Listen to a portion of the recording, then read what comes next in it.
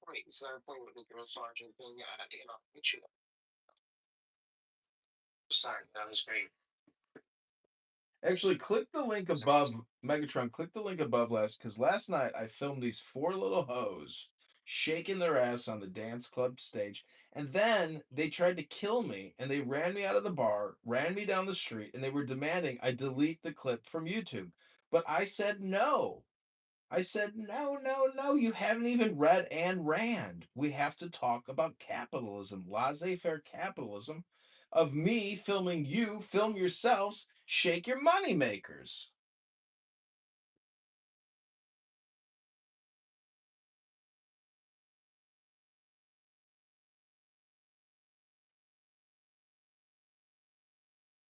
Yeah, I don't know when last night.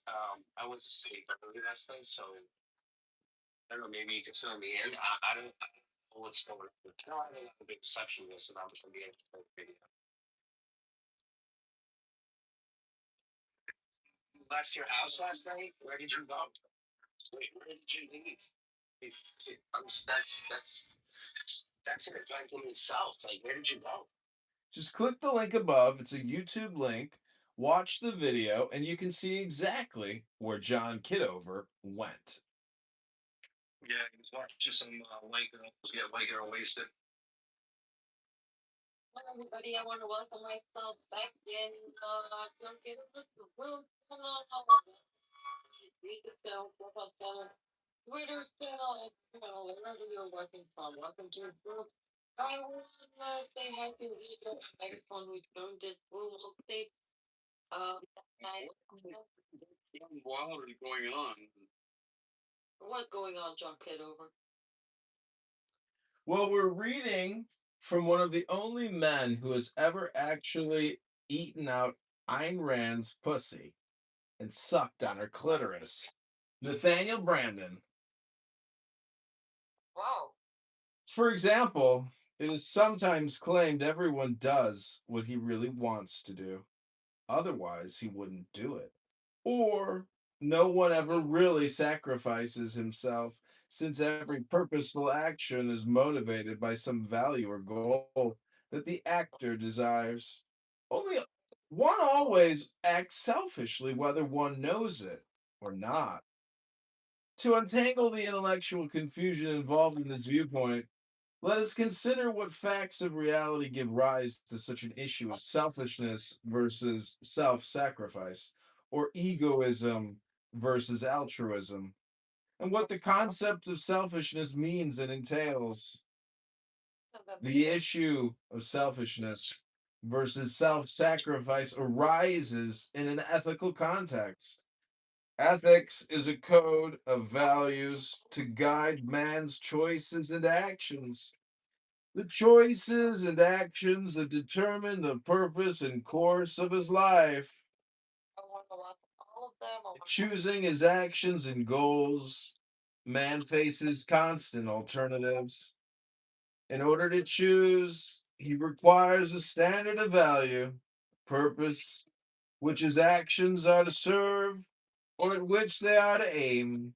Giggle. Value presupposes an answer to the question of value to whom and for what. What is to be the goal or purpose of a man or woman's choices and actions here on Clubhouse?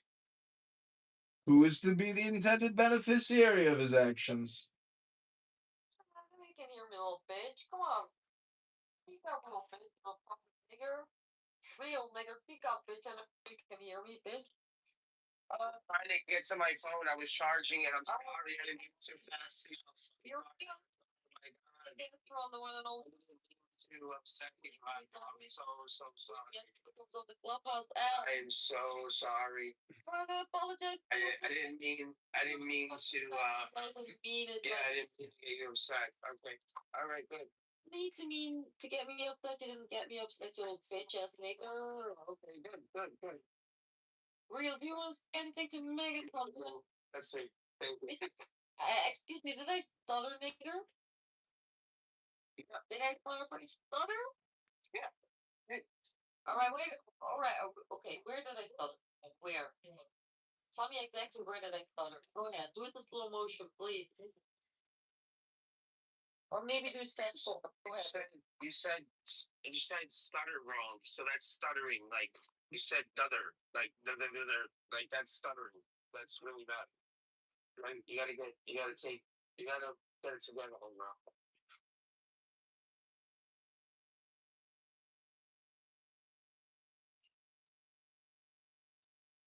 Okay, the stage has been cleared. Clear stage. Stage is clear. We're gonna take the John Kitover Saturday show in a new direction. Unfortunately, Fatima, we can't permit you to come here and use the N word. We know you want to have some fun and use a word that could be very scandalous and inappropriate for yourself. And maybe in your society, you can't use that N word.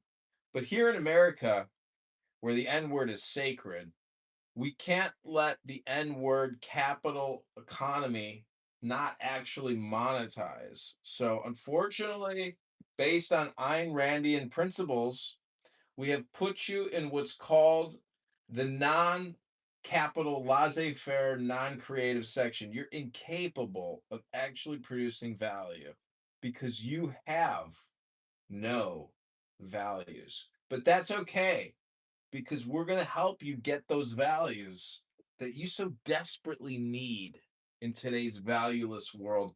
We're going to read Nathaniel Brandon, one of the only men that have successfully actually eaten out Ayn Rand's pussy and sucked on that clit till she came in his mouth.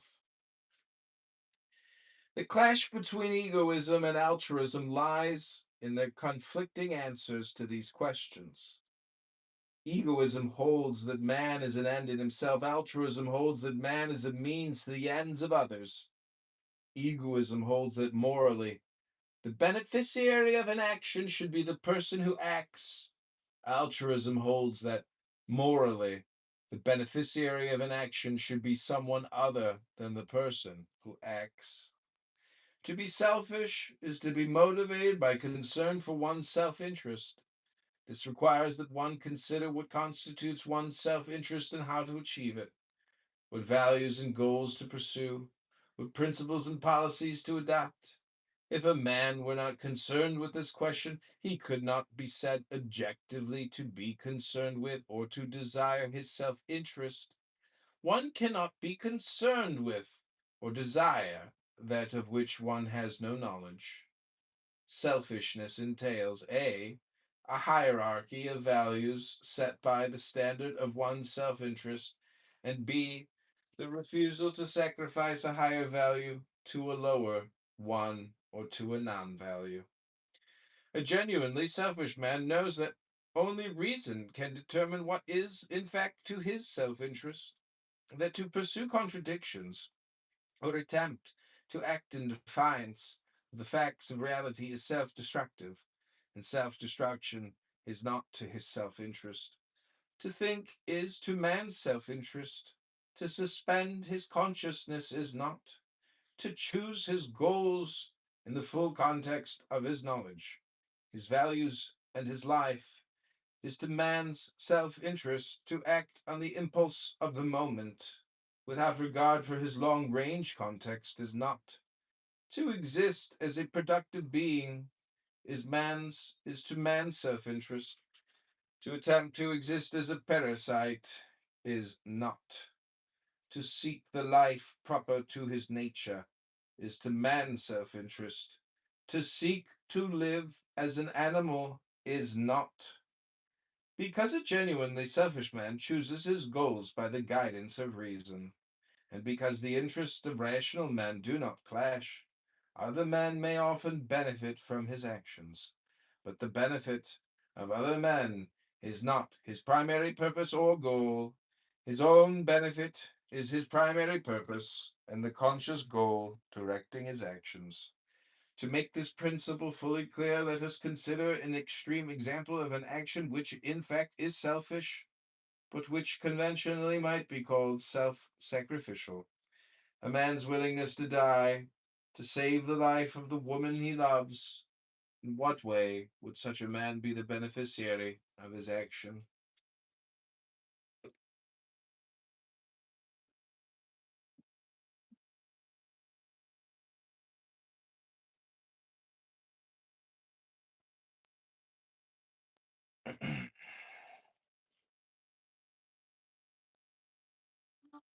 that the chosen priest, that of infinite space, is the prince, priest, the beast, and in his woman called the scarlet woman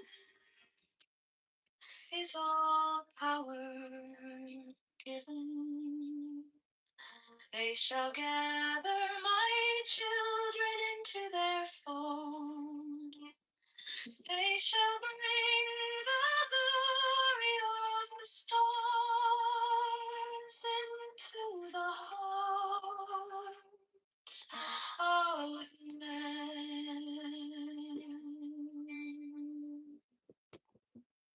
16, for he is ever a sun and she a moon.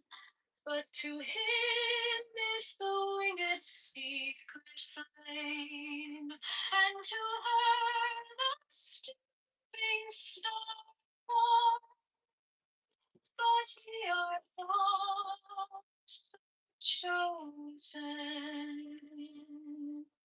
18 burn upon their brows, those splendorous serpents. 19 because of the power of the military.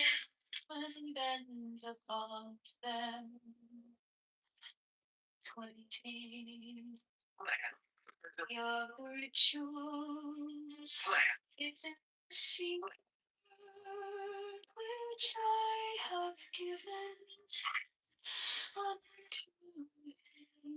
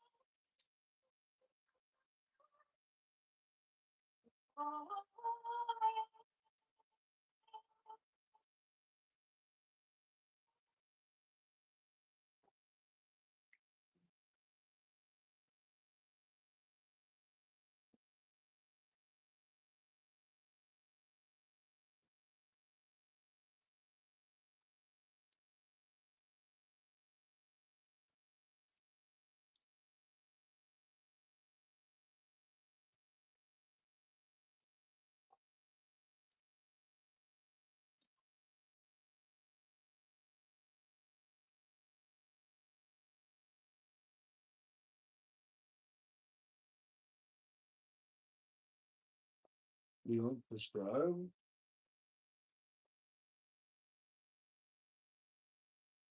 Oh, really? Really? Oh, that's good news.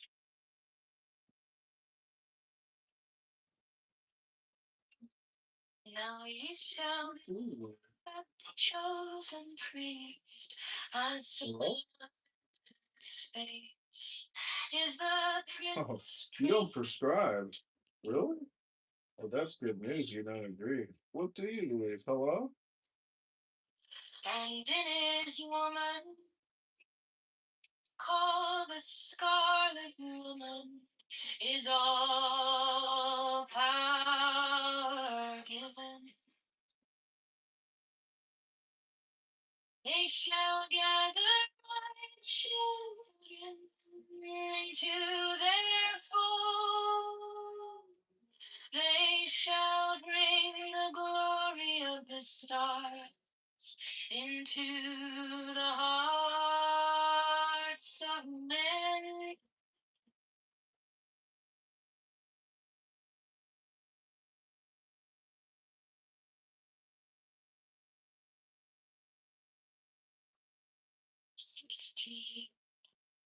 For he is ever son, and she a moon.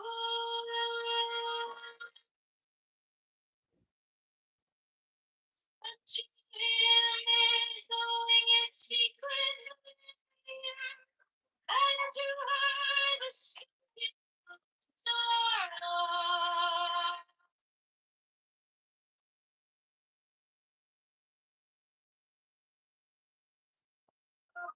Seven, six,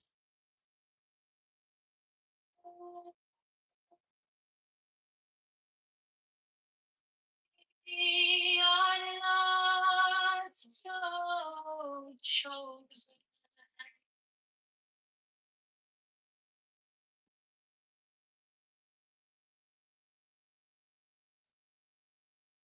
Team burn upon their brows, all sinners.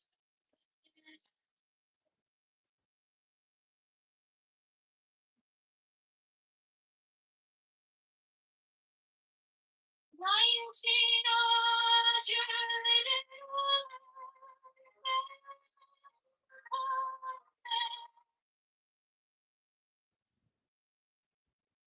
20.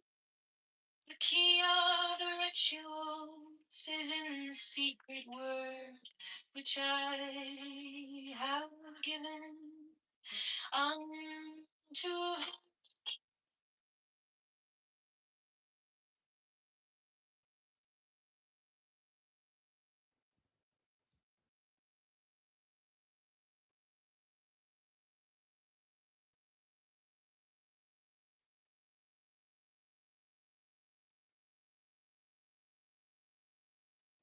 It's not the meaning of life.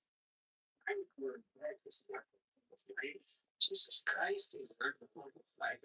That does not mean that life has no meaning. I want you to much what's the point?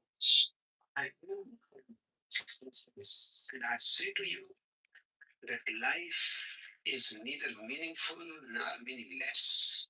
The question is irrelevant. A life is just an opportunity and open. What you think of it? It depends on you.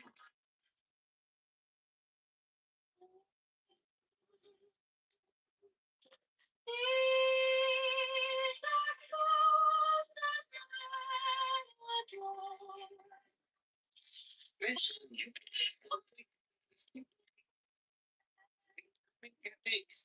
कम से कम 50,000 भक्ति होगा जीवन में कम से कम 50,000 for oh children under the stars you take your fill of love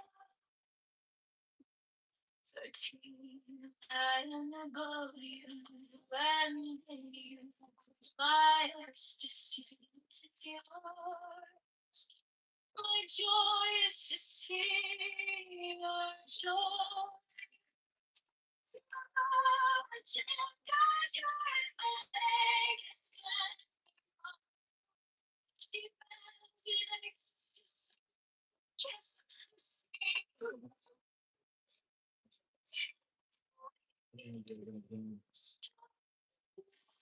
Mine wink of console.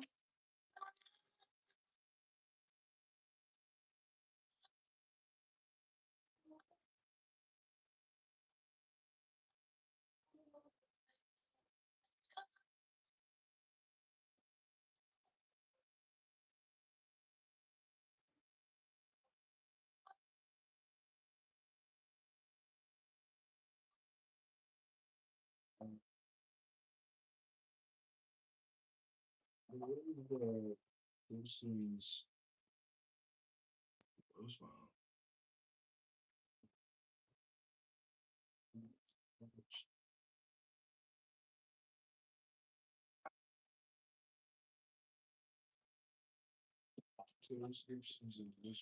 These are fools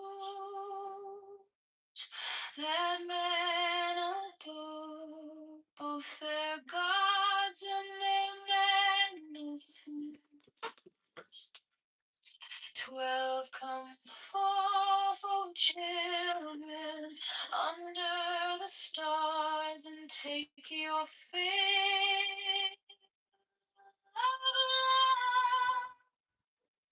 13 above you, and in you my ecstasy is in your my joy is to see your joy.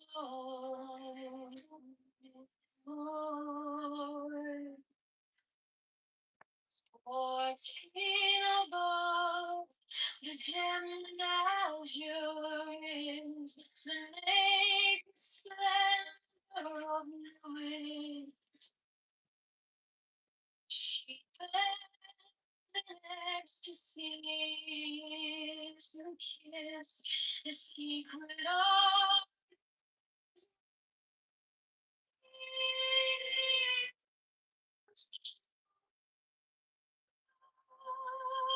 starry blue, wide awake, my joy is to see your gem.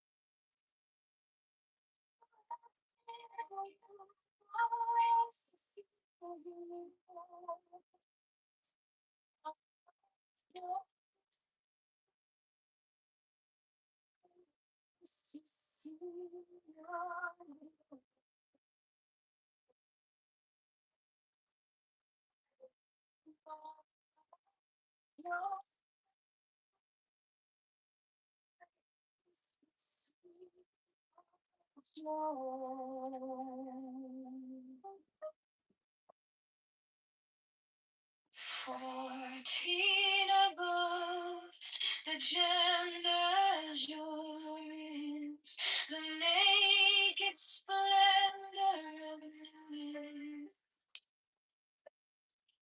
She bends in ecstasy to kiss a secret art of the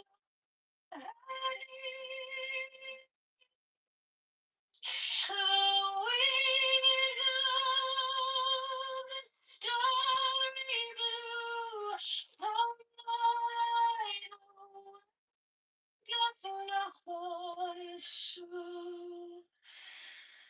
My joy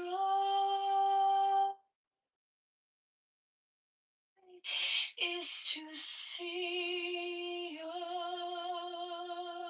joy.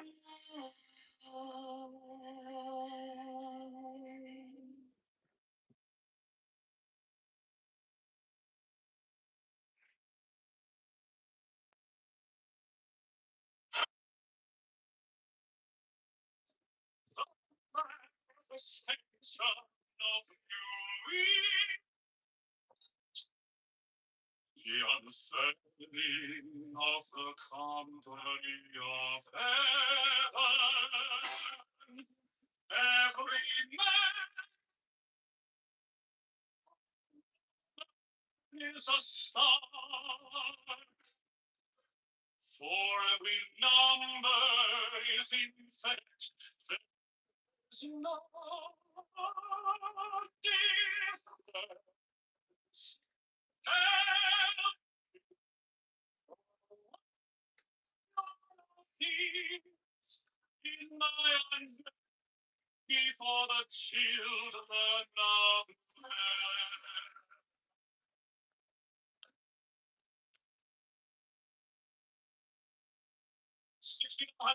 My secret saint.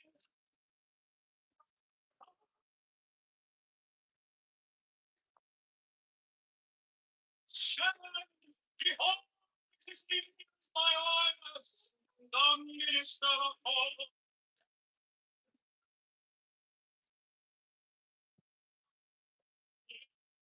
The couch is in the court.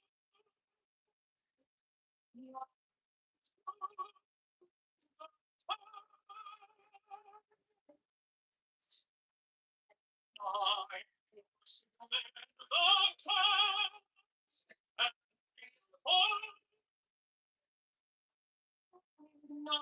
night shadow.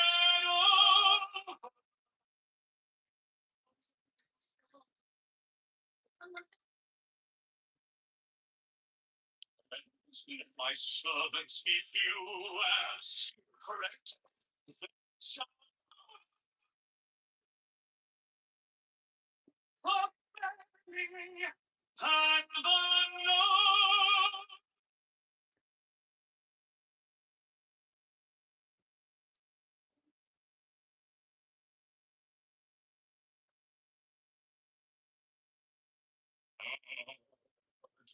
The manifestation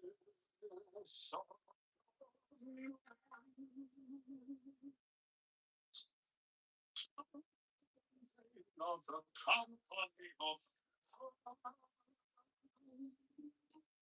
every man and every woman is a star.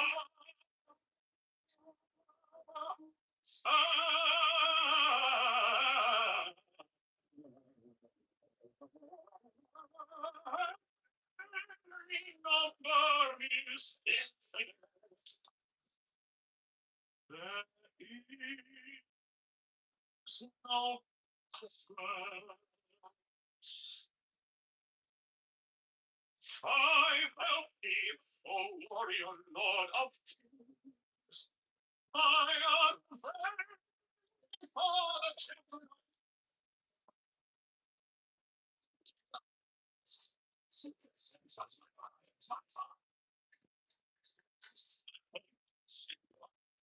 It is revealed while I was the minister of all that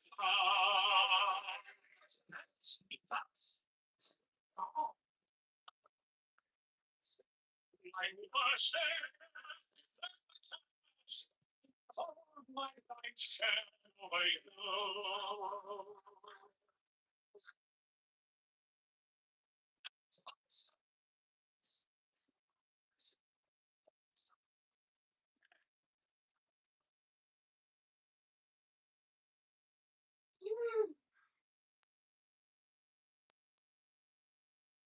Mine is the head of the man, and my insight is keen as the hawk's. By my head I invoke.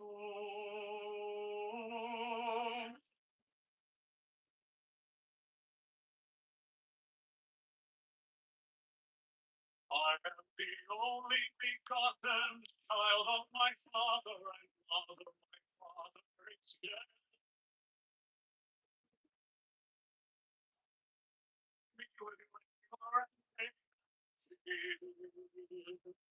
By my body I invoke thee.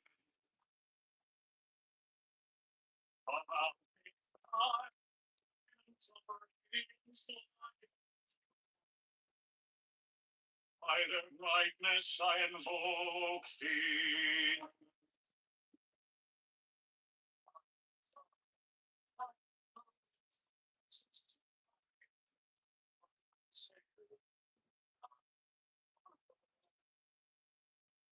By the Lamb I invoke thee.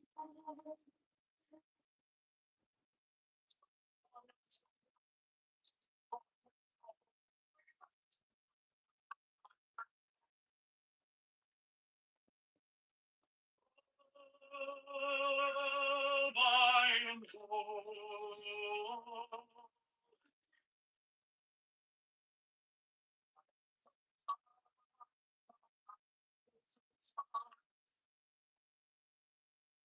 By the sign I invoke.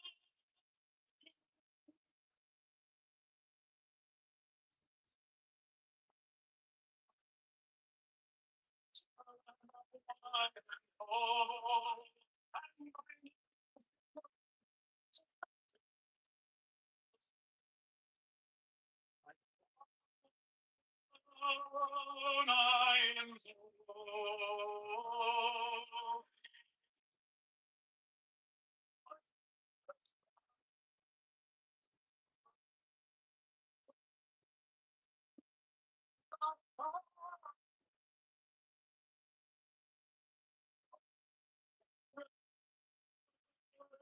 as I invoke.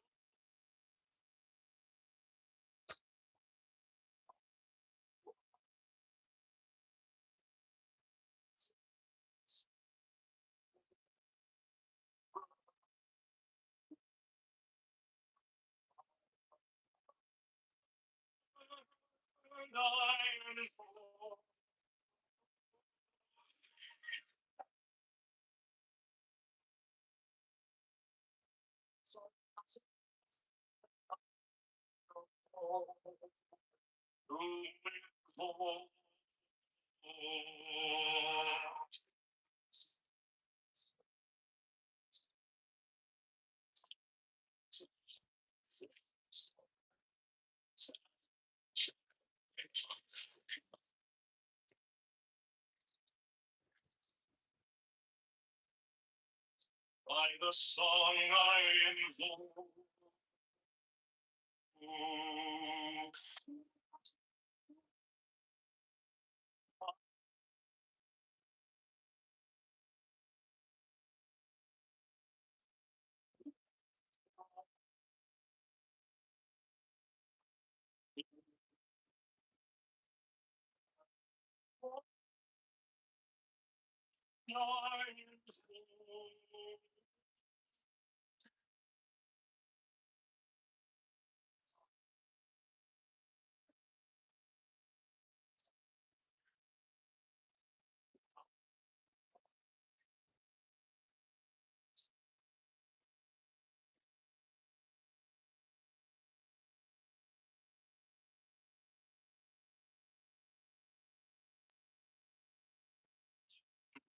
Is the head of the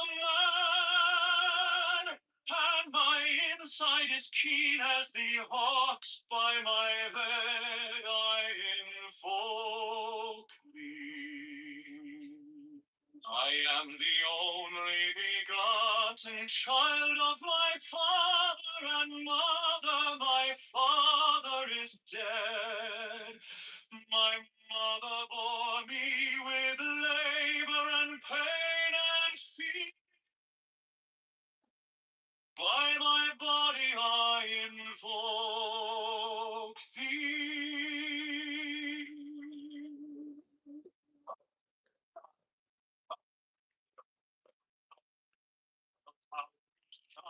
The diamonds of the radiance white and pure. My brightness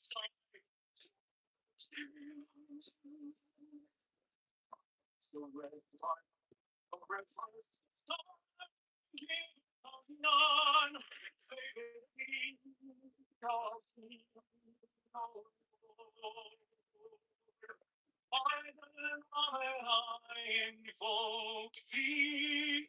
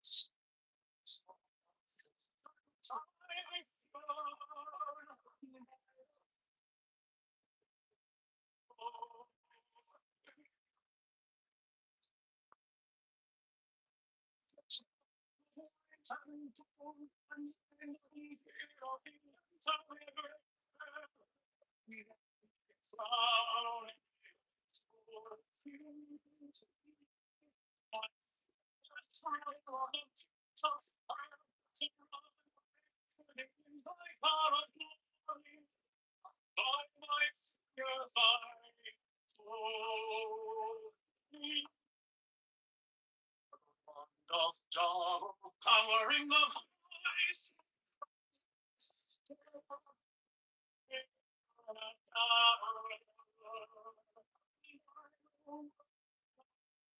Folks, thee.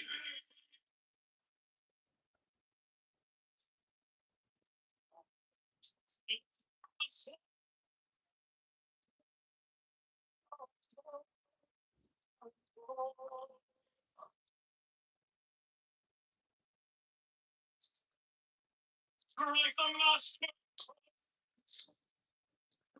flaming sword, giant conquering Lord.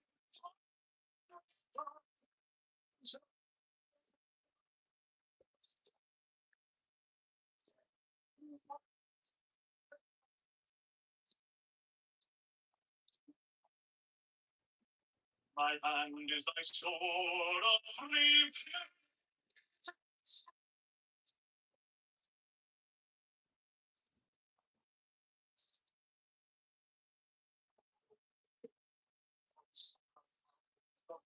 Of the seas,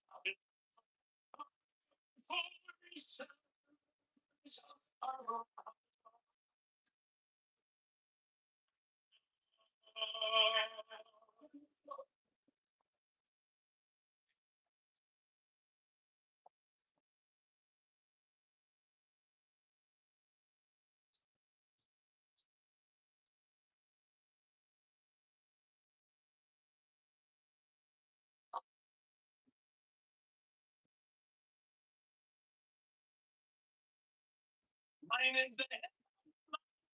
I'm inside this being on the hawks by my head. I invoke.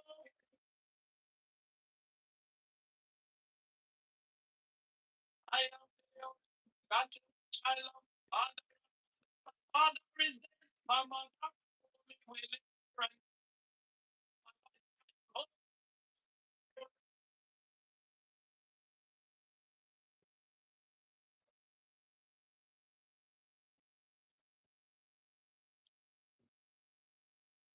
By his time, the diamonds are red, white and pure.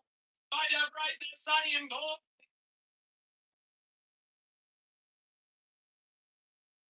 Minus the red, my diamond reverse, the sign given of blind, save Lord. By the name of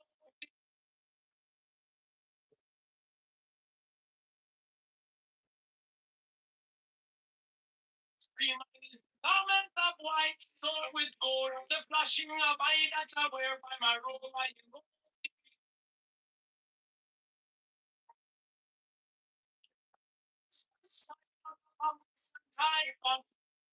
By the sign I invoke.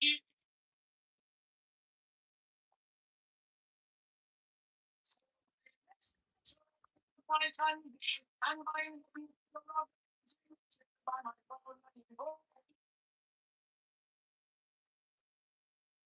My fingers travel on the beats of her run. By my fingers I invoke. I get upon the double power in the voice of by the word I invoke.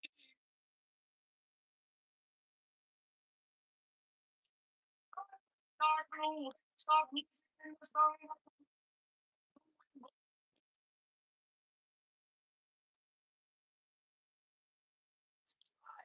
It's like a lost boy. God, I'm famous story.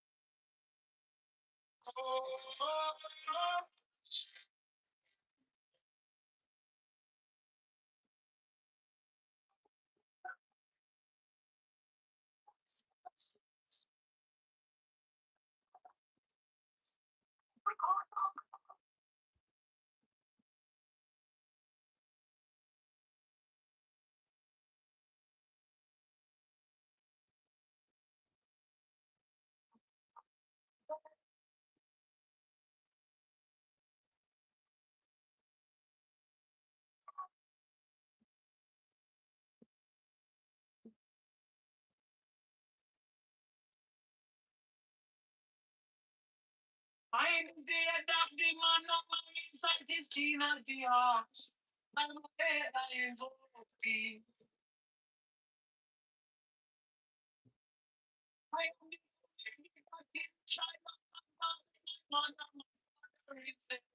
My mother with paper and pain and fear. My body I invoke thee.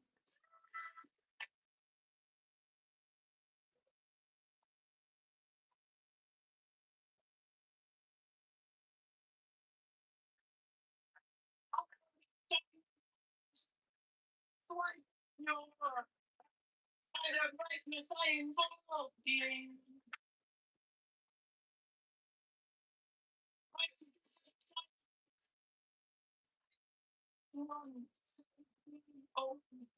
Oh Lord, I don't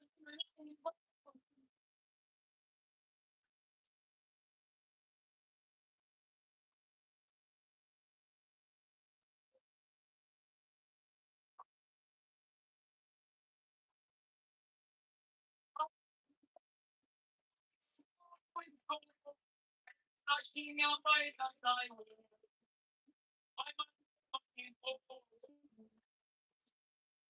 I am some life for inside.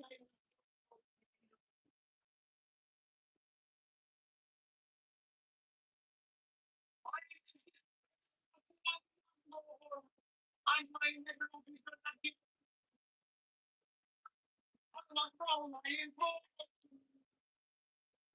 my biggest challenge. So run my God of glory. With my fingers I invoke thee. For the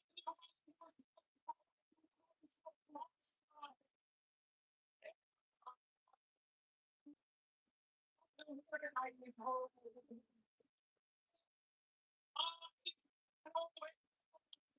some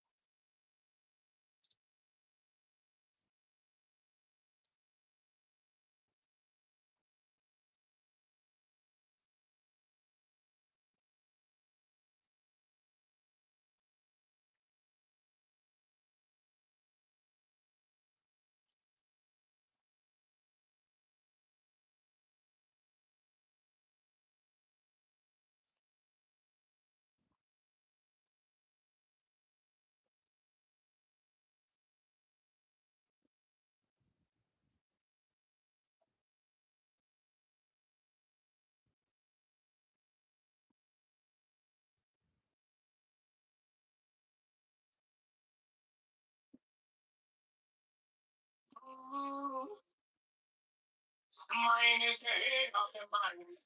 My insight is keen as the ox. By my head I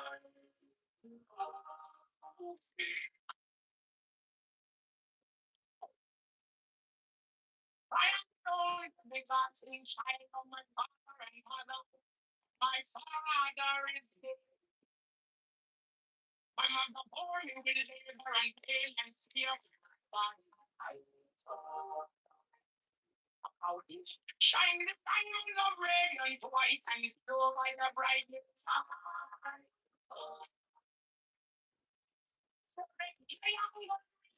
This time, we of the oh Lord, my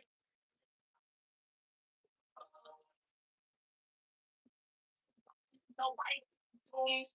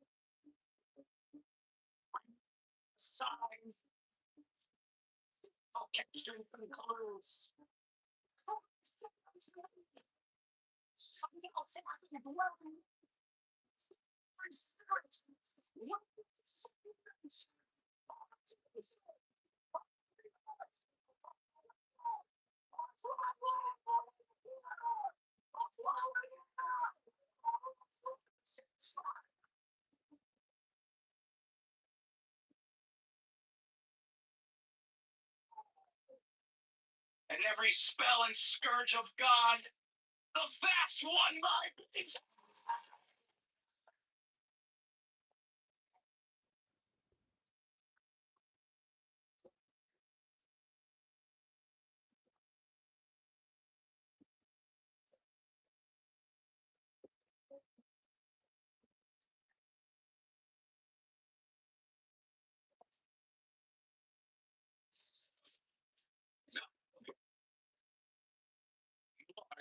It's the also.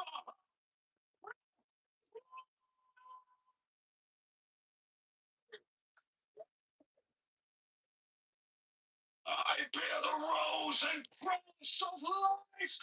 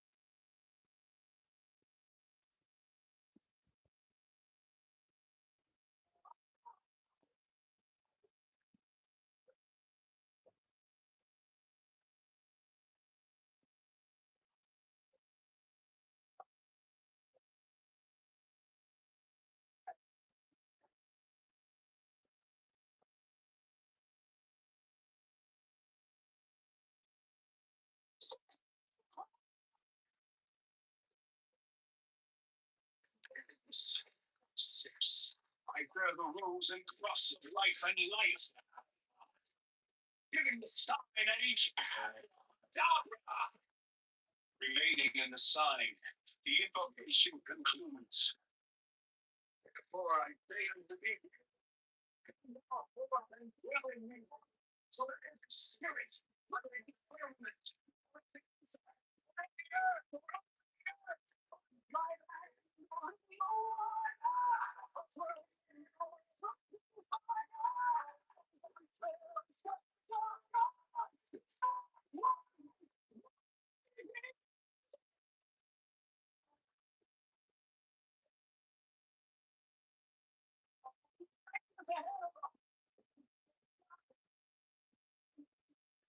I bear the rose and cross of life and light.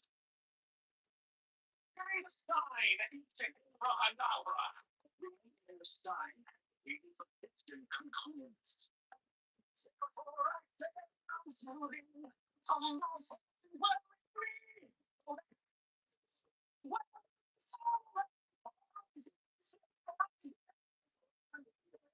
while I'm going on.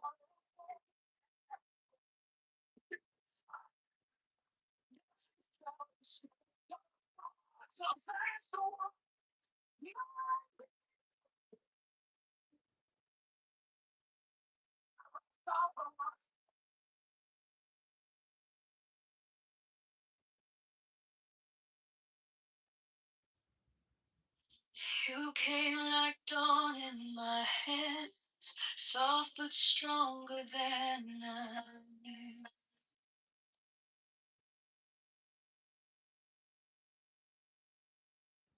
My fear turned gold in your eyes, and my whole night broke in two.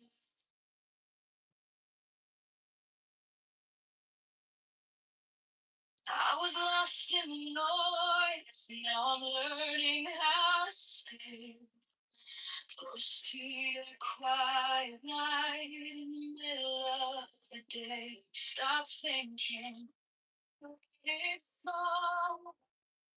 Take the deepest breath of them all.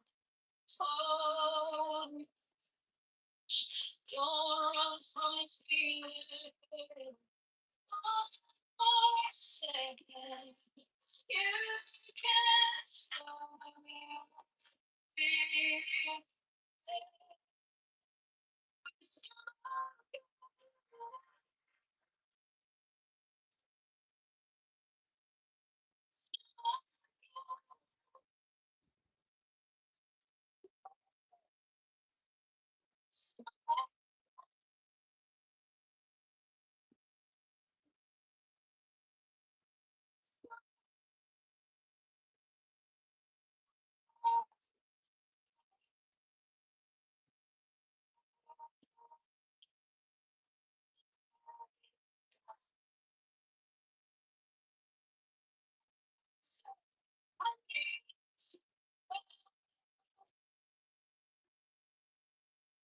Your touch is a steady rain on the dust of who I am.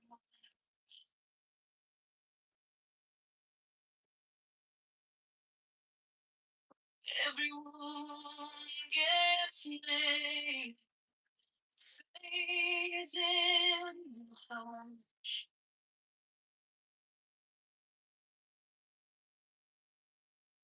I don't need 1,000 signs when your name is in my chest. One deep breath, one brave step, and the rest can be less. Stop thinking it's all.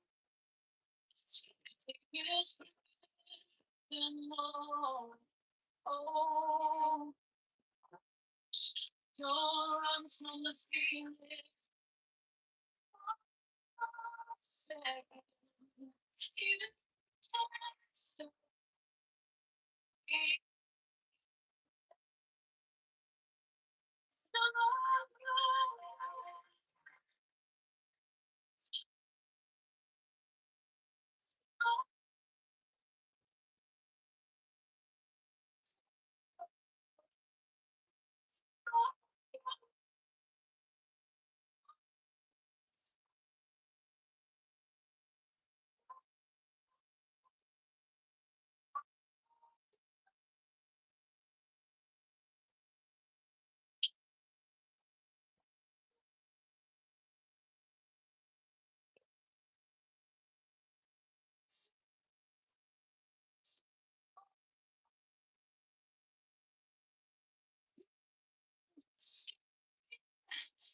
Pull me through, teach my hand to release what I cannot hold with you. Take my hands, bring your holy ghost.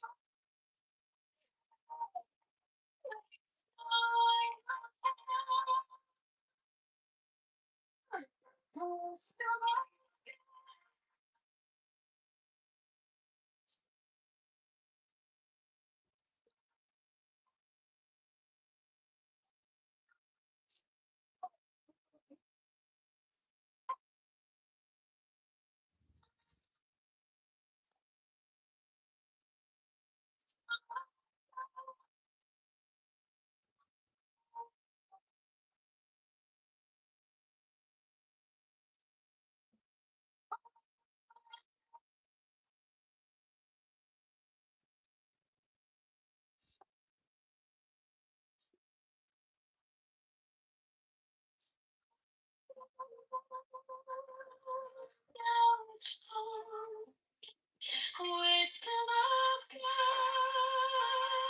only yours alone.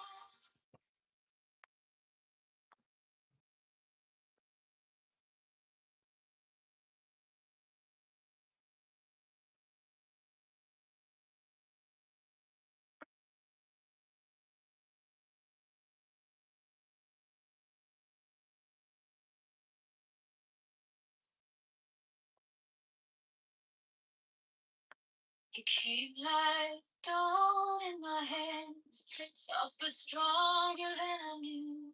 My fear turned gold in your eyes, and my old night broke in two. I was lost in the noise, now I'm learning how to stay close to your quiet light. In the middle of the day, start thinking, let it fall. Take the deepest breath. Hold them all. Fully closed on from the feeling. Second, you can't stop believing. Wisdom of God, now it's yours. Wisdom of God, now it's love. Wisdom of God, my heart is open. Wisdom of God, our eyes above.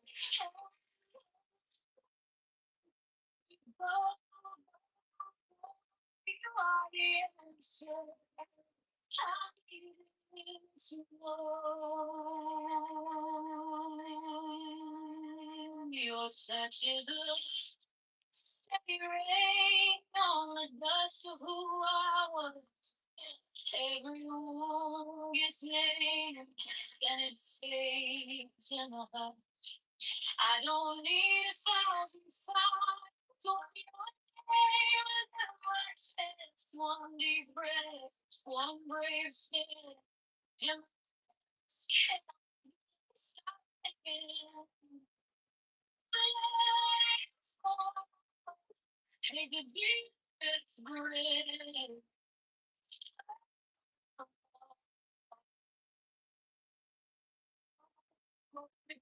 No one's on your feet.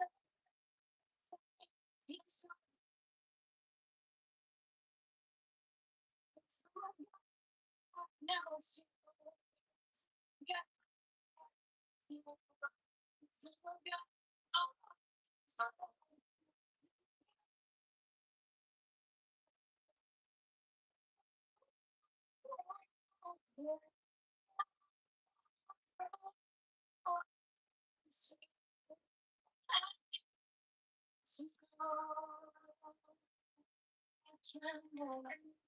stay near if I break. Pull me through, teach my hands to release what I cannot hold with you.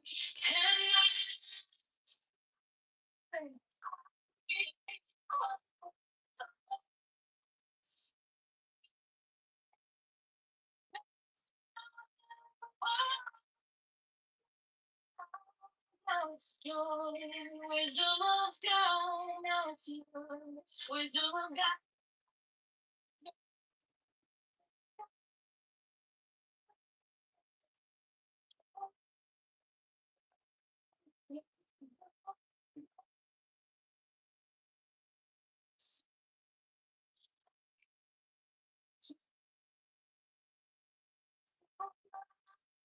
Now it's yours. Wisdom of God, I'm yours.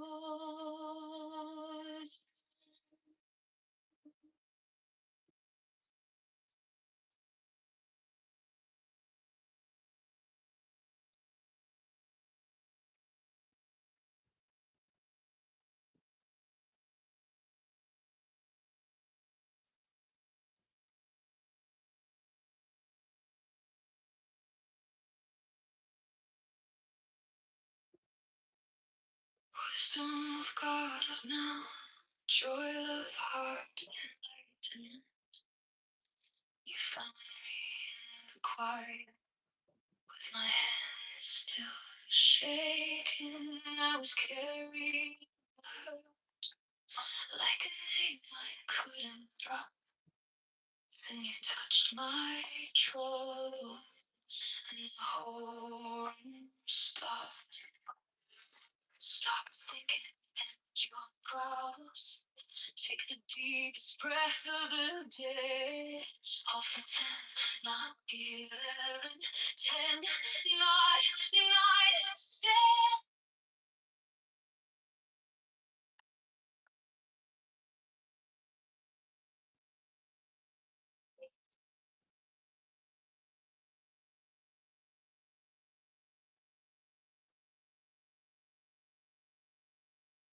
Wisdom of God is now joy, love, heart, enlightenment. You found me in the quiet with my hands still shaking. I was carrying the hurt like a name I couldn't drop. Then you touched my trouble, and the whole room stopped. Stop thinking and your problems. Take the deepest breath of the day. Hold for 10, not 11, 10, not 9, stay.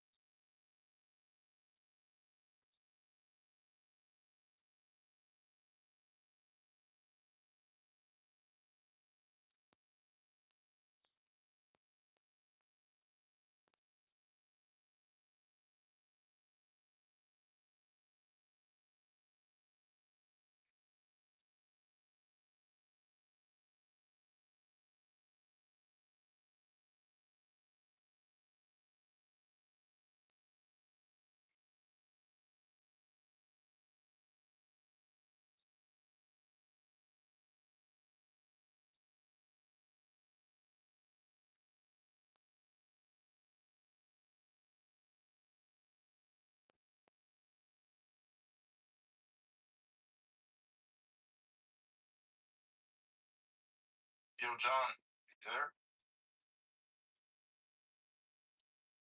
Yo, Johnny.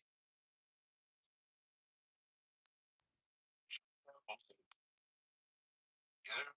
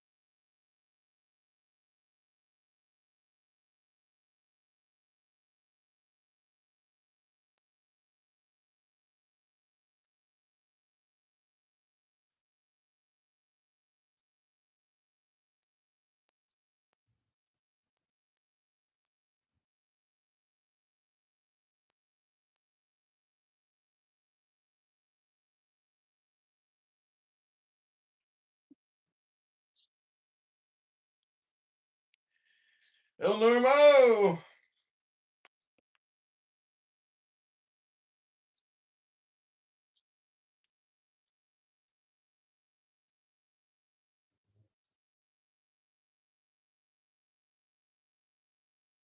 Tax advantage if you really want to know the truth about it, right? So I trust this tax advantage. I wouldn't explain anything that way because it doesn't mean anything. It's like, but that's just me. Like I'm just saying, I've literally never said that professionally.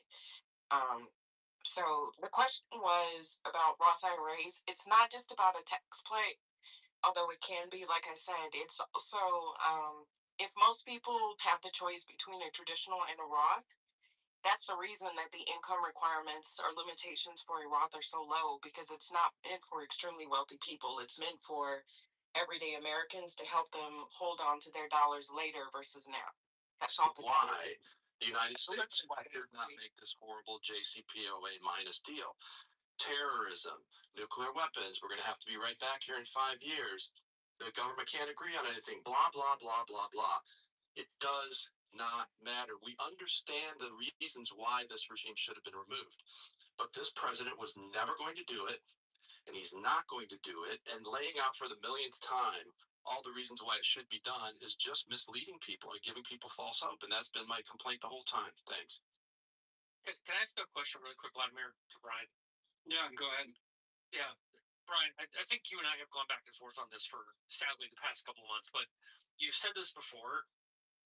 Can you remind us what the difference is between having a plan and being prepared to execute that plan? Because Admiral Cooper, I think, gave a fantastic answer during his hearing when he was being questioned. He's like, was the Strait of Hormuz, supposed to be closed? Was this, was that? And he's like, I just give operational plans and they make the policy decision. I just work here, right? It was kind of like his answer.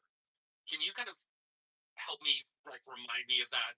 So thanks, Quick. That answer by Admiral Cooper, who is by all accounts a great, admiral and done a fantastic job at what he was asked to do, and that's what the uniformed military does. They do what they're asked to do by the civilian chain of command. What he was saying under oath, as diplomatically as possible, is we, the military, had plans for every contingency that's played out. We warned the Secretary of Defense and the President about all of these risks, and they blew us off. So the difference between, and again, so frustrating. You see all these self-proclaimed military experts saying, how dare you say the United States didn't have plans? The U.S. military plans for everything. Yes, they do. Of course they do. But in this particular case, not the first time, in his hubris and in his certainty that he would get a Venezuela solution, either without dropping a bomb or in a few days, led the president to ignore all of the experts. And the result is 13 dead Americans, hundreds of billions of dollars gone, and most tragically, the complete loss of deterrence by the United States in this part of the 21st century. And just to Dr. Fungi's point about the waterways, as I said, the primary mission of the United States Navy, when it's not fighting wars, for 250 years, is to keep the waterways of the world open. Why? Because that is how you maintain an economy for the world. And now that we have allowed the Iranian regime to realize and demonstrate to the world that they can hold the world hostage, it's not just them, it's every other country in the world that has a waterway on its borders that it can blackmail the world on. So again, our U.S. military is the best in the world. Their plans are the best in the world. They're not infallible, but they're the best in the world. And they're meticulous and they're voluminous, and this administration ignored them. That's just how it is. Thanks. Can I add something? Because I think that Craig's question is a great one, actually. Many powers have planned and very few are prepared for the consequences of implementing them. And if you analyze the maritime strategy with this, uh, we can say that the maritime strategy only matters if adversaries believe the United States is willing to enforce freedom of navigation, even when doing so risks war, economic disruption, oil shocks, domestic political pressure, and even a prolonged confrontation. That is why, the perception when it comes to having a plan and being prepared to implement the plan is important. And so, if the U.S. announces a doctrine, I'm talking about the kind of maritime doctrine that Trump has kind of pushed forward. So, if the U.S. announces a doctrine of maritime dominance, but then negotiates under pressure after a choke point is threatened, then enemies, adversaries begin distinguishing between American planning capacity and American enforcement capacity. And that distinction is dangerous because once enemies conclude that the United States prefers stabilization over escalation, they begin testing the limits of coercion, and they study not what America says, but what costs America is actually willing to bear. This is also why Taiwan, NATO,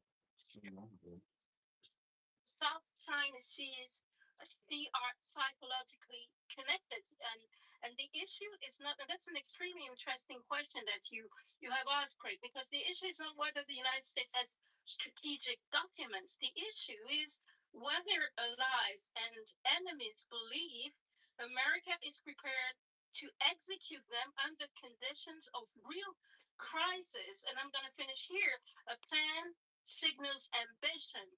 Preparation signals credibility.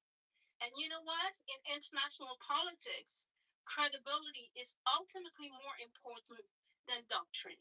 Thanks. And just real quick, Dr. Fudgy, to your point, the timing of this is also catastrophic because we're less than, I don't know, 10 days out from the president going to Beijing and bending the knee to the biggest communist dictator in the world. And now we're out, and our enemies are going to draw the conclusion, whether it's true or not, that he's just following orders from a communist dictator, and that is not good for the United States. Thank you. And I want to go to Cyrus because he was handing his hand up. Are you here, Cyrus? Yes, I am. Thanks, Vladimir.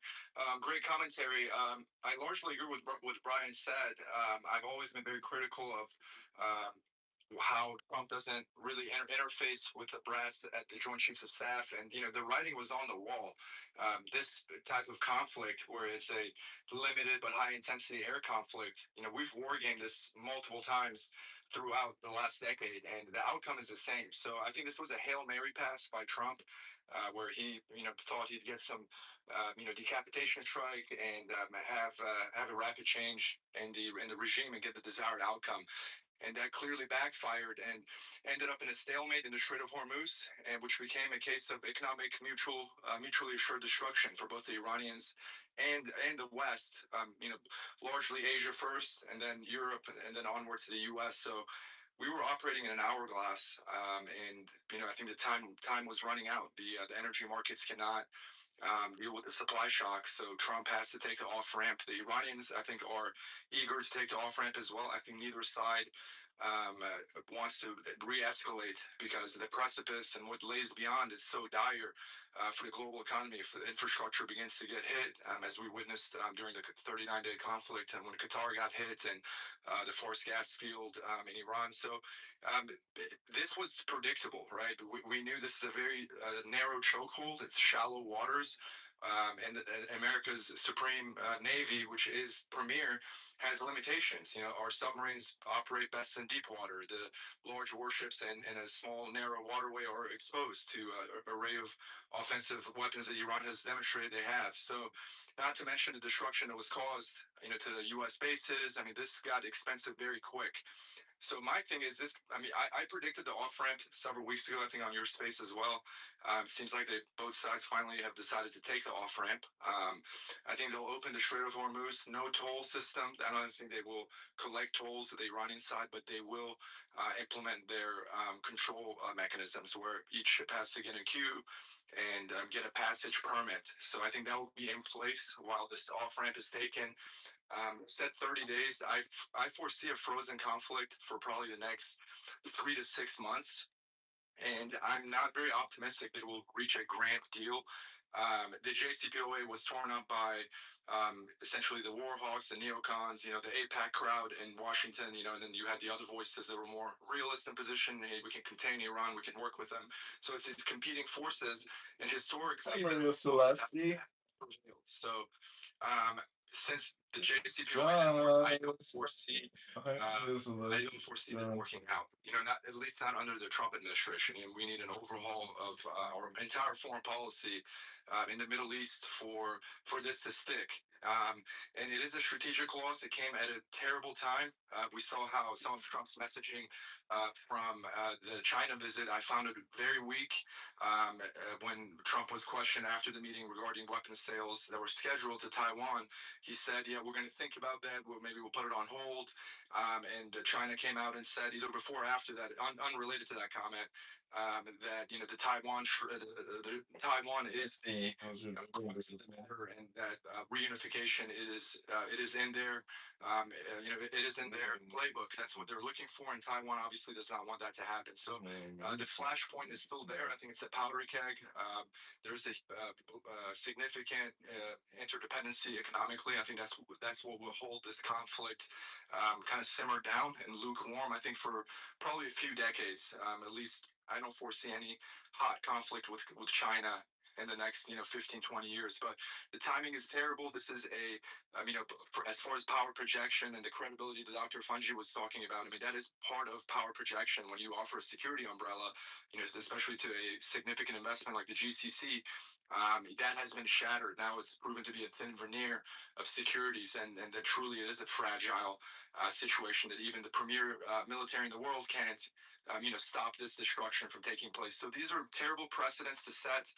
They were completely unnecessary. I personally think the JCPOA was a good enough deal. I was critical of the sunset clause. I think they could have been a bit more tight, and I think the U.S. side could have probably pushed a little harder on some key points. But generally, I think diplomacy is the way to go with Iran. There's no other solution. You can't contain them forever and have crushing sanctions forever and expect them to behave well with respect to their proxies and the shenanigans they like to get involved with regionally, the sectarian issues that are ongoing anyway, right, with or without Iran. So they just leverage these sectarian points and essentially purvey their worldview and their regional ambition. So if we want to stabilize the Middle East that is following the rules-based order that we fought so hard for post World War II, I think it's time to treat Iran like that. I think they've demonstrated, they've extended the fig leaf multiple times. Post 9/11, Iran connected the United States to the Northern Alliance, which was a large part of the success, how we pushed out the Taliban in the first 3 months of the war. Those huge successes were attributed to that. When ISIS was running through Iraq, Iran jumped in, connected with the Kurds. So historically, they're no angels, right? But at least when we're talking about Salafi, Wahhabi extremism, they're fighting the same terrorists that are pan globalists that are actually want to go to other borders and blow buildings up. That's not the quote unquote kind of terrorism Iran engages in, right? So I had one question, Cyrus. Do you think that the attacks on Emirates or other Gulf countries will continue, or you think it will also stop? Because there's this talks that the agreement will include like a general ceasefire, including in Lebanon, but it doesn't mean I think that necessarily attacks will stop. What do you think? Yeah, so for the GCC, certainly it will stop. And before this war, Iran had actually very constructive relationships, especially with the UAE. So on paper, they stand opposed. But in the 70s, the first wave of the business class that came in with Iran were Iranian, through the 80s. And then later they became Brits. And then now it's the Indians and Chinese. So Iran actually has deep roots in the UAE. I don't think there's any impasse or any bad blood that can't be, there can't be rapprochement. Certainly there's been damage. The GCC will restabilize as long as the U.S. leads that effort and there's a unified voice, because the GCC follows essentially the United States. With respect to Lebanon, it will be a very fragile ceasefire. I don't even think it will last a day. I think Israel will throw everything in the kitchen sink to derail these peace talks or negotiations and torpedo. So to that end, I don't think the Lebanese situation will be resolved easily. even if brand the deal is reached, right, which I'm very skeptical, so I give it about a 70-30. Just offering about 30 days with visions to extend, right, to 60 days. We're looking at least 3 months to 6 months of negotiation. The holdup will be the 460 grams, 50% highly enriched uranium. Give that to the United States. It will have to go through. These were already discussed in Switzerland about 10 months ago when the attack Iran so they would hash out things that have already been discussed. So enrichment piece, I really love 6% maximum enrichment and probably 5 years of zero enrichment. I think the United States was pushing for 20. Iran won't agree to that. There are some very hard lines. Iran has and the United States as well. So maximalist positions. We've heard in the last week both sides were maximalists, but both sides have shown enough flexibility to take this off ramp.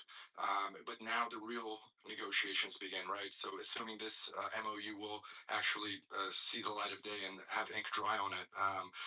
So the real negotiations, the real test. How flexible is Trump?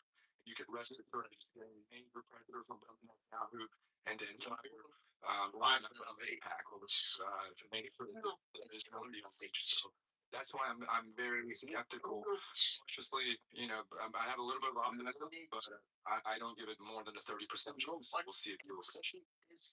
You cannot respond to that real quick. Go ahead, Brian. I said this at the top of the space, but it's been a while and there's a lot of new people here. What's the summer? Because I'm an election year in the United States, in which Trump is highly likely to lose the U.S. House of Representatives and possibly the Senate. There is far bigger than zero. You cannot 30 days now. We're less than 6 months out from the election. Trump is going to restart the war. No chance. Mark my words. And here's the other thing you should mark my words about. You heard it here first. The next distraction is going to be Cuba. We're going to claim victory. He's going to throw a big party, and then he's going to go after Cuba, which is he likes to be decisive. He knows he can win, and he thought that was going to be the case in Iran. I agree with Cyrus on this. This very going to put a huge but just on silent states relationship with Israel and Trump's relationship with Netanyahu. Threatening military action against Israel if they struck terrorists. Two different paths, one shared dream, and a showdown that defines the new era. Imagine what will happen if Trump thinks that Netanyahu is on the wrong side of this. I suspect we will probably allow Israel to do what it needs to do in Lebanon, but not while the peace talks are going on. And if they do, they're going to be pissing off the president, and they'll just have to take that risk. It's a great question because actually, about my overly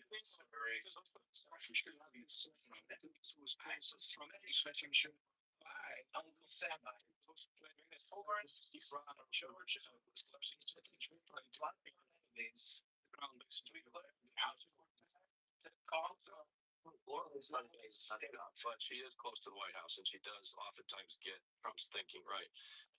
I don't think any military operation that's the full-blown invasion of a country that wants to fight you is going to be easy in the sense that there would be U.S. casualties. I don't think that's what he wants to do, though. I think, again, he wants to do. We just announced the indictment of Raul Castro, the former dictator of Cuba. I suspect that indictment has been in place for decades and it's just been sealed and we just released the fact of it. But he is clearly, in my view, going to try to do the Venezuela solution. He's going to coerce the current leader to make a bunch of promises and share oil and oil revenue with us, which is all this was ever about. And he's going to call it a victory. If we actually have to go in, we'll succeed. But there'll be casualties and hundreds of billions of dollars spent for nothing. Not for nothing, but for something that's not worth it. Vladimir, I had a couple points. peace. I think that will be a very, if a deal is reached, ultimately, I think it is to the benefit of Lebanon, obviously, for there to be a unification of the, Hezbollah into integration into the larger army. That will not take place until there's very credible security assurances led by the United States, right? So the U.S. has to stand up to Israeli pressure, not to give them a free pass to act, in overtly aggressive, right? The Israelis are very heavy-handed. Proportionality is not in their playbook, right? So that's at least the United States doesn't fight like that. So America needs to take the lead and provide those assurances. And I think that's a 3-year runway for that to happen. So I think that'll be a sticking point. If a deal is reached, so that will keep the deal on the rocks until there's stability in northern Israel and southern Lebanon. Until that is completely quelled, where the Israelis can live in peace without fear of getting rocketed, and the Lebanese not getting their homes carpet bombed, right? So it is a very terrible situation for the civilians on both sides, right? So that needs to resolve anyway. But I feel like Israel's war machine is churning so hard that they just don't want to shut it off. They've been on a go, since Syria before the fall of Assad. They've been on a mission, and I think this war with Iran has demonstrated the limitations of even the most exquisite military, right? So there are limitations to force, especially when you have a chokehold like the Strait of Hormuz that will have global implications. So I don't think there's any going back to war. If there was to be a casus belli, it was during Project Freedom, right? Where Trump came in and said, hey, the threshold hasn't been met for the ceasefire to be broken, where it clearly was. Iran fired several salvos of cruise missiles at destroyers. I mean, that is a very flagrant act. And also for the U.S. to probe and test the strait. Both sides were bellicose, but when it came to it, neither side took that opportunity to escalate to full scale warfare. Short of a massive land invasion with 800,000 plus troops, with no guarantee, right, of regime change. The only thing you can guarantee is a failed state, right? So if the agenda is to make every country a failed state in the Middle East, this is a good playbook. We did it to Libya, we've done it to Syria, to Iraq, right? It hasn't paid any dividends, nothing of substance. So I think it's time for the deep state, if you want to call them, or because this is not a Trump issue. This kind of liberal hegemonic, Middle Eastern policy that we're going to bring democracy, and democratic countries don't fight each other. We've been going with that notion, and it hasn't been working. I think the U.S. needs to pivot to a more realist based foreign policy and worldview, similar to China and Russia, how they're conducting themselves. I think we've squandered great wealth since 2001, and at a cost of many lives, and it's time to pivot away from that. And if we can make amends with Vietnam, but America killed 2 million Vietnamese, and we lost over 50,000 soldiers on our side, and now we're doing advanced weapons deals with Vietnam, and over $100 billion in trade. So approachment is possible. And the Iranians, yes, it's an Islamic republic, but so is many other countries. Them being a Islamic regime. Terrorism at the international level. So it's not like any other country. Can we stop this propaganda? Well, it's not propaganda, but the thing is this, right? When we look at, but let me explain. I'll respond to it. If that was the case, right, Operation Timber Sycamore would have never happened, right? If both Israel, Qatar, Saudi Arabia, Turkey worked together to fund Al Nusra, and now we've put a real terrorist, right? The Salafi Wahhabi terrorists. They're the ones that cut off heads. They're the ones that join Al Qaeda and fly planes into buildings, right? Iran funds Hezbollah. Iran fund. Let me explain. Please don't. Let me. No. Let me finish my point. Let me finish my point. Then you can respond. Let me finish my point. You can respond. Let me finish my point. Let me finish my point. I don't know why you're cutting me off. Then you can finish. You can say whatever you want. Let me finish my point. No, but you've been talking for 25, 30 Give me 30 seconds, and then you can say. You're cutting me off. So if we're to stand on that, no terrorism, we need to have a distinct definition of the types of terrorism, right? Iran. But let me be clear. Iran funds militias that are protecting territory, right? These are their sovereignty, right? We're talking about territorial sovereignty. So is it president? So let me explain. So Iran funds Hezbollah and Iraqi militias. I don't agree with it, right? But I think I can distinguish between Iran funding Shia militias to fight invading forces than Al Qaeda getting on a plane, coming to America, training and running planes and buildings, right? So there's a distinction there. So Iran is a regional actor. They turn to proxy militias, right? You call that terrorism. I call that militia proxy warfare, right? And they do nasty stuff. They kill people, and so do we. 800,000 Iraqis died as the result of Operation Iraqi Freedom, right? 200,000 direct and 600.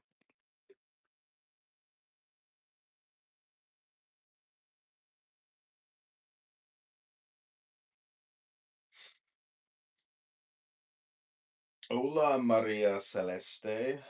This is John. Hope you're having a nice afternoon. I'm about to go work out, but I live in Jefferson Park. I think you're in Albany Park, but let me know if you want me to pick you up or if you want to meet me there. Just text me back. This is my number, and looking forward to talking to you soon.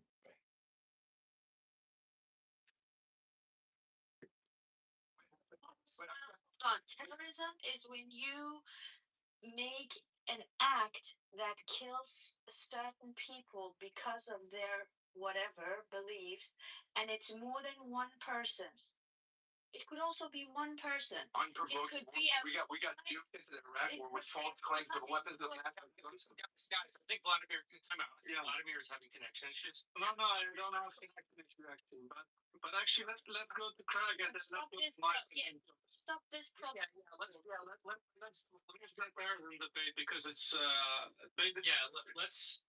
Let's stick to what we're talking about, and that's Iran and the idea, right? The only thing I wanted to say is let's be absolutely clear about what the goals of this operation were at the beginning versus what we're seeing now, right?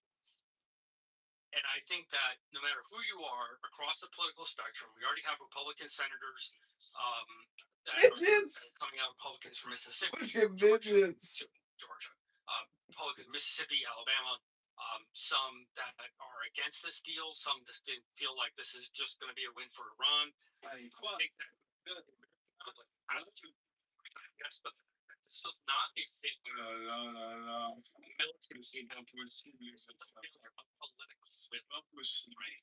And the political will to pose terms on Iran. It was not a failure of arms. It was not a failure of munitions. It was because the U.S. military is incompetent, or you don't have the military means. We do. We just don't have questions that we do to impose those terms. For anybody gets up their skis and starts saying, "Well, U.S. military, couldn't do this." U.S. military, no, of course we could. Yes, we could. There's never been a better time to political will of the politicians, of Congress, of election cycles and whatever, have prevented that political will from taking place. And this is why I said at the very, very, very beginning of this war, I mean, like day 2, right? If you are not willing to impose maximum force, then why even try to do this to begin with? And I think that we are regretfully seeing the results of not being willing to impose significant military force, to impose those terms. And we just have to take a deep breath as Americans and just say, this wasn't a military catastrophe, a military failure. This was a political decision made by the political leadership. Though that's where the responsibility ultimately lies. And I would like people's focus to stay there rather than on, what our soldiers, airmen, Marines, Coast Guardsmen, and Guardians have done or not done. Thank you. Thank you, Craig. Let's go to Mikhail, if I pronounce it well, and then to Waja. Yeah, I'm from Europe. Can you hear me? Yeah, can you hear you well? Yeah, hi everybody from Europe. I just want to ask about what do you think if the Iran deal is set? If the America will again focus on the East, in particular to the Taiwan and to the Pacific Ocean, and also to the Ukraine, or if the situation, or also South Korea when some weapons were pulled off. So if the Iran deal is set, if this will be reused or not. I can answer that. Kitover can answer that, or Brian. Go ahead. From the American side, the answer to that is absolutely not. This regime is committed to Russia succeeding in Ukraine And it's clear that Trump has given assurances to President Xi about Taiwan, and they're not in favor of Taiwan. The only thing this is going to do militarily is it's going to lead to whatever we're going to do in Cuba. We're not going to change our position on Ukraine because Putin doesn't want us to, and we're not going to change our position. The new position that Trump has taken, which is we're not helping Taiwan. Yeah, maybe I also have something to add to that, Piotr, because you are based in Europe, let's say. I think you can hear us. Waja, can you, what's your thoughts? I think you wanted to say something also. I think earlier there is one somebody saying, what's called praising Iran. I don't think so. What is the message coming from the Iran? Iran is killing Baluch. It's not a terrorist. It's not terrorism. Iran is killing the Kurds. It's not terrorism, and Iran is also killing the Farsi females. Those don't wear a hijab and also live their life however they want it. It's not terrorism. What else evidence you need or proof you need to prove that the Iran regime there is not a terrorism? One thing remember, after this thing, if US and Israel give the free pass to Iran, Iran will literally will genocide all those Farsis, all those Kurds, all those Baluch. They stand for something. And today, this election, this it's not a political decision. It is an election decision. It's coming from the United States, and it's gonna change. It's not. This is the fire. Is still. It has a small fire is still somewhere. The Baluch and the Kurd, and also you did use that today. How many Kurd got hit by the Iran? It's not. It will never stop. It might stop for the other, like maybe UAE don't get hit, maybe the Qatar will not get hit, but Baluch will be genocide same way it was today, it was yesterday, it's gonna be tomorrow. And same for the Kurds, same for the Baluch. And also somebody says that, oh, the Iraq, they play this role, play this role. Iraq, literally, Obama regime, they give you a, they give you a, you can't put Iraq. And still you think still you try to stave United States. Still you try to stave all those other they believed on you. And also, do you think that you leave the other people they are living in Lebanon and Syria and that area alone? Promise you will not. This is something. It is election a decision. I think it's gonna change tomorrow or the day after tomorrow. Hope so, because those females, those balloons, those good, they had a hope. I don't think so. That hope gonna die soon.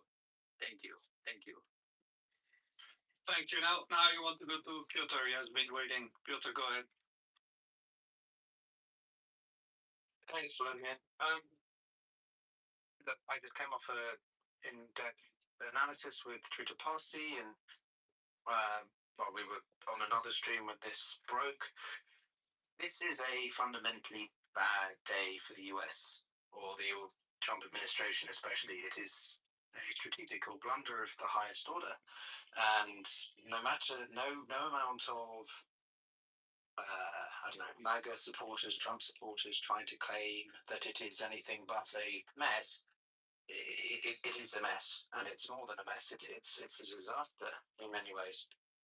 Now, of course, the Iranians are not exactly in an ideal position. Their economy is shot, but they have something that the US doesn't, which is leverage, and they have a largely unified front. The Islamic Republic functions still, and the whole goal of this war, regardless of what the Trump administration say about it being about the military or nuclear abilities or the navy, it was about fundamentally trying to make the Iranian regime change, be that the whole regime or a leadership change or a behavioral change. That hasn't happened. You have the son of the guy they took out, who's more hardened, more intent to be resilient against the United States. You have the IRGC, which is more decentralized and flexible, adaptable. You have military stockpiles and protectable capabilities and whatever, more underground. So we have less idea of where they are and how they're operating or how they're functioning. You have a Strait, one of them critical economic corridors, largely completely controlled by the side that frankly was quite content with letting it be a free passage of water before. And you have, I think, the most critical thing that Trita and I agreed on, which is that this is a huge balance of power shift, not between the Iranians and the Israelis or something like that, but between the Chinese and Americans. Because as we know, the Chinese have been involved in peace talks. They have been helping the Pakistanis. They have been adding political weight. And whilst they may not have their fingertips on the official documents, they have certainly been behind the scenes. And so over the years, as the Chinese have increasingly challenged the economic dominance of the Americans in the Middle East, they are now challenging our diplomatic ability as well and demonstrating fully, very clearly, that you do not necessarily need military power or hard power to get things done. The Chinese have a growing military. I'm not going to pretend that they have the same level as the US in ways, but clearly they're able to persuade other countries to do things without having to invade or airstrike, etc., etc. So I think that this is just the beginning, right? This is the end of the military side, we hope, but it's just the beginning of the diplomatic and political implications, and those are going to last for a long time. And I think it largely also depends on what happens in the Israeli election in the midterms. Trump is not out of the woods, no matter what he claims. And I think that this is, as I say, I think it's a strategical humiliation for the US in many ways. It's not to say the Iranians don't have challenges, but they are working and have been for a long time, I think, in the past few months, at the day after tomorrow. And what I mean by that is simply that they have been talking to the Iranians, talking to the Saudis, talking to other Gulf states about how to administer the strait, how to coexist, even if they don't fully recognize each other or whatever, in the case of Saudi Arabia and Iran or something. But whilst the American government have been just focusing on day to day and whatever, the Iranians have been a lot more long-termist and have demonstrated that strategic depth, which Trump just doesn't have. And I think the Iranians are going to come out of this. They will get economic concessions. They will get economic relief. And that's going to be one of the biggest critical things to allow them to improve the country internally, whilst what's the word, reinforcing their control. And I'll land it simply by simply saying that this was all about the liberation of the Iranian people. Let's not forget what this is all about. The people in Iran being on the receiving end of this war for the past 3 months. And they're just going to be on the receiving end of an even more tightened regime with more desires to ensure control and their survival, and nothing else changes. So, glad to see the MOU, but worry about the next day and what it means for Iranian people and the state of the country. But of course, also the balance of power across the Middle East and the whole globe. But thanks. I'll see you soon. So do you see this as a victory for Iran or for the US, or you think that's too simplistic? Say again? Do you think this as a victory for Iran or for the United States, or is that too simplistic? Well, of course, it's too simplistic, Vladimir. You know me. Nothing's black or white in international relations, and those who try to claim it is are either disingenuous or don't actually know what international relations and geopolitics is about. This is a relative win for the Iranians, right? It's relative or absolute. It's a relative win because they have largely come out of this intact. The government exists. The economy is on its last legs, but it's still there.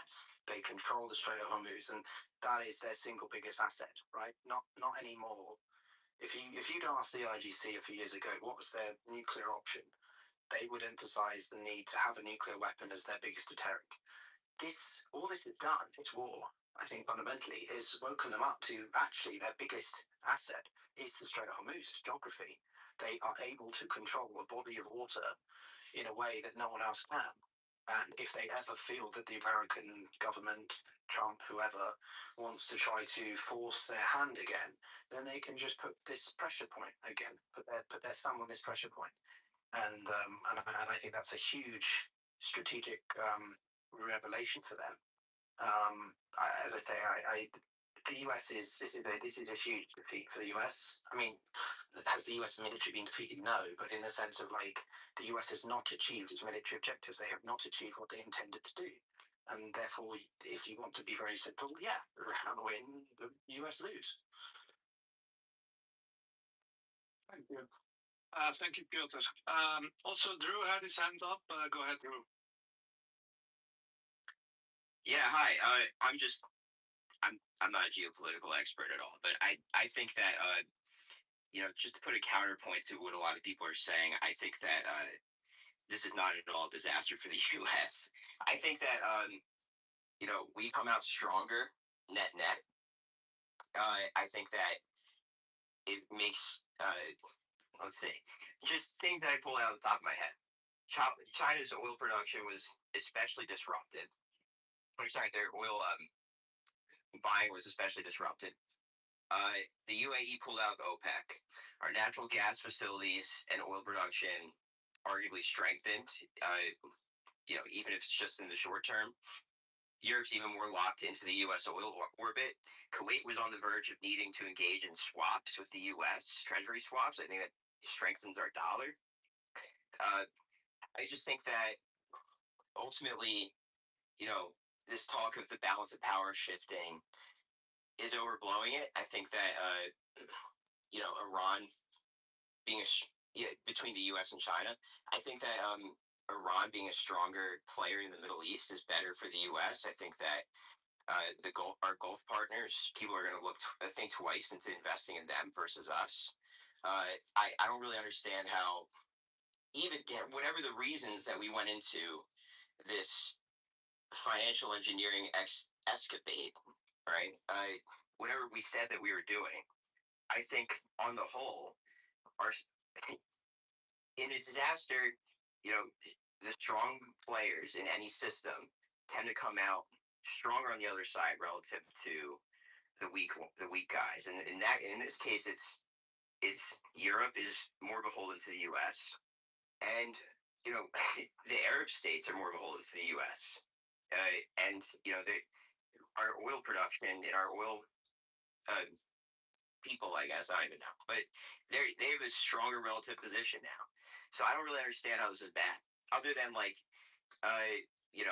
inflation. But I mean, that was already happening in the last administration. So I think the inflation is mostly because of the Federal Reserve printing money over a long period of time. So that's just my point, is that I don't see how this is at all bad. I think this is like a great win for the U.S., especially if we can get out unscathed. And whatever we do with Cuba, I think ultimately Trump is a broad strokes guy. He wants, better oil production in the U.S. I think he wants things flying, capital flying back into the U.S. I think it's going to happen. And I think that with a country like Cuba, it's right on our doorstep. The long term logical end to our relationship with Cuba is greater relations, more trade relations. I think Trump is thinking in terms of trade relations, and he'll probably want a trade deal with Cuba at some point. But that's beside the point. I think that with Iran, we come out stronger relative to a lot of people and a lot of countries. So thank you. Can I Thank you. And that right there is a demonstration of why the US has lost so badly. If people think so 100%. Yeah, let me just reply to this very quickly. Okay, so very quick. Nothing that you mentioned is actually fundamentally true, right? So there are limits on what the U.S. oil capacity to export are, and it is certainly not enough to make up for any kind of oil shift, because these oils are done on contracts, right? Futures contracts. So the oil that's shipping now was bought 3 months ago, right? And we don't have the but that's a short term limit, right? I mean, more investments to come in. Europe is changing its. Excuse me. You want to talk about long term? Let's talk long term, okay? Europe is changing its fundamental energy design to renewable energy, and despite what people might want to say, that renewables are actually a large portion of China's own energy consumption. And so Europe is going along that way to renewables. So oil and gas is not going to be in the future, is going to be the long-term solution to this. Yes, you will still need it, but let's be absolutely clear about one thing and one thing only, okay? I am an America first guy, okay? But let me be absolutely clear about one thing. Countries buying oil from the United States does not benefit the average American taxpayer one single cent. It benefits oil companies who, yes, pay taxes, but that is a proverbial drop in the bucket to the overall price fixture, right? And I just have to like make sure people understand this is not a video game. This is not a real-time simulator where you do a deal with your country and your country gets richer because your funds got added to. That's not the way it works, right? They buy oil from oil companies, and those oil companies pay taxes, sure, but that's not enough to help out the average family that's dealing with cost of living increases. That's not enough to deal with grocery prices, gas prices, small businesses, interest rates spiking to 5%, right? The yield on the bond is close to 5%. That's recessionary. The last time I was at this was around 2009, right? So this isn't La La Land where you get to play The Sims, the Civilization 4. This is actual real life for people. So we can talk about the macro benefits to America and this ridiculous idea of power politics. China. Well, that's fine, but you know, people are saying, "Oh, this is terrible for America." And I'll tell you why this is terrible for America. Let me be absolutely clear why this is terrible for America. Okay. Like this entire conversation is a macro. No, it's not macro.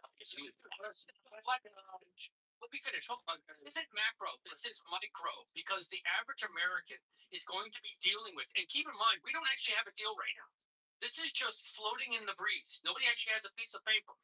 So you don't know, and I don't know what that piece of paper says.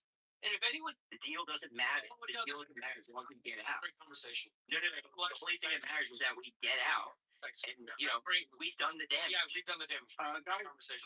I have to wrap up, so I just want to go to Brian, and then I want to wrap up the news, and then we'll end the debate for tonight. Go ahead, Brian. Yeah, thanks, Vladimir. I'm going to respond to the nonsense we just heard, but my macro point I just want to leave people with are two. One, as I said at the beginning of the space, this is a catastrophic generational failure for the United States and the West. What this war really was incoherent, but let's just say that we actually had coherent war aims. As they were stated by the President and the Secretary of State, they were, number one, dismantle Iran's nuclear program. Iran can never have nuclear weapons. Number two, destroy, triple underline that, destroy their capability to build and deploy ballistic missiles and other weapon systems. Number three, stop them from funding terrorism around the world. Those are the articulated, and sink their Navy, objectives of the war. Not by me, by the President and the Secretary of State and the Secretary of Defense. We have achieved exactly zero of those. What we have achieved is letting the world and the Iranian regime know that they can put a chokehold on the world whenever they want, a capacity they didn't know they had before this. They're going to get nuclear. I'm not finished. We did not get any of our objectives. We destroyed our alliances, which, mark my word, we're going to need against China unless we capitulate to them too, which is what Trump tried to do in Beijing. I am not a MAGA person, okay? But the stated objectives of Trump and MAGA have been a dismal failure. And what you just heard from this guy are the MAGA talking points that we're going to hear in the next couple of weeks. The problem is no administration official ever articulated any of those goals. I'll leave it to Craig and other people who know about the oil business to know whether that's even accurate what this guy said. But those were never the goals of the war. Catastrophic failure. Last thing.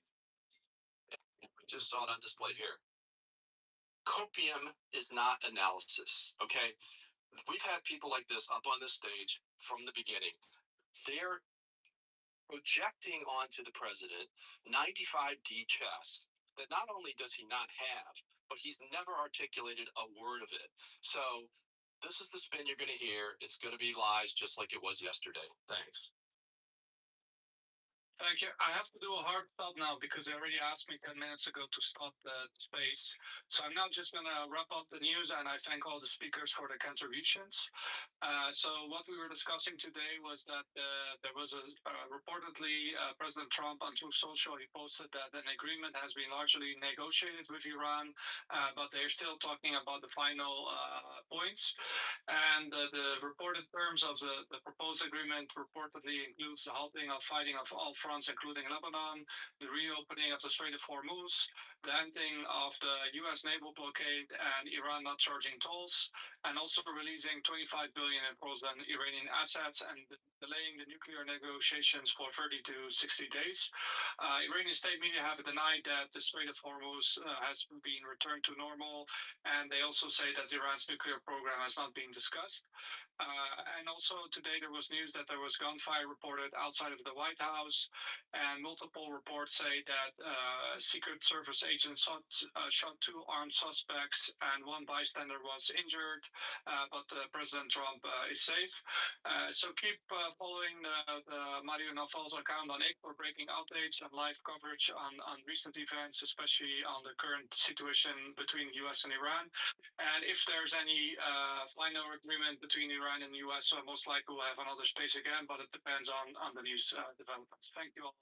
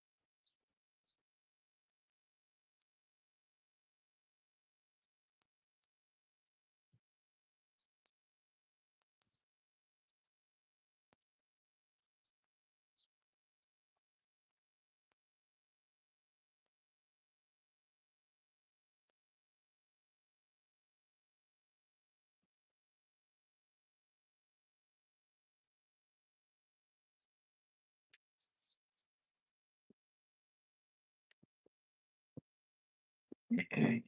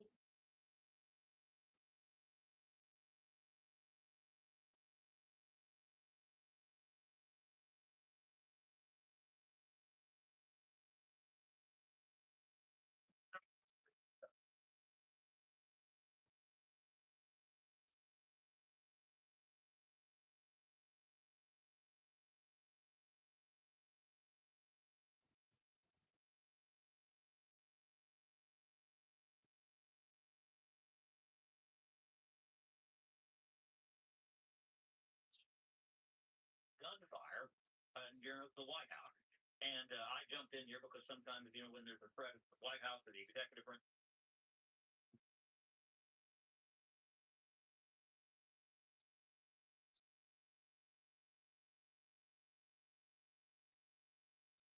You can't.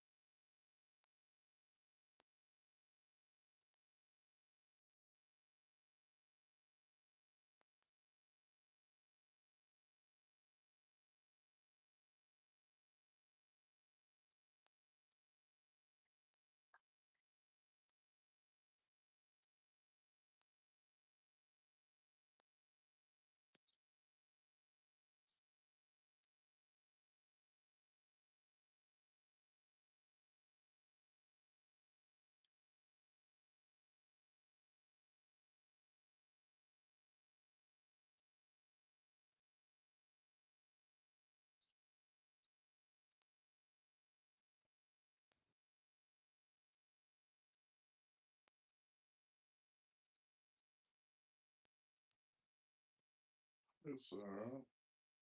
Beautiful.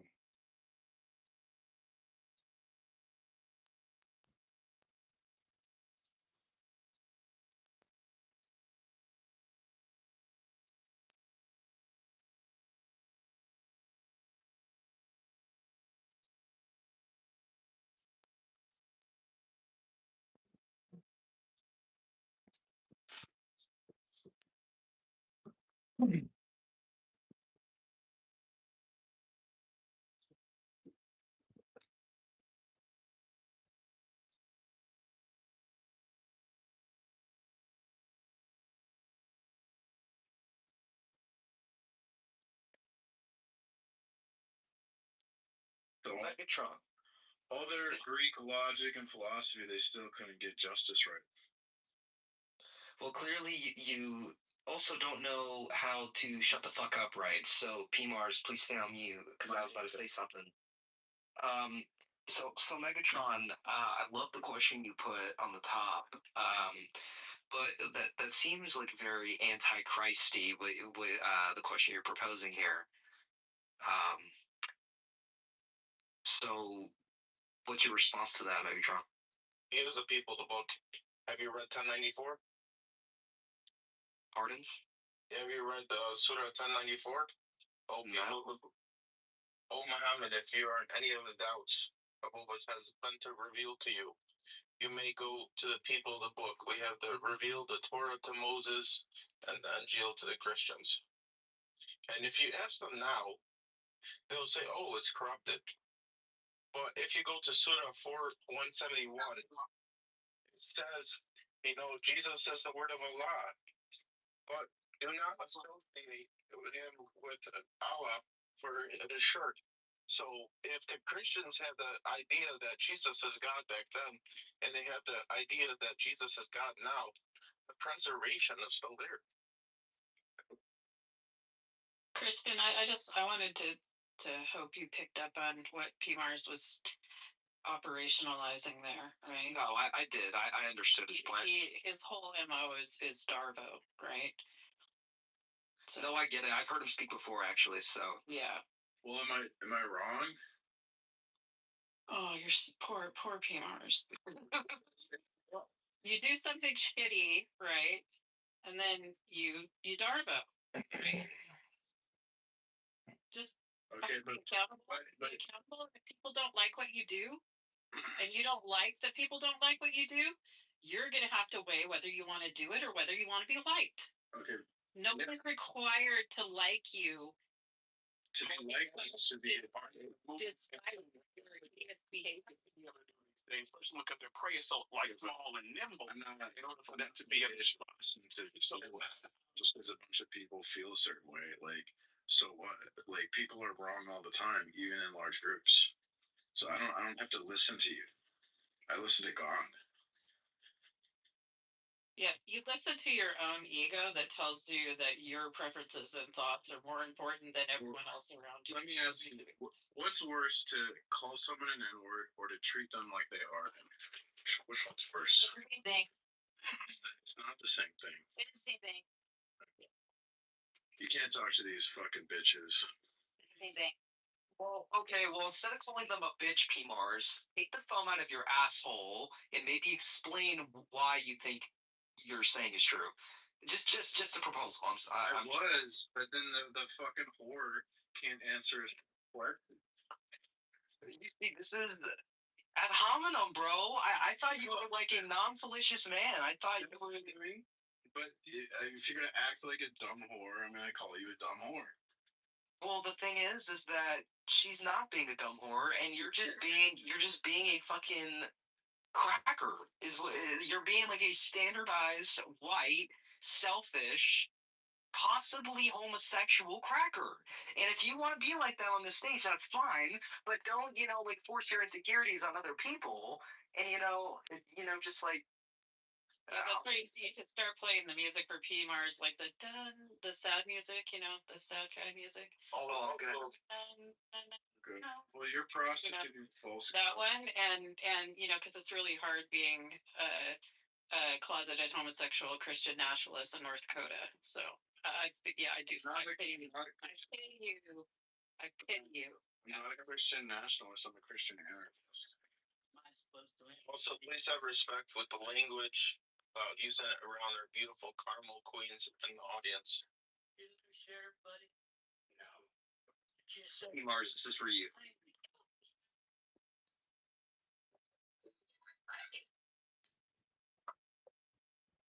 What if I like it?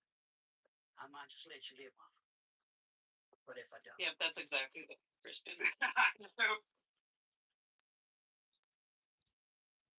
If you grew up in Germany, you guys would have killed Jews.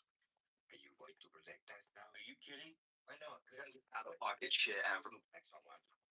It's true, you're a bootlicker.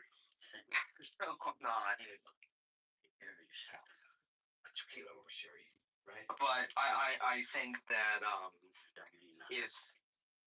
if you were part of the you were probably going to be the one who wasn't going to run away.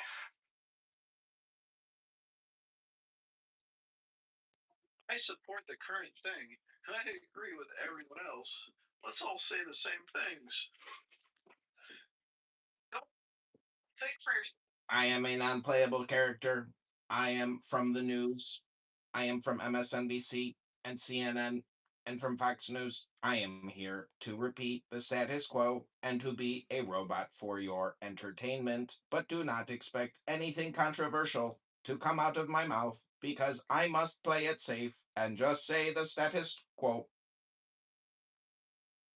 We must reduce complex problems to a simple solution. It's Trump's fault. It's the illegal. Mars and John are both gay. Wouldn't they make the perfect couple? Oh, they would, absolutely. There is nothing wrong with homosexual behavior. It is perfectly fine, except in an Islamic state where they will throw you from the roof.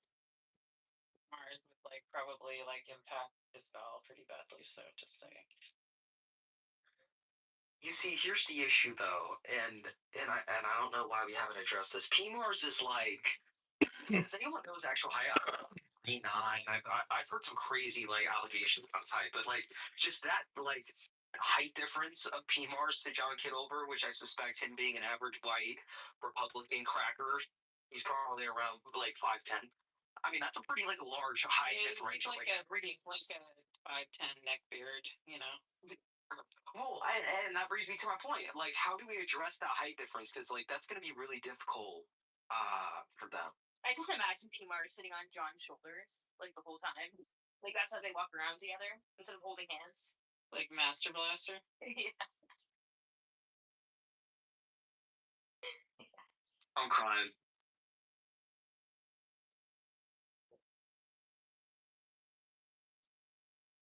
Or his pussy stinks. Go fuck your mother. Regal, behave. Yeah, you guys don't want any of this. Regal.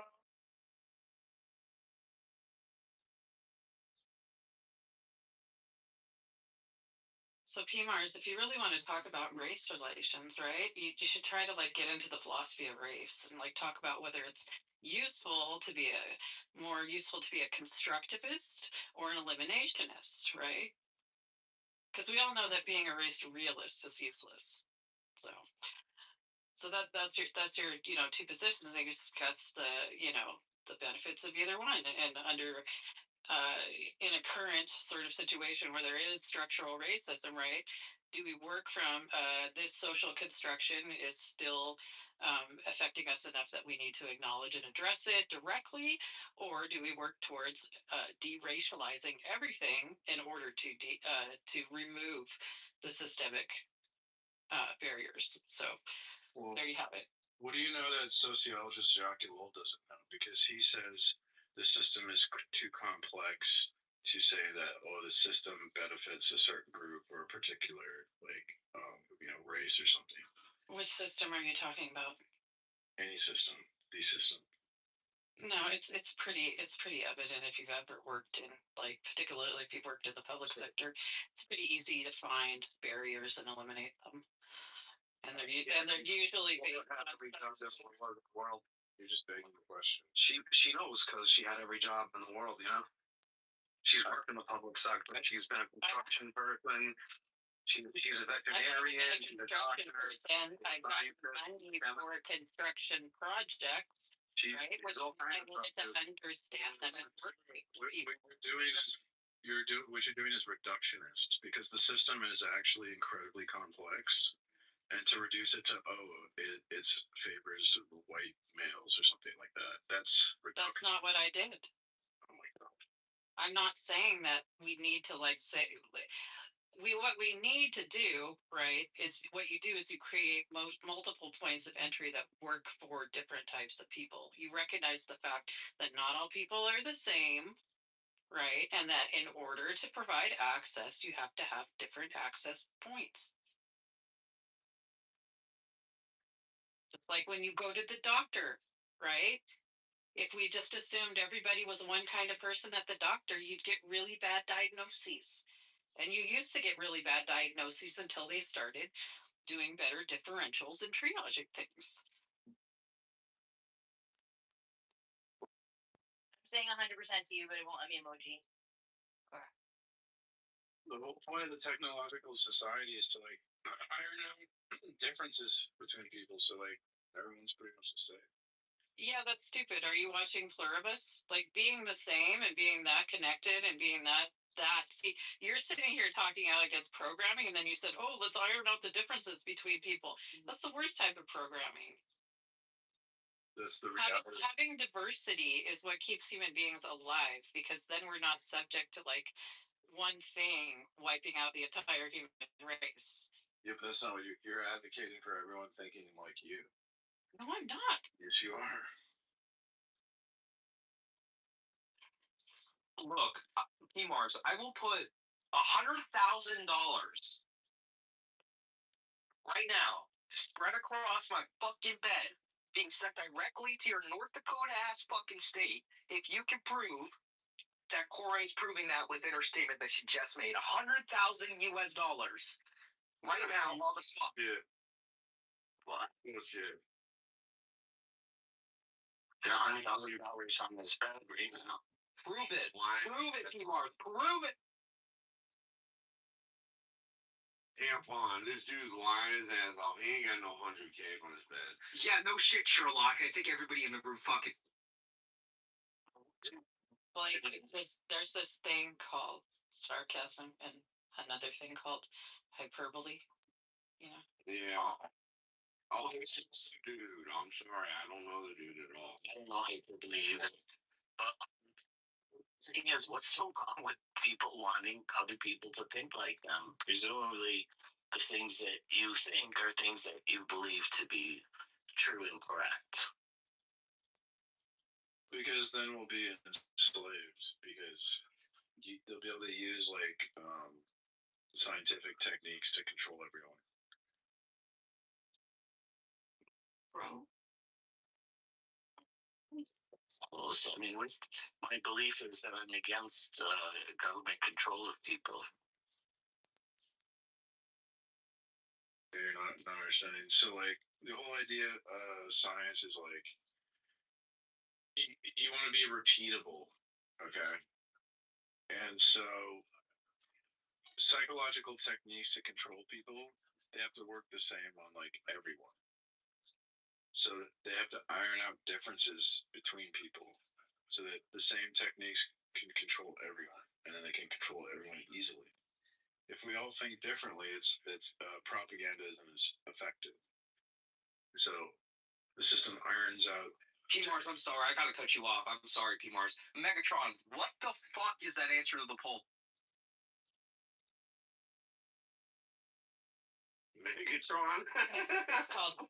It's called sarcasm and hyperbole, Christian.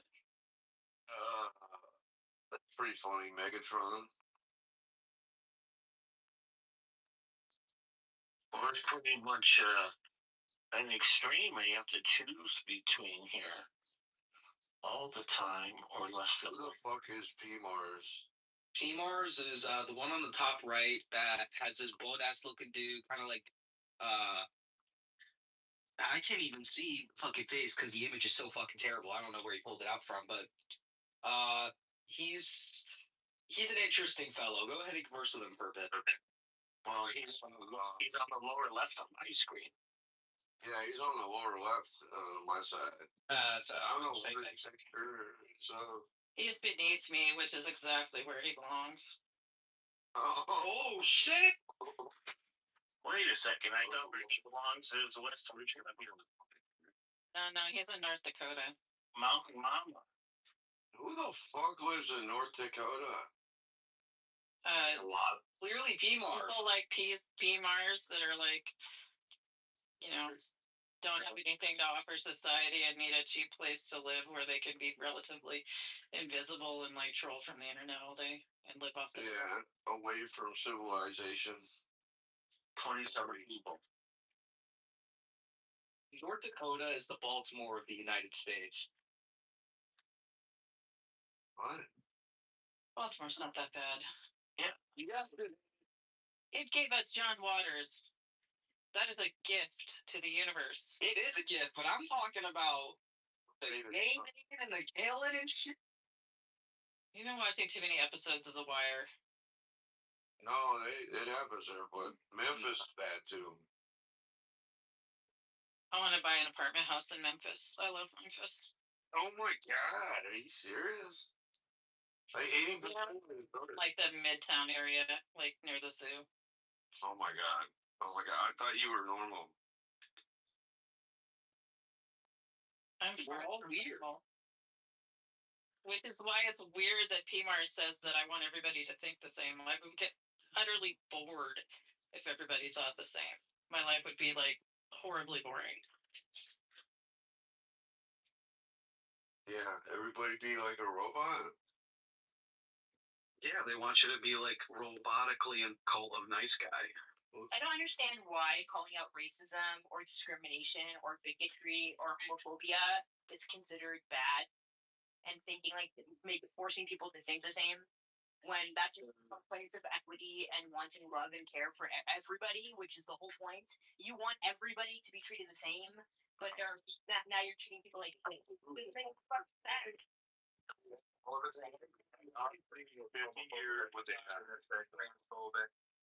Or racist or bigoted. Everybody's meaning, and then you can't about what they are. All they live in Andress. You're trying to police other people's vocabulary. I'm not vocabulary. I'm asking why it's has an ethics. You're just a lying whore. Raquel, you look pretty hot.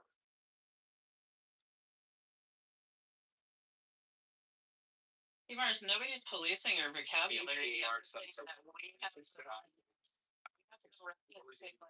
Not like you because of your attitude.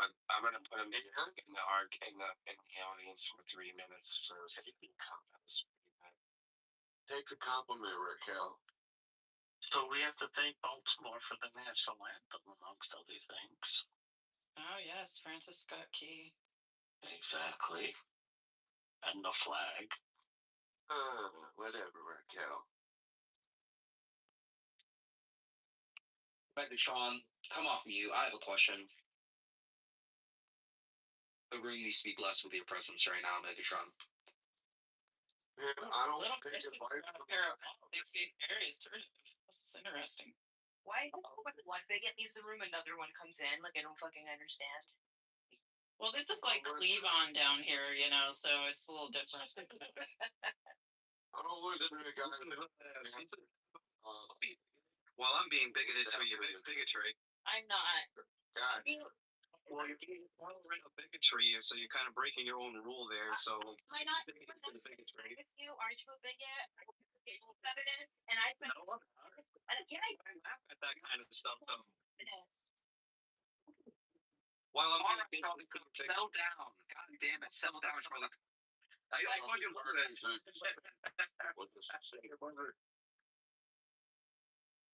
Really, you do hate women. Don't you be mean. While I'm down with bigotry. I love bigotry. Don't you be bigoted. Well, I'm being bigoted to you.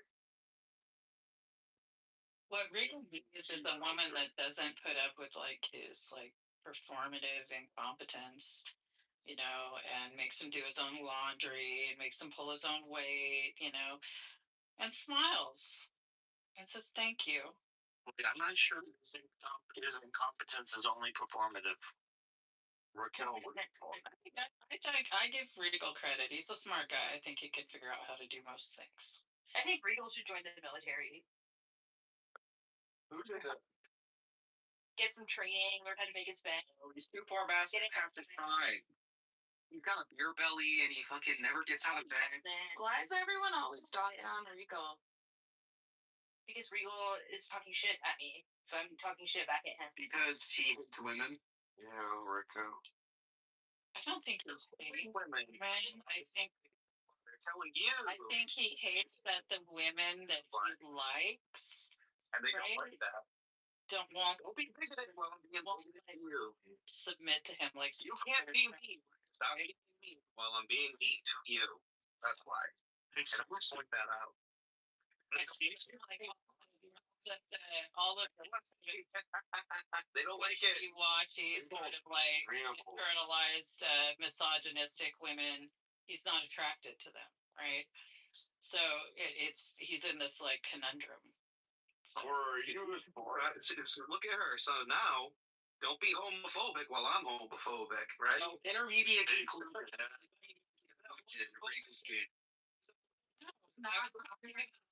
You're attracted to the type of Why are you talking about? Why are you talking about that? Why do you have to different, you know, grad wives? You're attracted to women that are assertive and intelligent and won't put up with your shit, right? And the women that will put up. No, I'm really not. You're not attracted. No, I'm really not. I don't want to be in a competition with the person I'm with, and I'm not in a competition with the person I'm with. You need to be a spot. He's not a conundrum. He's a riddle wrapped in a mystery inside an enigma. And a conundrum. And really easy to figure out. So. Dude, after Regal was in that Enigma room where she crashed out on PMARS and started calling him the hard R, Regal has changed, I'm telling you. Hey, Tim, I'm gonna go. I'm invisible in here, so. Yeah, you're not the center of attention. See ya. Yeah, that's some Bye, bullshit. Felicia. Bye. I'm not black. This is an airport. You don't need Leave to know. quietly. Leave quietly. It's on the top right. It's your phone. Don't tell me what to touch on my phone. I'll touch my phone however I want. Okay, but Cracker, that's not the point. Don't give yourself pink eye. Make sure that you clean the phone. Take it into the bathroom with you, okay? Okay, so Damn right I am. Okay. Damn right. Where's the lotion? God damn it, Cora. You gotta stop doing that. Based, whoever kicked him. Wow.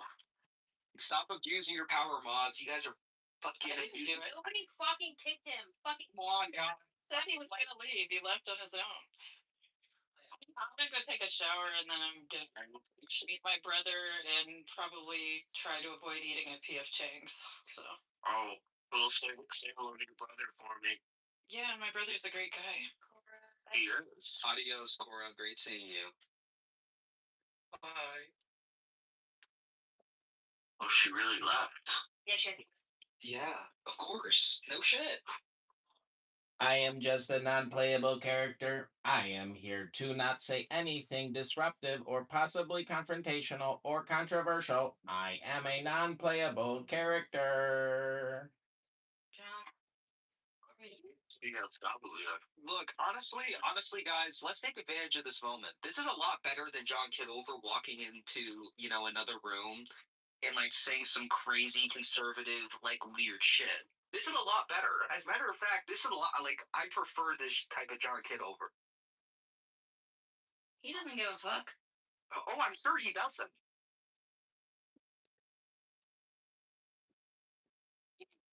Hi, Euro. How's it going? I'm awesome. Thanks. How are you?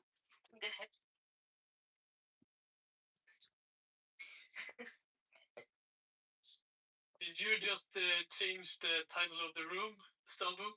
People did. This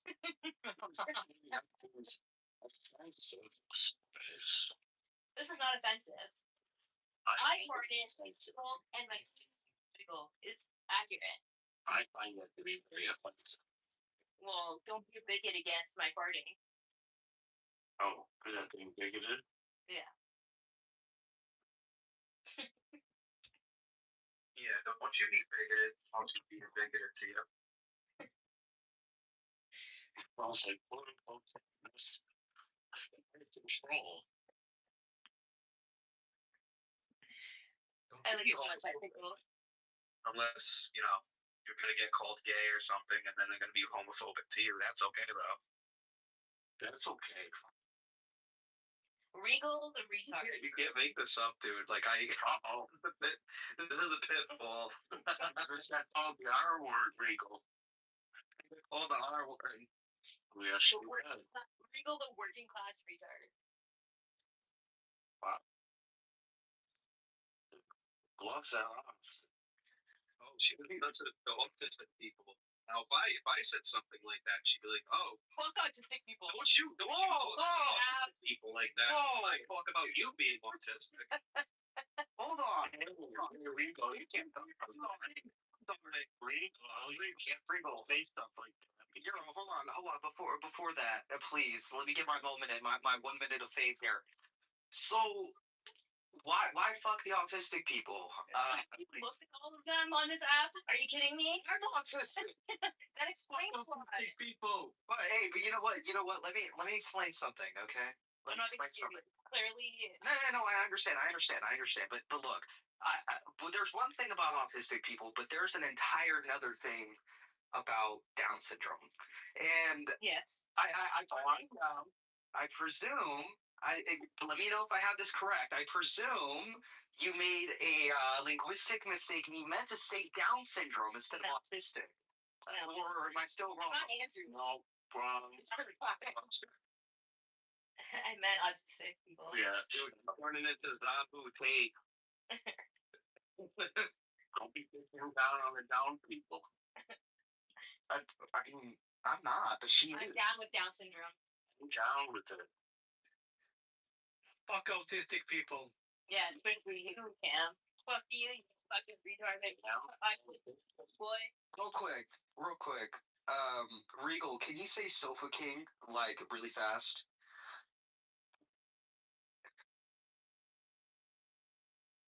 The king of the couch. Stop. What do you mean? Zabu, can you say Sofa King really fast? I think we say Davenport over here. I can't say it for you. Why? Davenport. I'm autistic. I'm also autistic, but I can say it. You did? I can say it. Couch King. No, he's asking you to say, can you say Couch King really fast? Yeah, I can say Davenport, right? So fucking retarded. Wow, that's awful, Christian. Well, I'm not a bigot. You PMRs and John, I'm not a bigot, and I'll explain why. Only a bigot would say that. Exactly. Because I'm autistic and I have the pass, so it's not bigot. You're still Why? But I mean, I'm autistic, so I kind of get like that pass. You know what I mean? I do. You need more than just that. I need more than just autism. What else would I need? You need to be working class. You need to be, yeah. I am working class. You need to be Definitely working. I work as a fucking referee. That is working class. Getting oh, you're a referee. That's different. Yeah, he's policing people who play soccer. Actually, not all, but sure. You're bullying people. You're policing black people? Oh my god. You Stop are Oh no. In my defense, I only call fouls on white people. So. Oh my god. There's so many people on it. I've never really given a foul to a black person my entire referee career. I can that's You should consider a different career. Oh, I mean, I could be an ice agent with Andrew on my PTR, but that would be better. Yeah, this job's not for you. Because if it was for you, you would have started giving fouls to all the black people. You would have been like, technical, out the game, right? Oh, no way, dude. No, not me. Nah, come on, Euro, just admit it. No. Come on, man. It's okay, this is big space, you can admit it, bro. No, you're the one that you have a problem. You really should have. What problem do I have? You're acting like no black and white forget it should be the foul to a black person and you're a referee for yeah, not really. Not really. Maybe like a couple of times, but not really, no. Well, now you're a liar. Yeah, he's an inconsistent liar. He'll lie. Yeah, he needs help. Serious help. You need help. Jesus doesn't love liars. Well, yes. Jesus doesn't love Unitarians either, apparently, because what I was told is that I'm a heathen and I'm never going to make it to heaven because I don't believe in Trinity. Exactly. Trinity. Exactly. That's probably not saying and he's racist. Yeah. Oh, I mean, shit. Yeah, he's a good guy. Well, maybe not. Well, Or he is, after all, the Davenport king. Well, what about when he like flooded the entire Earth and basically like killed everybody on it? Yeah, what's wrong with that? I mean, I'm just saying. I mean, in terms of morality right now, that would be considered like a genocide. No. The people were evil. That's what you're missing. Yes, they were evil, so God had to take them off. That's right. Yeah, they were completely evil. Oh, so here's my question to you, Euro. Yeah. Imagine like you took his spot for a day. You took his job for a day, right? Just hypothetical, real quick. If I took a shot for a day. What? I don't understand your question. What am I doing for a day? Being God for a day. Oh, being God for a day. Yes, hypothetically speaking, right? It is. If you had to make a decision, you saw all this shit going on, and you're like, fuck, these crackers are fucking doing the most horrendous shit. Crackers? I mean, just that's all. Oh my God, he's bringing back racist terms. You just can't stop it. No, I can't hear myself. I know, I had this thing. You should. Cracker, hold on, I'm not done yet. But if it was your decision. Christian, you sound like P-Bars right now. Oh, I do sound like P-Bars. But look, like if it was your decision, right? And you decided one. God can make the decision if. What do you mean? I don't think she's present in this conversation very much. I gave them the proposition that for one day. Hold on. No, I'm not. So I gave you the hypothetical that he was God for one day. He was God for one day, and I said if you saw all these people on Earth, doing this. Well, hold on. I'm not finished. You need to work on your grammar, you fucking autistic freak. You can add a long list of things you need to do. Okay, fair enough. I'll add it right now. I'm writing it on my whiteboard. But look, let me finish this and I'll be done and I'll leave. Oh my God. Oh wow. Yeah. But look, if you had to decide whether or not you wanted to kill all these people that were on this earth doing whatever shit, as God, would you carry that out, or would you be like, nah, these people should stay alive? They can fix it. They can fix themselves. Like, what would your decision? Well, if I were God, I'm going to make a decision. So I would say it wouldn't contradict the decision made by God. God damn it. That's how it works. He got my ass with that one. I was trying to stop you and you just. Christian, I've been wondering. I mean, I don't really know this about Unitarianism. You said there's a specific branch that you go to, but oh yeah, Socianism, yeah. Well, I think it's agree with me that Christianity is a patriarchal religion. You think it is? Well, I think Christian is no Christian. Well, I'm just asking him if from his view, is it a patriarchal religion? Because I don't really know about the particular branch of Unitarianism you practice. Yeah. So we don't really hold a position. But I guess there's no great position on it, but if I had to say, based off Unitarianism, absolutely it is. From a Socian position, not in a modern, feministic sense, but I guess, bringing those together, yeah, I would agree that it's pretty patriarchal, type of, shindig. Do you agree with me that feminism is diametrically opposed to Christianity in the sense of Okay, that's too many big words for me, Regal. I'm on to it. You gotta slow it down. You gotta roll down the insane vocabulary here. So can you re-ask that in simpler terms?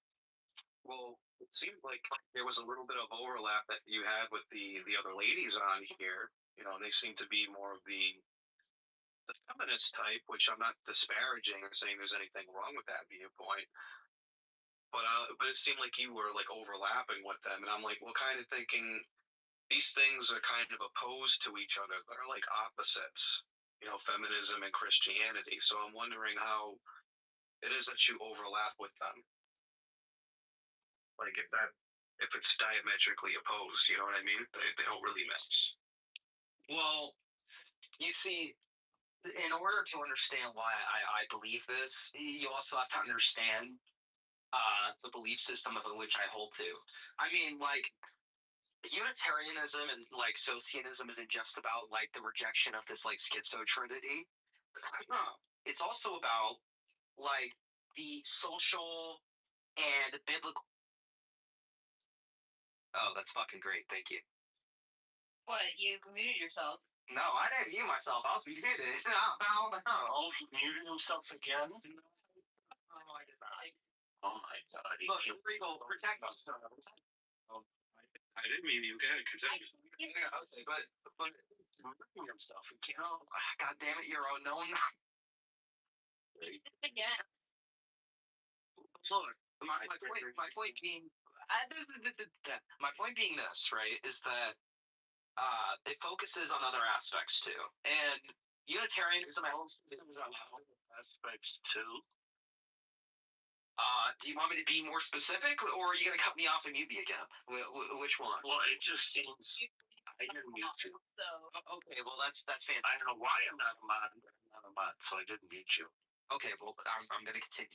But there's a. Now I can mod. Oh, he's mod. Now he's mod. Now I can. why are you muting yourself? I could have, but I didn't. I know you didn't. Somebody else is exercising a big joke for me. Probably my better. I hate to interrupt you, moderators, but I am the new NPC, John Kitover. I have no opinion, nothing controversial to say. Yeah, I'm nothing on that. So, I've been working out this whole time, and it's so fun. And I'm going to be the strongest Muslim feminist, so I can come and tackle Regal. It's going to be great. It's going to be a wrestling match. You are going to come. You are going to come. Hey, something. How are you doing? Doing good. Oh, awesome. Uh-oh, we lost our friend here. Did anyone see Mandalorian and Grogu yet? What? See the Mandalorian and Grogu? The new movie? Oh, it was really good. Highly recommend it. Yeah.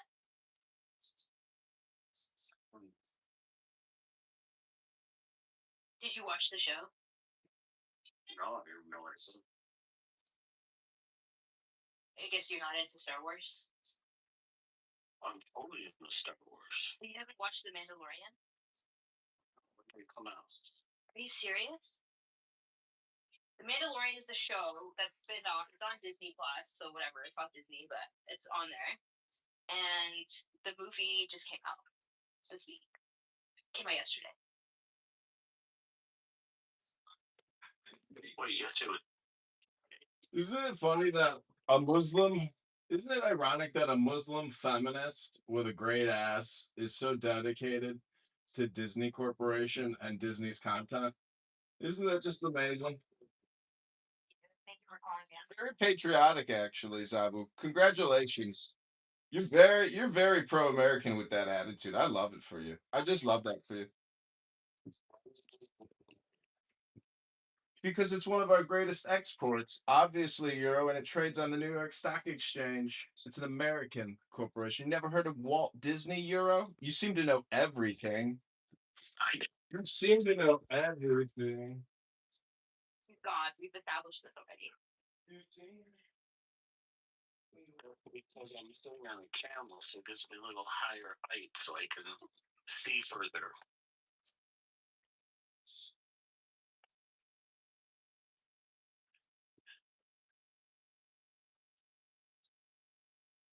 Yeah, Disney's fucked. Whatever. I do a lot of other things that are. So in the States, most films come out on a Friday, but over here, films come out on a Wednesday. So it actually came out on Thursday, but the official date. When you have your early shows come on Thursday, which is fairly rare, but we have them come out on Tuesday. So yours would have come out on Tuesday? Yes. Okay, well then check. It's why are you waiting 4 days to watch it? I don't understand. It's true. Get your shit together. I tried to get my camel into the cinema the other day, and it was just so crowded. There's no room. The first day was pretty empty for us. Really? That's unusual. Well, because it was a Thursday. Oh, yeah, that's true. What I like to do is go Wednesday morning. Nice. Yeah, and then I get the place to myself. I love that feeling. Yeah. During COVID, I would go to the cinema. I'd be the only one in the entire place. Wow. I haven't been to a big theater in 3 years, so this is a lot of fun. Yeah. I usually go to. There's an independent theater around the corner from my apartment. Oh, Really where I go. nice. Because I'm cultured. Yeah, you are. Unlike John. Yeah, exactly. Ron should work at Disneyland.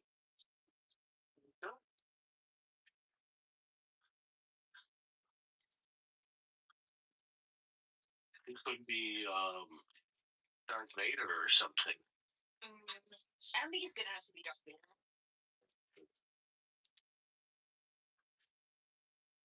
What do you mean? He's just an average stormtrooper. He could be one of the pirates. Maybe. Yeah, and pirate. But I like some of the pirates. Captain Hook. Captain Hook would be. But see, when I see villains, I'm like, oh, are they really all bad? They're just they're fucked from the system and didn't get enough love. Yeah, the poor guys. Yeah. Did you see Die Hard? Did I see Die Hard? Yeah. A long time ago. She was in that. No. Did I watch it again? Have you seen Captain Orange? Yeah, but I don't remember the details. Just watched it for a second time. Clockwork Orange is really disturbing. Very. Also, a movie that I'll never watch again is Trainspotting. Yeah, you'll do. This is funny. Red. Oh my God.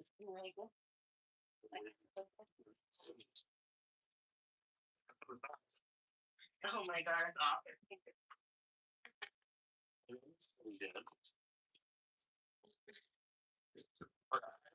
But I see 2 people and I see 5 hands. That conundrum. It's the hand of God. Who is that? His third arm. And I've done something about his third arm. Yeah, that third hand there is kind of freaking me out. It's God's hand. And then they seem to be really like nachos a lot.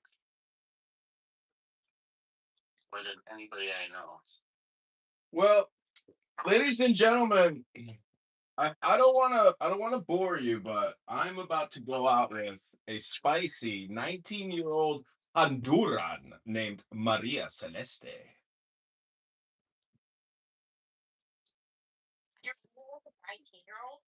I'm going out on a date with a 19-year-old tonight. Yes. Women and humans.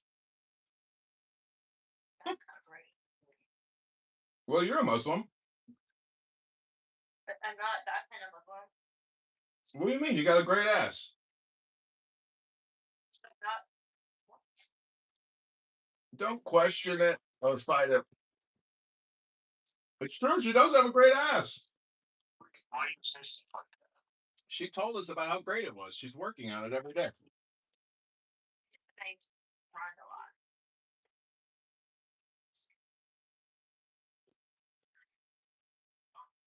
Think about my ass. I'm an ass man. He's an ass. Man.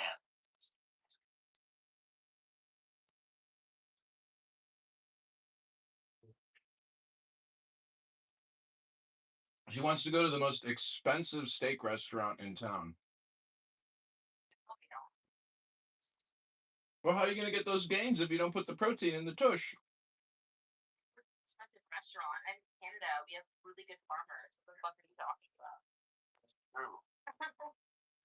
You're so self-centered. I'm talking about my date, Maria Celeste, tonight. Why are you so concerned she wants to have steak? That's what she wanted. She said, I want to go to the best steak restaurant and sit on the best patio in Chicago. No, I'm going to go pick her up. First date, you pick up a girl now, 19? Like, this is unheard of. Why are you complaining that she wants to have steak? That's weird. I'm not. That sounded like it. She also likes smoking weed, so I'm wondering if she wants to pregame before we go have dinner, or if she wants to smoke afterwards. Are we before dinner? Be thrifty. Well, I have some food. I have some food in my fridge that if I don't eat it now, it will spoil. Price of the steak. Oh my god. He's filling himself up with food. Like he's proud. Valid. He won't spend a lot at the restaurant. Man, house arrest sounds like so much fun. Honest, house arrest seems incredible. No, square this circle for us. But why is it you're eating before dinner? There's an expensive steak restaurant. He doesn't want to spend any money. That's where John. No, I'm willing to spend up to $300 on this first date. She's a spicy 19-year-old with a great ass. Why not? Swim a little. Eating before dinner. That was my dessert. That was yogurt and berries. That'll be my dessert for the night. I stop ordering. Dessert for you. Ruin it.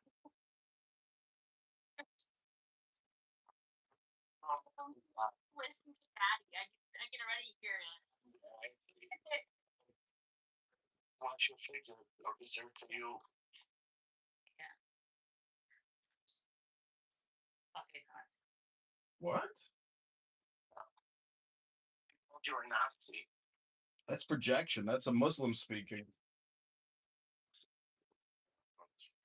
Little date of yours. What she eats, how much she eats. I just texted her. I wrote, hi, hopping in the shower. Text me your address, and when you're ready, see you soon. So you lied to her. Well, when's her address? No, she's got to text me her address. This is the first date. doors sus all the time. Tell me about it. I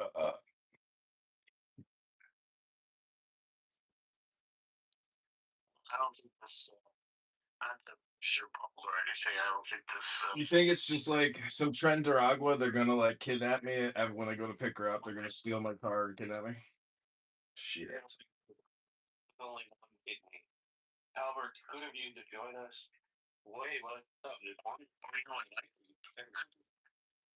This sting operation, he's gonna get there. The police are just gonna throw him in with the handcuffs.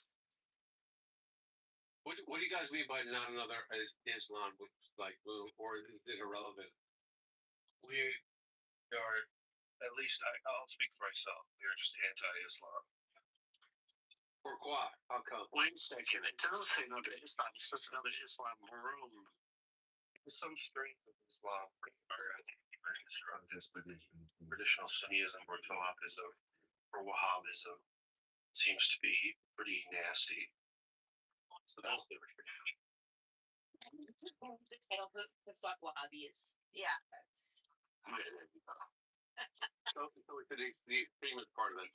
I've met somebody who is Islamic, and she is fucking awesome. Yeah, yeah. So you should think twice. I know pretty awesome.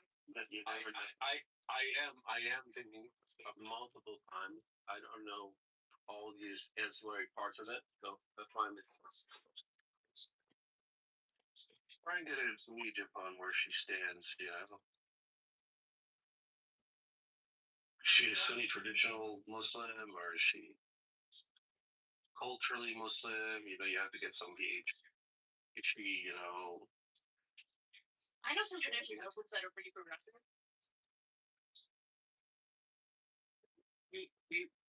Like currently she's studying AI in the programmer from the Netherlands. She's very articulate. But does she ejaculate? She's articulate. She's a Somali. Saudi princes and princesses. Yeah, she owns like a ton of land near her. Yeah. She probably digital parents and we should watch. Well, I mean, are you sure? Are you sure? No, I said probably. Oh. You know that are progressive. I know many of them. They care about human rights. They advocate for equality. They go to protests in support of other progressive movements. Well, what do you think when I say semi-traditionalist? Like, what kind of definition? I think you mean like the Wahhabi Salafi Dawah style bro. No. On my side of the bed and get me the pump. When I say like a Sunni traditionalist, I'm thinking like in my bed, the air pump. They think it's because nothing in a literal way. They take the Quran in a literal way. And you think that they are with It doesn't have progressive values.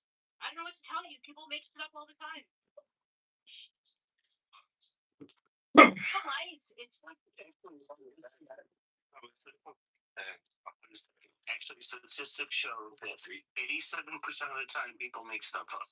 Yeah. So they get Wait. run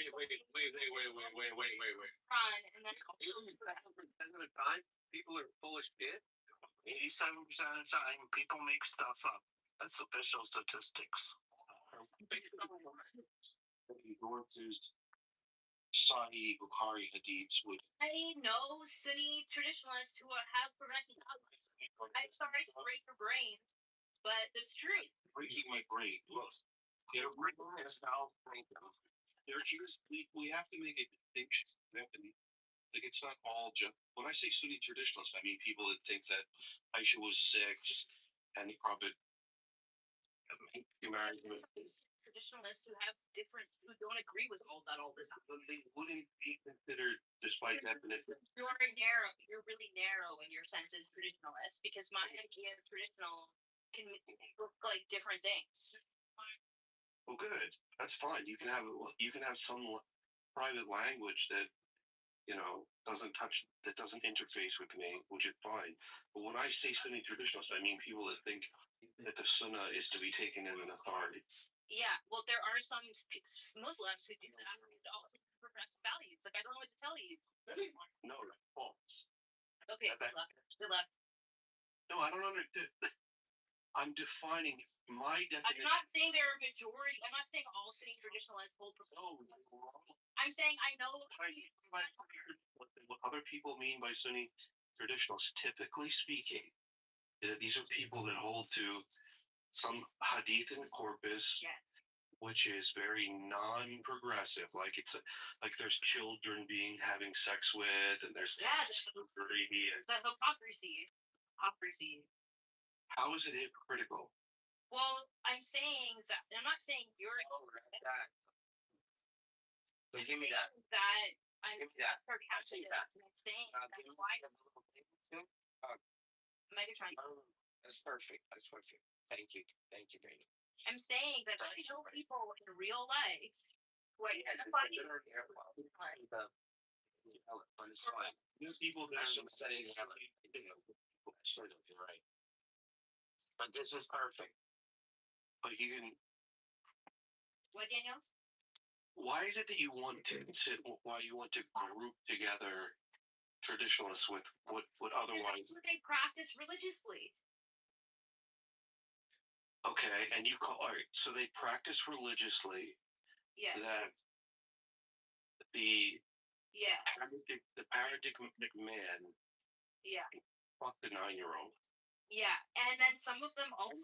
You don't consider that progressive? No, I'm saying that they don't necessarily apply that to how people should act now. No, then that's the idea. Then they're not Sunni traditionalists. Well, they identify that way, and they have. Are you saying that there's no Sunni traditionalists? That's great. I'm an unripe pumpkin. Just that. I'm a veg. They practice it. I'm saying they practice it. 7% of people are both in it. You're wrong on this, man. Like, I don't know why you. I don't know. How am I wrong for saying that there are people who practice this and also socially practice progressive values? When I speak they don't apply it to everyday circumstances. My definition, they wouldn't. Yes, I'm not saying you're wrong. Fuck, Daniel, I'm not saying you're wrong. You're saying I'm wrong. Yes, you are wrong about that. Okay, well, good for you. When I say Sunni traditionalist, I know what you mean. Yeah. I got it. So then why not just call them something else, like liberals? You don't need to. Why? Because it's not functional for me. Well, then how do you differentiate between a terrorist and a Sunni traditionalist? Because a terrorist believes, a Muslim terrorist, well, there's many different types of Muslim terrorists, but the ones you're talking about are hold traditional values and then apply it in a non-progressive way. That's easy. All right, so there's a type of literalism to the text that I've applied to the definition of a traditionalist, as you well know. Yes. Right? There are people that I understand your definition. No, you don't understand. Yes, I do. Or then why are you rebelling against the distinction? Why are you making? Why are you guys fighting instead of listening to them? Well, look, the idea is that we have to be able to differentiate between sane people and. You can differentiate. Go for it. Look, you just want to group everyone together. No, I didn't. This progressive values. That's a fucking different category. No, the idea is, look, you want to group everyone together. Yeah, but raising your voice doesn't make it more. Yeah, like it doesn't make it more important. She's like, look, there are traditional Sunnis that are also progressive. And by progressive, she means what the fuck? No, this is bullshit. I just really want to learn more about the understanding. And well, you can Google that. Like, what Google search? I listen to people who believe this shit. Okay, that's what I do. I don't care about Google search. Google searches are irrelevant, honestly. We have to have in our language the ability to differentiate and understand different types of people. And if we just muddy this water, we're doing ourselves a disservice because we can't make things better unless we identify deleterious elements within a particular ideology. But Zabu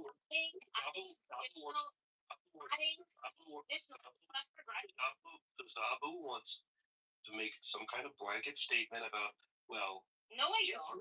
You just want to fight. I didn't say that it's a blanket statement. I said that I know I'm saying that there are some that practice and come from that school of thought and still hold social progressive values. I think to break your brain and say that there are differences and that that doesn't mean you still can't have your ideal type. You can still hold your ideal type.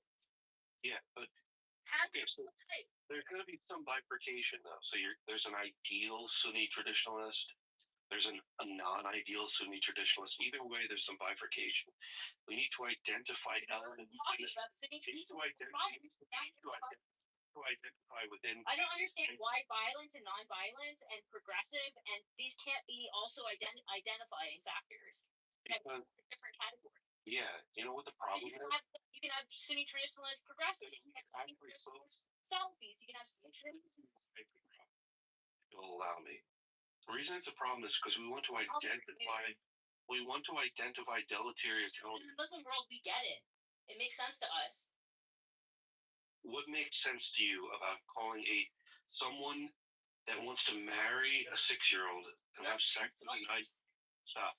They just think that that's what's happening. What makes sense to you about a culture? Right. This is not supposed to be a Muslim ring, remember? So why are you trolling now? No, I'm not trolling. You are. No, but you're being prideful about it. This is such an easy thing to discuss. We want to eliminate people. I already said you can have the ideal type. Stop interrupting. Look, the idea is that Bro, you're not being in good faith right now. You're not. You're just being a troll. I get it. You're being a troll. But you're being a troll. In what way? In every way. Okay. Thank you for reminding me why I don't want to be on this app and why you are like this sometimes. Well, can you explain to me where I'm going wrong then? I'm not saying you are wrong in having your ideal type. I'm just saying that there are other things that Sunni traditionalists do that don't fit in this narrow idea that you have. Okay. So progressive values. Okay. And that is a different bifurcation than saying Sunni traditionalists who support ISIS. That is the difference. Okay. We can talk about something else. That's fine.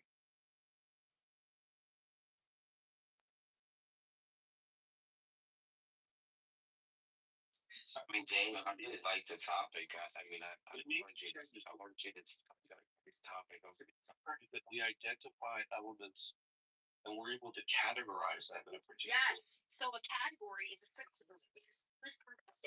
That's a category. Stop interrupting. Even if there's 5 of them, that's still a category that exists. So, within traditional Sunni Islam, you think that there are progressive traditionalists and non-progressive traditionalists? Yes. Okay.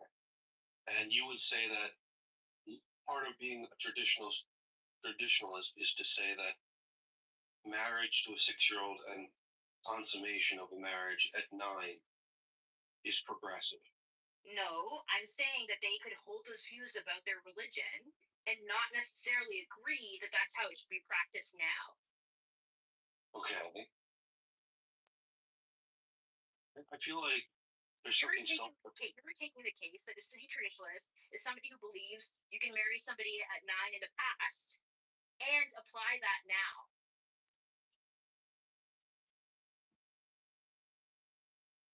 I don't understand.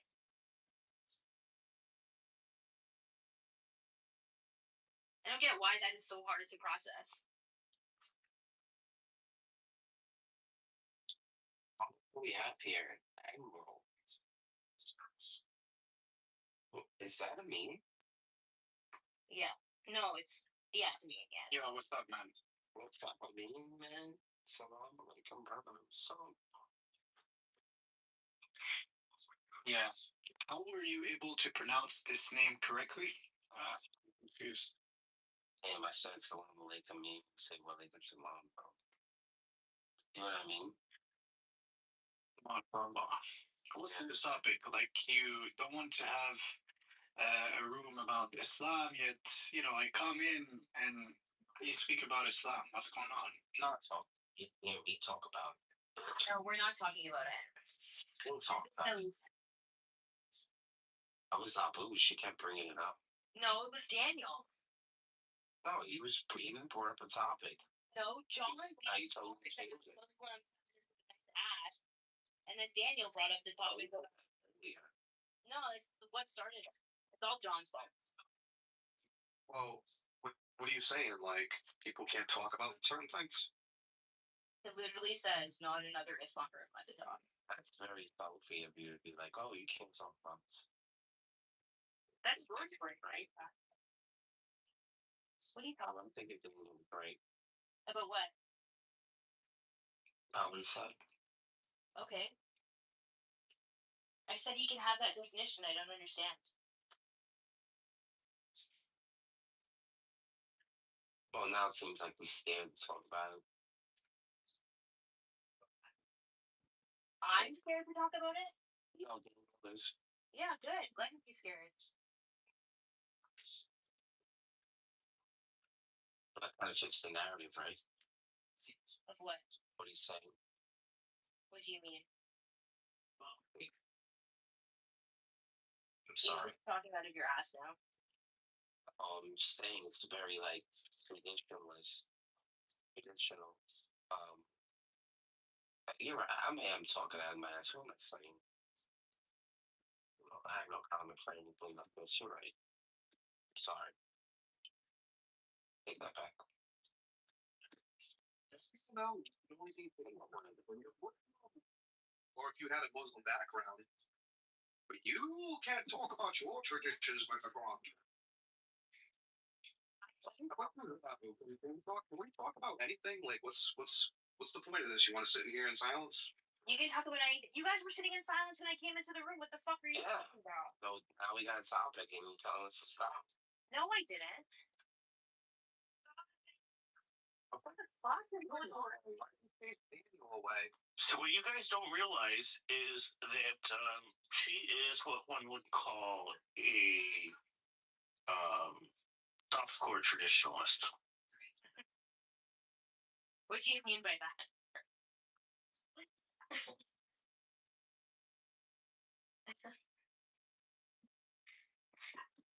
No, it's hardcore. Hardcore.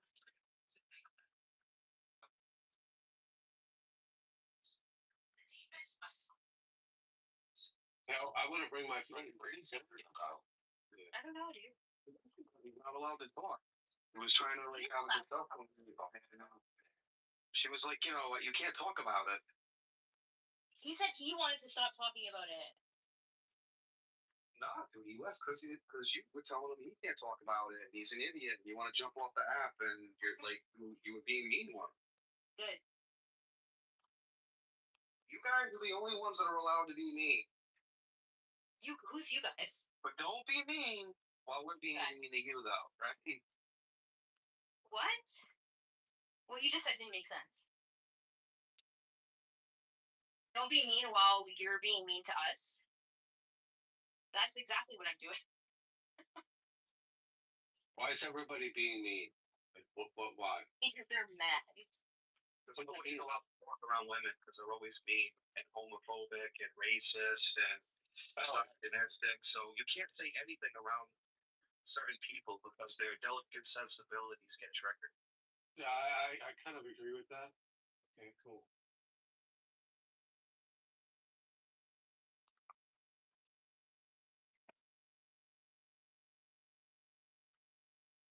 Is that true, what he just said? What? Sorry, I don't listen to men. Yeah, I was gonna say, is that true? What's true? Or no? What's true? What did he just say? What did he just say? I don't listen to men. Sorry. No, I got distracted. I didn't hear what he said. Albert, I didn't hear what he said. What did he say? Oh. I guess it wasn't important. Well, no, it was full of wisdom. Good is evil, evil is good. Very, very deep.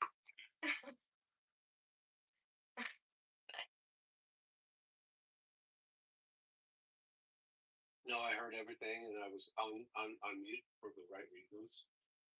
I wanted you to integrate what he said. And if you didn't hear it, maybe you could repeat it. Yeah, real. Go ahead if you want to repeat it. I'm a dumb woman. You should explain yourself to me.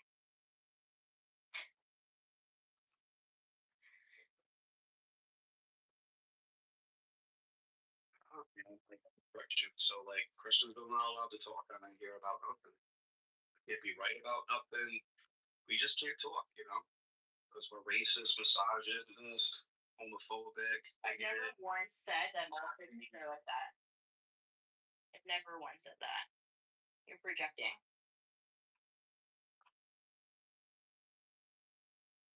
Does that answer your question, Albert? No, but okay. I just said I don't agree with him. Does that make sense? He just said that I think. Yeah, but you just said I don't listen to men. Like, or were you kidding? I was joking. I'm sorry you're autistic and you can't pick up sarcasm, but I was being sarcastic. No, but now you're projecting your own bullshit on me. Joking! Oh my god! Well, no, you're bullshitting me, right? Because if you're direct, you tell me, oh, all men are this way. I'm not saying all men. If you're joking, then you're saying, hey, I'm just kidding with you. I'm not saying that all men are one way. I don't believe that. Wonderful. I'm glad I have your approval. I didn't ask for it. Well, you said wonderful.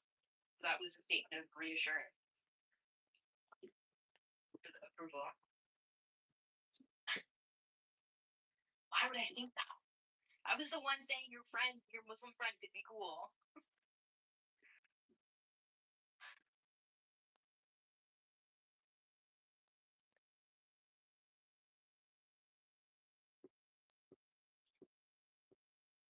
Oh, beautiful casual.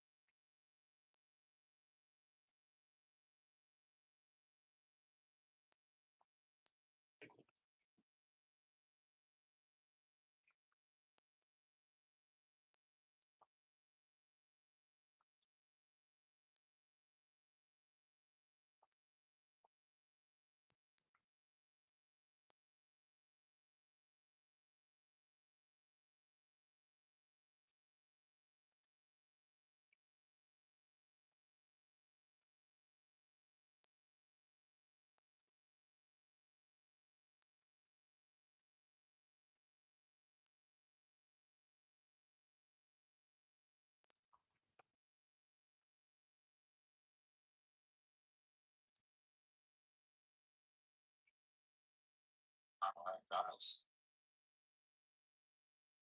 Awesome. Loved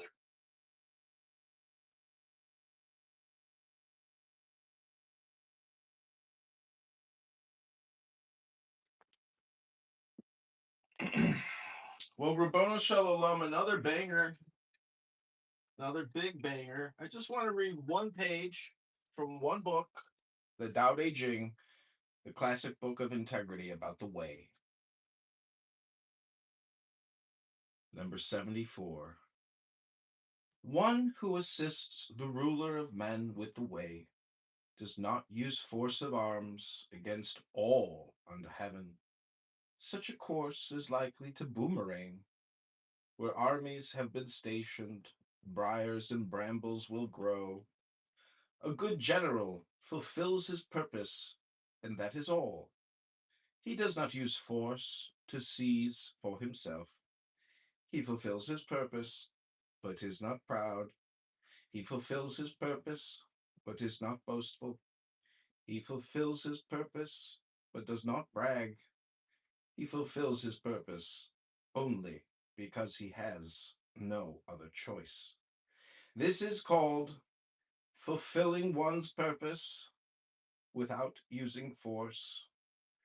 If something grows old while still in its prime, this is called not being in accord with the way. Not being in accord with the way leads to an early demise.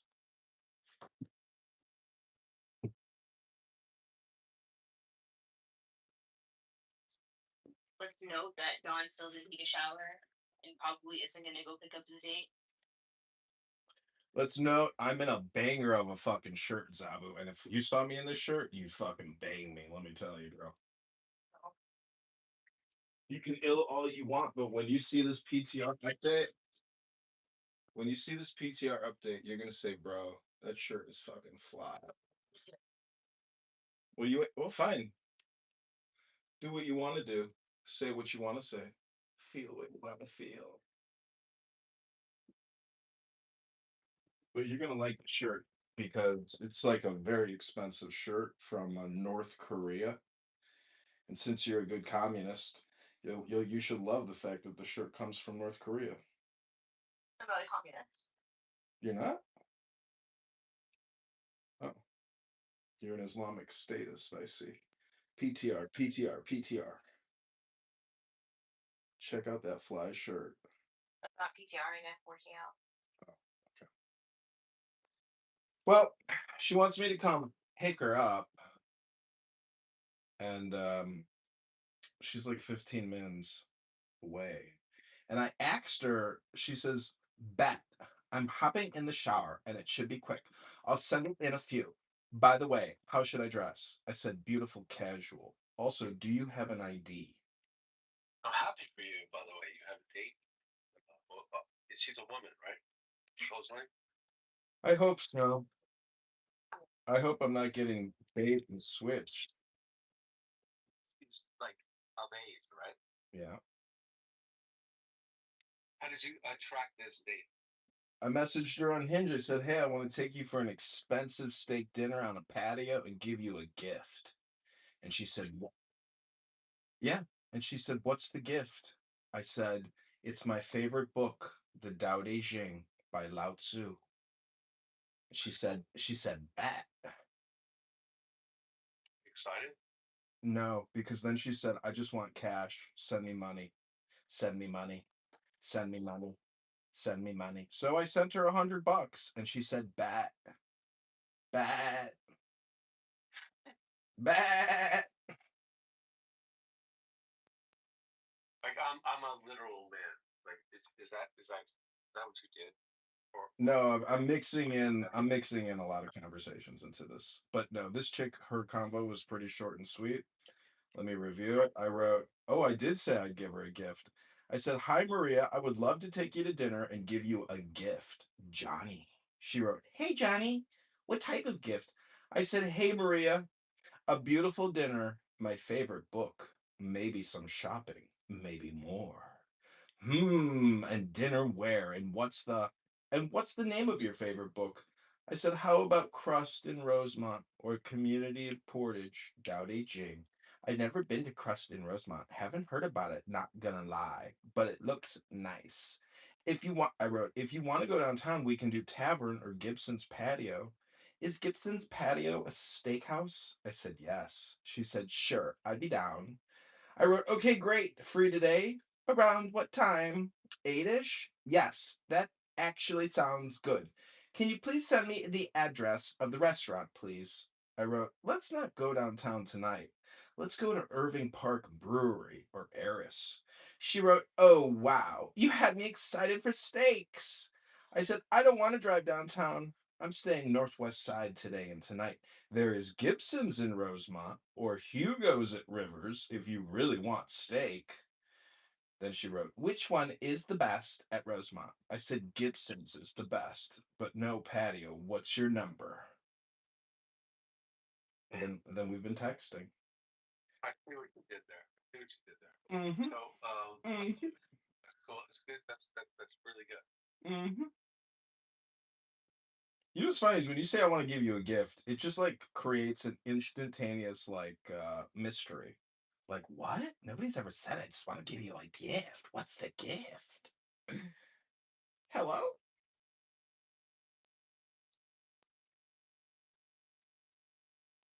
You're on your way. I guess so. I mean, probably 5 minutes. Oh, like get us online. I'll be here for half an hour, or don't. Um, and what would you like things that like? How would you like the night to go? And you could be, I guess, if you want to be like graphic, go ahead. No, I'm not gonna be graphic. I would just prefer to pick her up. I would prefer that she's like pleasant. I would prefer that she doesn't look at her cell phone the whole night. I'd prefer that she doesn't use slang like bat. But you know, who am I? I'm not gonna see. I don't take people out to like try to create conflict. If they're obnoxious and horrible, well, I simply observe and let them be. There's no opinion or judgment. It's simply an observational experience, and that's it. And if she wants to come to my place after dinner to smoke a little weed and have some white tea, well, that would be fun. Because guess what usually happens if a beautiful woman says, yeah, I'd love to come to your house to smoke weed and have another drink with you.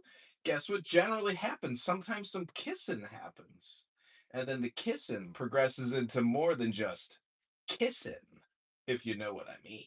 But I don't kiss and tell.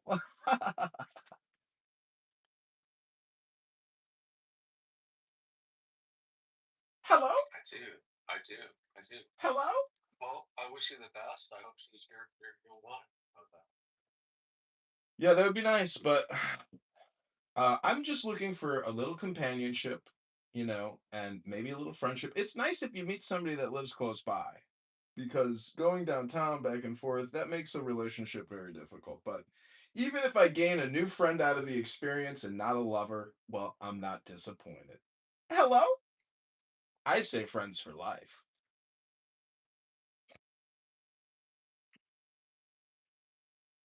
Albert, you said that you take things really literally in communication. And what's that like for you? It's beautiful. Because I never misunderstood. I have everybody clarify this. I thank you for asking, by the way. I take everything literally. But And why? I don't understand why others don't. Why do you want to take people literally? What does it do for you? Why would I not? Because sometimes people are sarcastic and witty and speak poetically. There's like different things that people mean by what they describe. Well, I don't entertain most of those people.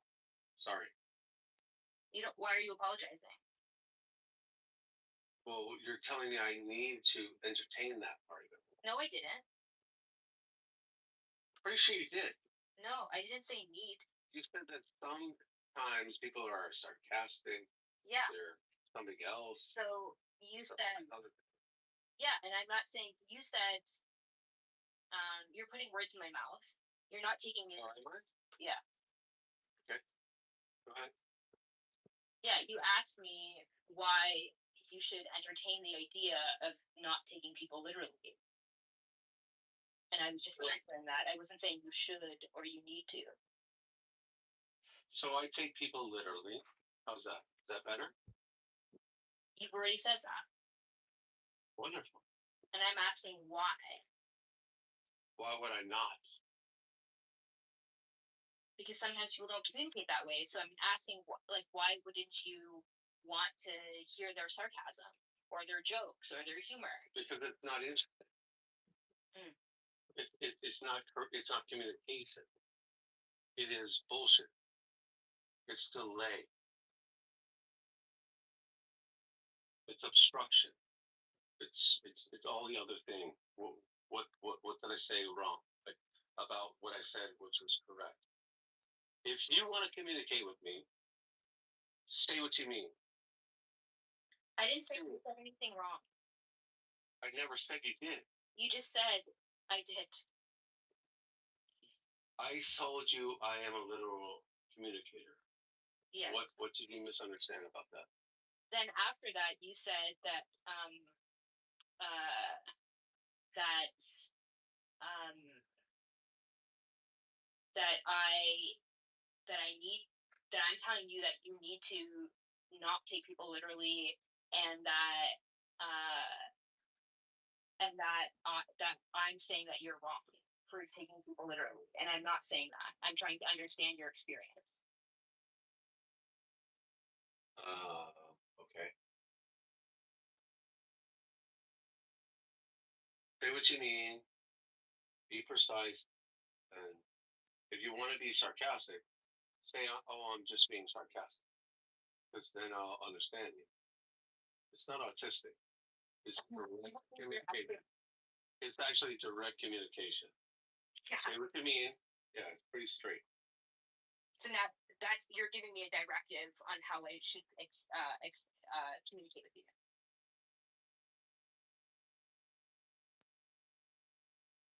Is that what you just said to me? I was probably just finding myself. Okay. Because you needed clarification. I'm not sure why you needed clarification, but I was pretty direct. I was just trying to understand why.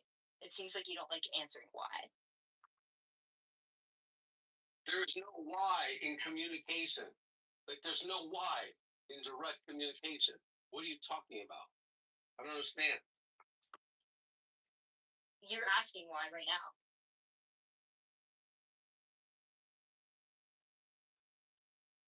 By saying you don't understand. That is a why.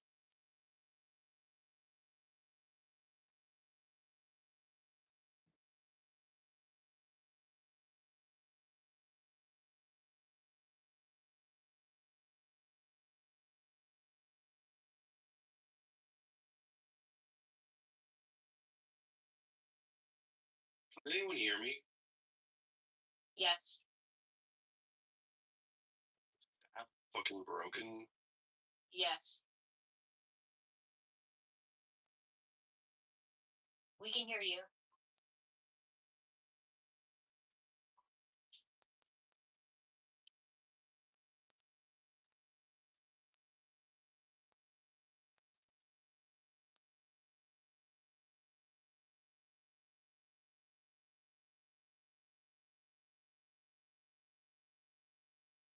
Daniel, we can hear you. Daniel, we can hear you.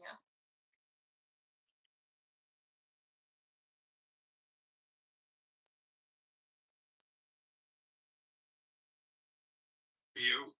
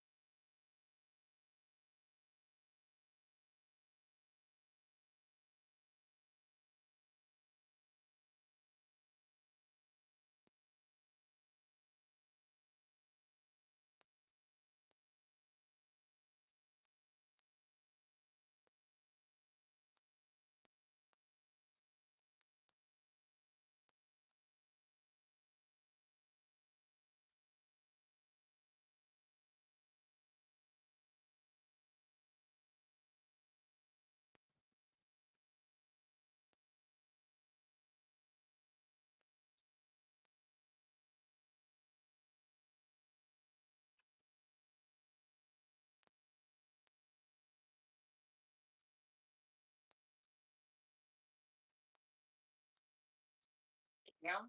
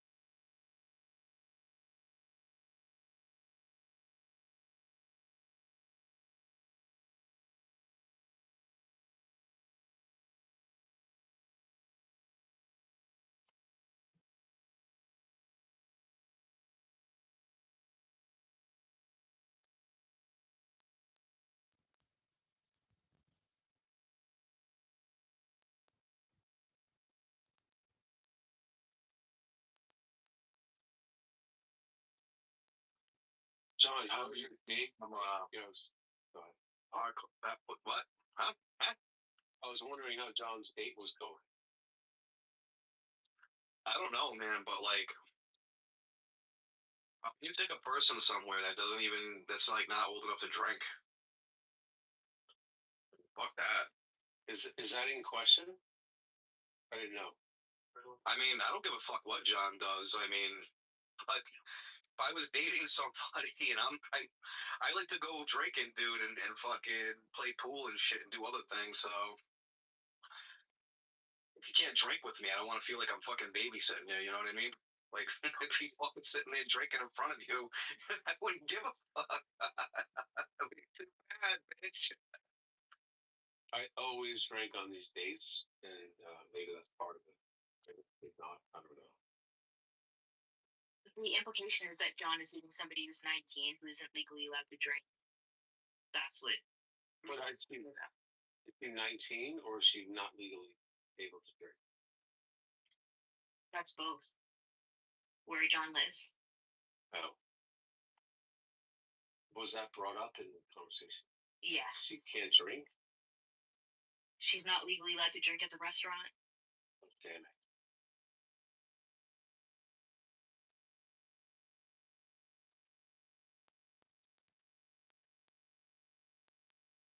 Yeah, you gotta have that option.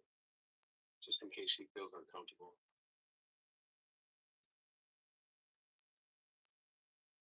Well, it's not about that. It's a comment on the age disparity between John and this woman. What's the comment? And what is the age disparity again? I'm just gonna let it go. Yeah, so he's older than her. I don't care. She probably doesn't care.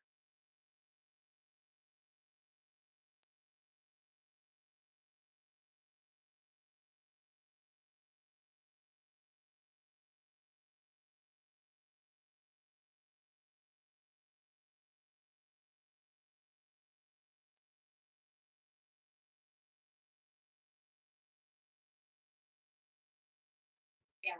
I think it's good that he has a date. I just would rather him not fuck it up. How's that? Oh, fuck your ass, never. Your app is working. We're not right now. Welcome back. Tell me to shut up again. Tell me to say it like you mean it. I always mean it, sweetheart. Shut the fuck up.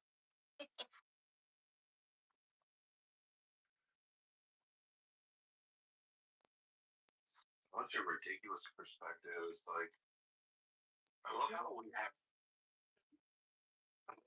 to just like Well, you're the expert in religious studies, so everyone else. No, I said you can have your ideal type. I said you can have your ideal type, but there's going to be gray zones, and that's your ideal type. Your ideal type are jerks with red hair. Ew, that's too mean, Daniel. It's not mean. It's true. It's like that's not true. You know that's not true. Daniel, did you get kicked? What are you talking about, Abby? In Andrew's room. No, I left out of frustration with CM. Oh, okay. I like your shots, by the way. Thank you. I think you. Abby, what? Abby, I'm just curious. I just met you. Why do you put Esquire next to your name? Because I am an esquire. But is you need a lawyer? Yeah, is that important to you? Yes. Should I put my MBAs next to my name? Yeah. Why? Because I get clients on Clubhouse. There's a lot of lawsuits going on here, and I get money out of it. At least you're obvious. Thank you. Yeah, you're welcome. Abby, will you be my lawyer? Sure. Awesome. I'll just Daniel. Okay, we'll win, definitely.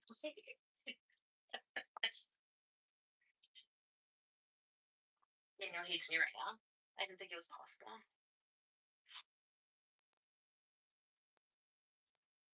Daniel, how can you hate on Zebu? Oh my god, Abby, are those your actual socks?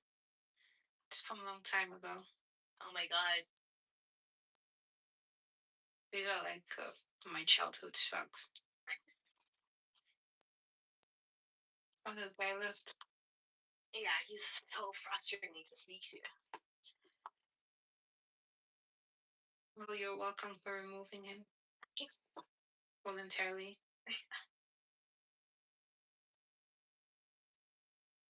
Oh, I have a conspiracy theory. That's fine. You can hold on to that for a second. I think Haley and Andrew are married. Oh yeah. Haley? No, Haley is like captain in Andrew's house in some weird hidden room. Sorry? I think that Haley is captive to Andrew in some hidden room at his house, like a dungeon. I think it's one of the houses that he's a repo man for. Oh, repo man? He's a repo man. Oh, What are they? They left. Man. They left. What do you mean the other? The other day. What is the otter? Otter. Otter? Otter. Otter. That's cows. What cows have a because the nipples look like otter. No. Don't take your hands out from me onto other people. No, I'm just so tired of your like back talk. It just makes me so frustrated. You know full well. Yeah. Yeah. And you know full well if I was there you wouldn't back talk like that. I would, but there would just be different consequences. Yeah, the consequences would be obvious. And you know it. Like stop. I have a box of Patagonia sardines and coconut curry sauce that has potatoes and bell peppers in them. And I just told myself that I wouldn't eat them without showing you first. You're born with a box.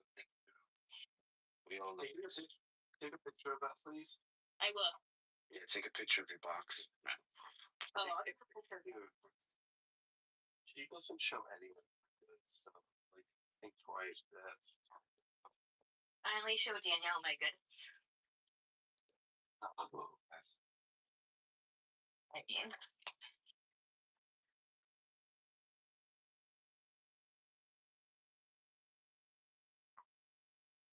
I got this.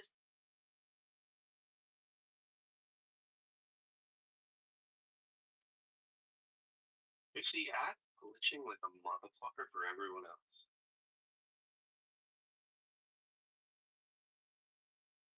Yeah, it was glitching on me earlier. I had to keep reset the room. There's two. Fuck. I hate this fucking app. Some fucking bitch has me fucking blocked in Andrew's room. This stalking weirdo has me blocked, and they mod this crazy one. What's up, Pete?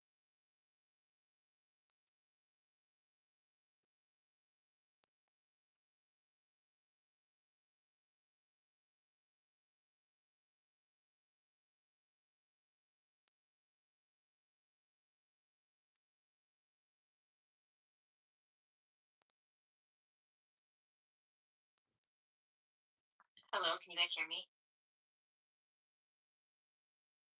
Yeah. Oh. Nice. Okay. How would you like me to send this? One in particular. Oh, I'm gonna get public. Yeah, we're gonna make this so public.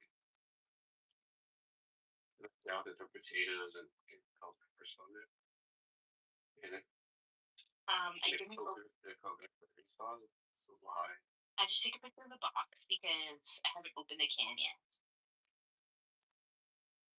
You only get those very first whiff when you crack that tin. Oh my god, yeah. Oh my god. I've never seen them in coconut curry before. PTR. That's insane. They're real. They're real PTR. Oh my god. Patagonia provisions. Yeah. Sardines and coconut curry with potatoes and both. Holy. What the fuck? How? Where did you find that? No, so I told people that like when I like oh my god, that's hilarious. Usually like when I do something for people, like they usually like we like trade gifts, right? Like that's like what we do. And so instead of like buying me things that I don't need, I said just buy me cans of sardines. And so they found this one. Pardon? Dude, people love you. Yesterday. That is so beautiful. Yeah. How is that possible? It's amazing, dude. I'll have to try and find how I can get that. I doubt I'll be able to get it. But Patagonia is a outdoor like adventure brand. I'm sure they have it online. Like it's meant for camping. I doubt that. I totally think that's true. And you know what I'm gonna get for this summer? A little like portable backpack. Like I guess it's like a propane tank. I guess, and it's like a portable stove. And when you go to the river, you're gonna like I guess put them on the grill. Hello, my fucking. Yeah, they're gonna be so good. Well, let me see if I can find them in my hair. Yeah. Oh my god. Like what a different thing, right? It's usually in the olive oil or like tomato sauce or hot sauce, but this is. Yeah, I found them. Dude, they're fucking $45. I'm not kidding. Right, for a 5-pack, there's $45. Yeah, that makes sense. Because they're like what? Like divide that by 5? Jesus Christ. Wait, 3-pack or 5-pack? Did you say? It's a 5-pack. Yeah, that makes sense. Oh my god, they look great, dude. Mhm. I can find them deeper.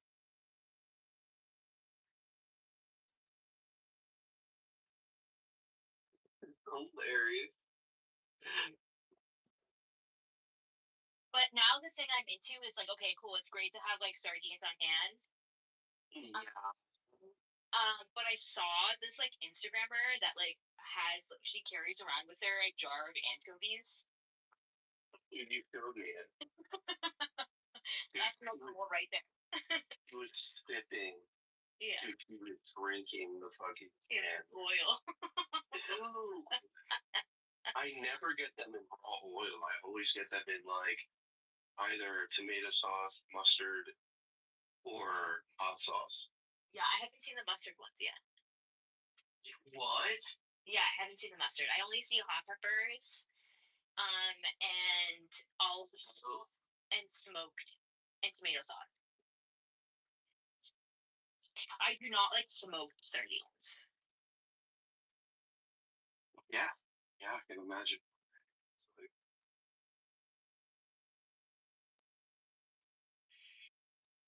But now my go-to thing, if I get like it's in a weird way. Like go ahead, sorry. my go-to takeout right now is sashimi. Really? What kind of like tuna? Tuna, squid, whatever. Yeah. Okay, you. Jeez. And I found a place that does 20 pieces of sashimi for $20. Whoa. Yeah. All right. Well, that changes everything. Yeah. That's fucking amazing. Yeah. And so I had that and miso, and it made my stomach feel so much better. Oh, good. Yeah. Dude, you scared the shit out of me with this like whole like health crisis. I'm sorry. I can't believe you're on an ambulance. Yeah. How bad was it, dude? It's very bad. I couldn't walk. I thought he was gonna faint. It was brutal. God. And they didn't have very far to go. Pardon? They didn't have very far to go to rescue you. No. They're like, but I had to next door.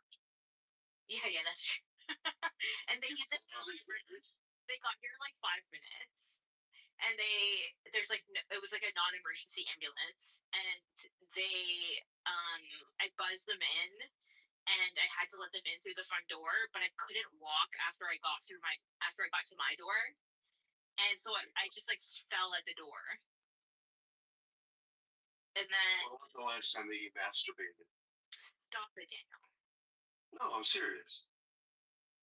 Why is that relevant? Because I want to know if like your exhaustion was due to that. No, my exhaustion was thinking about. Did you make yourself fucking come, bitch? Daniel, you're being aggressive. Stop.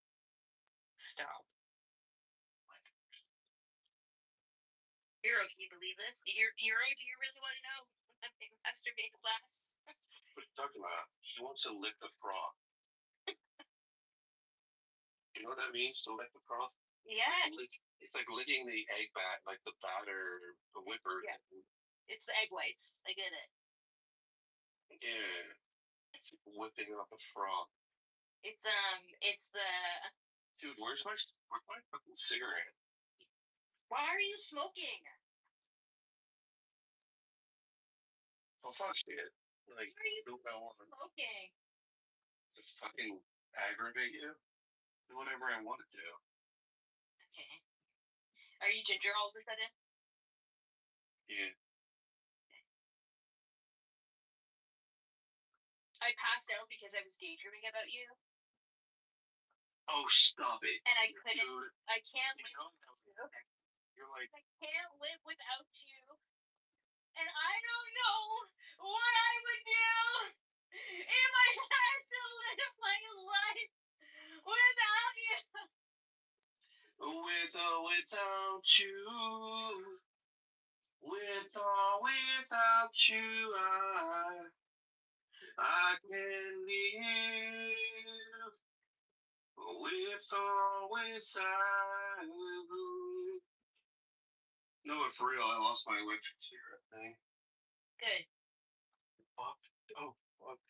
You're really teasing. You're really making fun of Daniel, huh? Can't live without him. That's really. I literally can't live without you. She's like, I don't know what she's doing. She's like antagonizing you, man. Weird. No. She's kinky that way. This is my love language. I'm sure Albert would not be able to understand what I mean by that.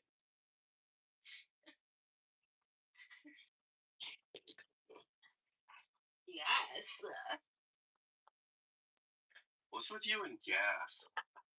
I fucking love it. Humans, this stuff. Like we're a little planet.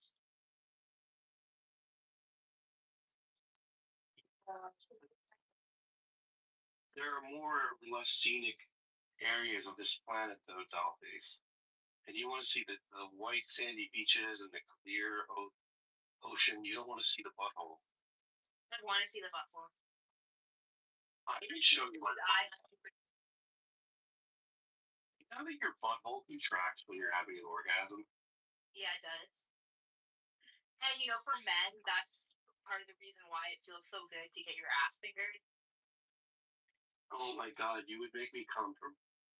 Stop it. Oh my god, like, if you poked on my prostate, I was just first. Just fill up in my mouth. You guys stop. Yeah, it's like throwing up your own. Can I just tell you, my back is going to be ripped? Like, I found this, like, exercise that this woman was doing, and she was using these, like, 3-pound weights. And I'm telling you, it fucking works, bro. Why are you changing the subject? Because Megatron and Euro are uncomfortable. So what? They're going to have to learn to be men. Bottom line is, I want to smell your fucking bride and do the job. Stop it. Daniel! You're going to turn me into a study traditionalist of the kind that you think. Oh, there's like a certain variety of semi-traditionalists. There's like, you can get a semi-traditionalist in tomato sauce. You can get a semi-traditionalist in fucking hot sauce. You can even get a semi-traditionalist in coconut curry with potatoes and fucking bell pepper. You're right. You said that as if it was like a Dr. Seuss poem. Yeah. I want to or this is our own version. I want to smell your underboob. Stop. We could do our own version of Shel Silverstein. The absurdity of these categories. That's fine. Think about the images we could have. Oh, trust me. I found my little pumper thing. It's pretty good.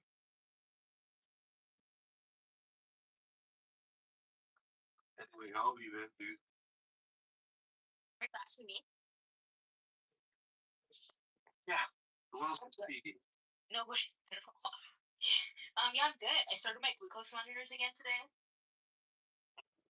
And I've been at a 6.3 all day. Actually, that's not true. I was at a 5.3 before. But the highest I ever. What was that noise just there? That was my phone. Oh, okay. Yeah, right. Or me burping. There it was. I think. It's probably me burping. Let's be real. But yeah, the highest I got was 6.3 after eating. Isn't that incredible? It's weird. You're using different metric. Like 6.3. First of all, a healthy range in the United States system is like 95. Oh, okay. Yeah, we use a different number system. Yeah. Yeah, I have no idea what you're talking about when you say 6.5. So it's my MMOL/L. Okay. So my.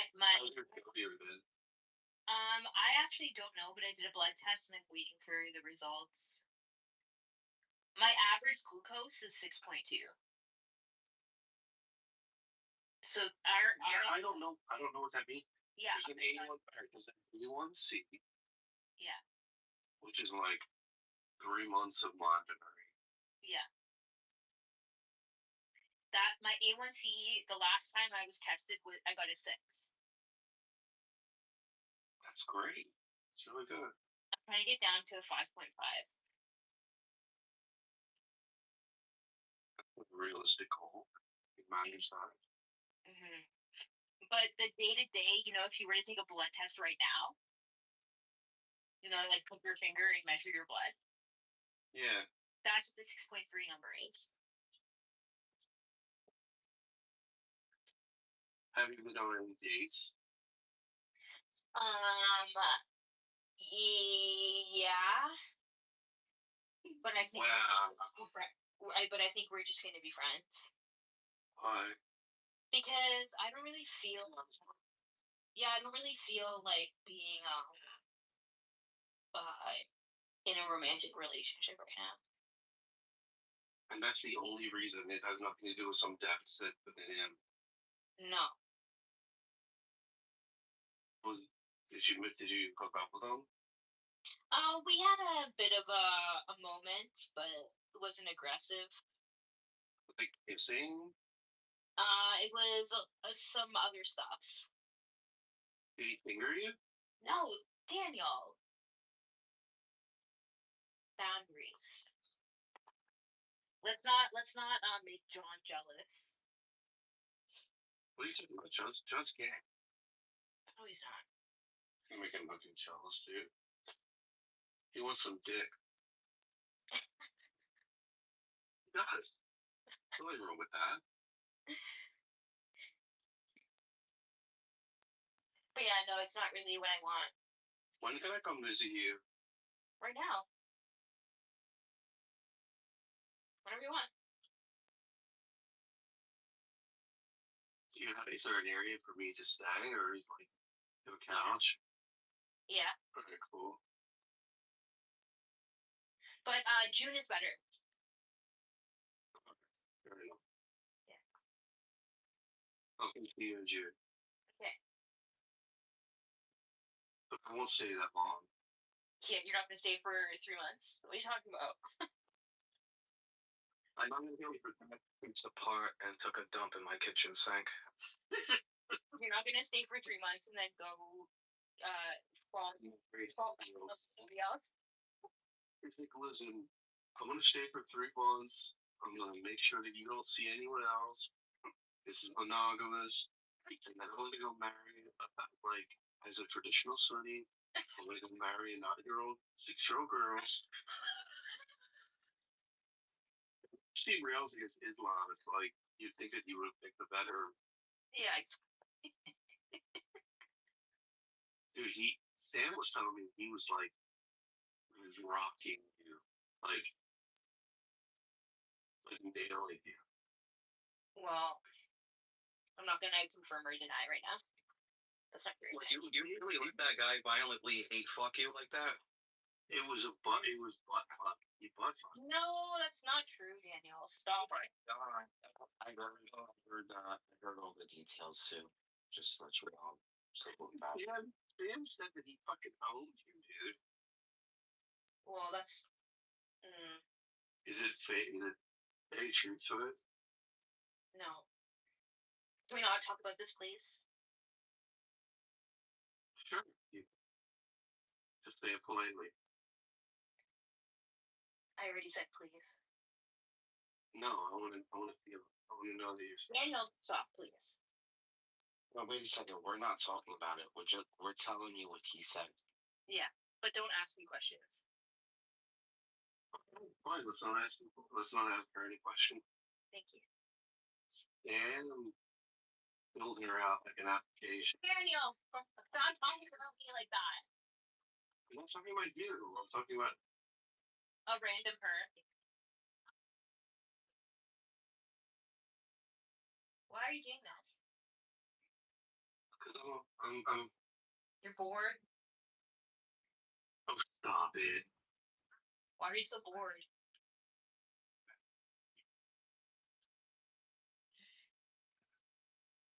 The way it is. The way cookie. I made matcha cookies today. Matcha almond cookies. Why didn't I get any pictures of that? Because I don't think you'd like it. No, I like got a sock puppet. What, Regal? No, nothing. I heard somebody goes like a sock puppet. What are you talking about?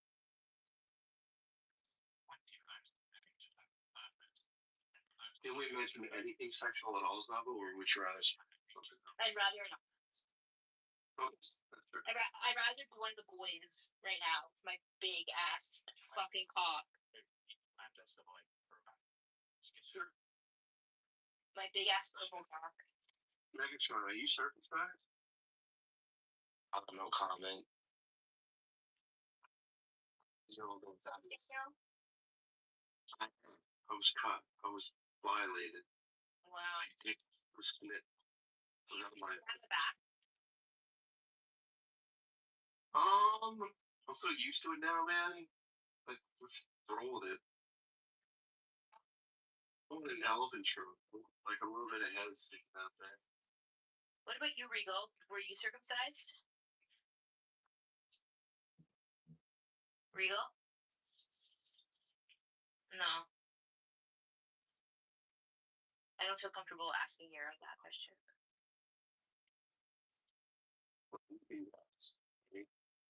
Well, I don't know. He's on a camel. It's confusing. We didn't so yes. So what Regal? Oh, Regal. I'm sure somebody's like, where did it go?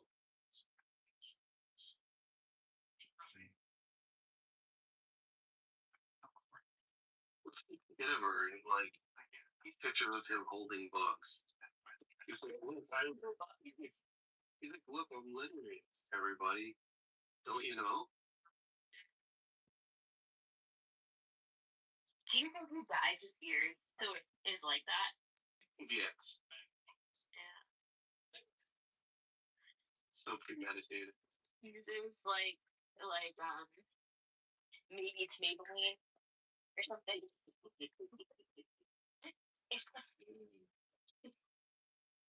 I think he uses this for men.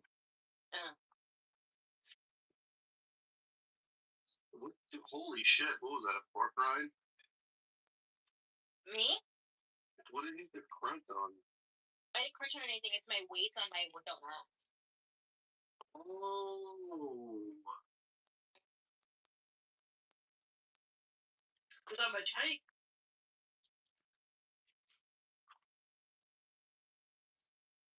Oh god, what is this image of? As a tank. Yeah. Hi, Benny Adam. Oh, he left. God, please don't fucking welcome it. He's so obnoxious. He doesn't like me, but he's nice. Oh, he's an atheist now? All that shit he was talking about being Eastern Orthodox? Yeah, so now all of a sudden he's and then he still hates the Jews. What's wrong with these people? Like, how has the rooms been on here? Like, do people still talk about Palestine and stuff? if you're an Argus, you bring it up every time there's like a Jew in the room. But is it still a prevalent conversation on here, or has the conversation died? Like, generally speaking, on the app. I never speak about Palestine.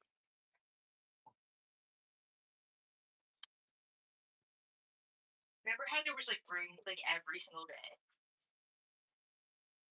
No, I was never part of those rooms. Oh, well, what is there to talk about? But if you're in a room about Palestine every single day, what's there to talk about? The main debate is whether or not it's a genocide. If they have a population of 2 billion people and 70,000 die in 2 years, that's not a genocide.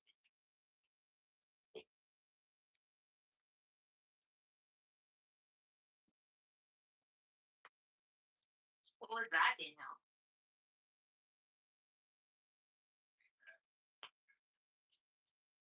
I hear something bubbling. Are you doing a hookah?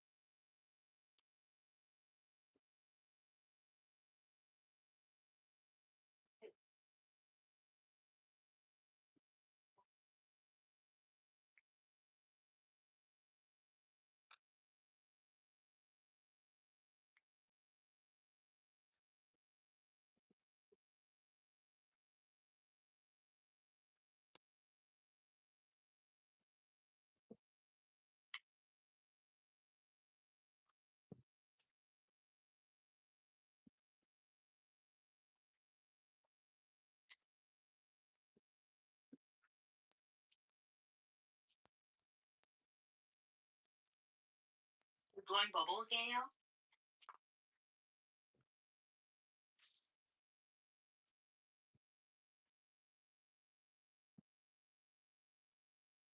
Daniel? Hmm.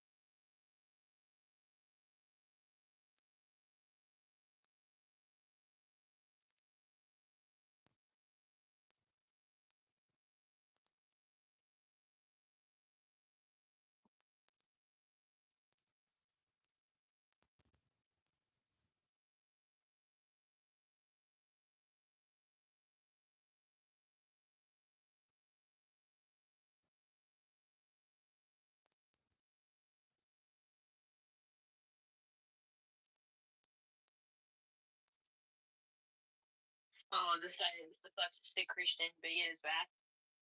Yes.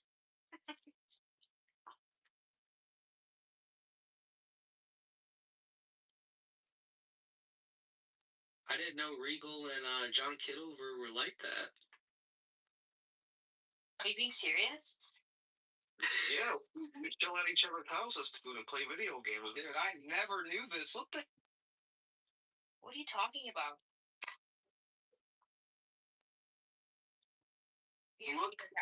Look up. Look up. Oh, that's what you meant. Yes. You gotta lock in. You really gotta lock in. More descriptive. You gotta be more descriptive. I wasn't looking at my phone. Well, if you looked at it originally, then your mind should have kind of like came to the conclusion that because I was mentioning it, that I was probably referencing I it looked in the room. for a second and I looked away. I looked at it for a second and then I looked away. You know that Whole Foods does this Shit, shit. were you gonna ask me a question before? What would be the question? Whole Foods at the end of the night, they'll do is like whatever's about to go bad, they'll put it up and they'll sell it for like $6. Yeah. Anyway, I just fucking got a bag from the bakery. I went down there, got this heavy ass bag. I'm like, holy shit, what the fuck is inside of here? There was a cake, like a full fucking cake was in there, and a pie, and all kinds of stuff. But like, dude, you need to use this app that's called Too Good to Go, and it lets you get all this really amazing stuff for very little. It helps the homeless. Amazing. Well, it's not good for my A1C, I'll tell you that. No, I'm trying not to judge you. But There's a raspberry one. A pie? It's raspberry cake. Fucking layered raspberry cake. Ugh. Wow. Can you show us? Yeah. Do you want to see it? Yeah. Alright. But wouldn't it be cool if they had stuff like that, but it was like sardines? They do. Wow. Yeah, they do, man. But everyone grabs them so quick. So there's like a 5-second window on the app where you have to race everybody to try and get it. Alright, so this is what's left of the fucking. Take a picture of this fucker. I had to see what was in there. Oh.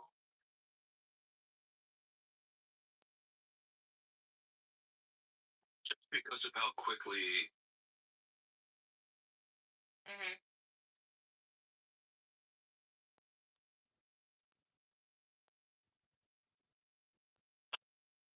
Here goes.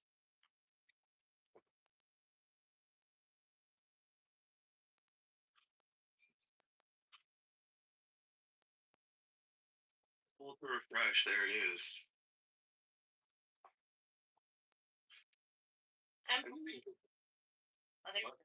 Oh my god. I know, right? And it's a whole cherry pie. Yum.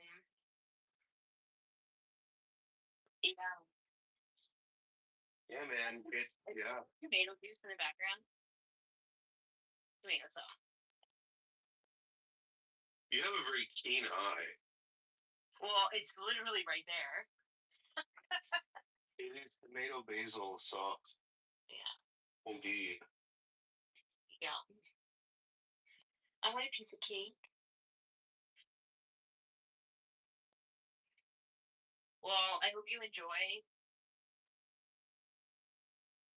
Type 2 diabetes. Yeah. What?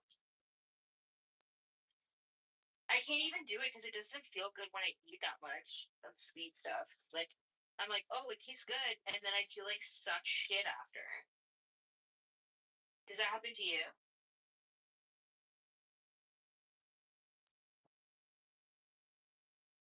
Does that happen to you, Daniel?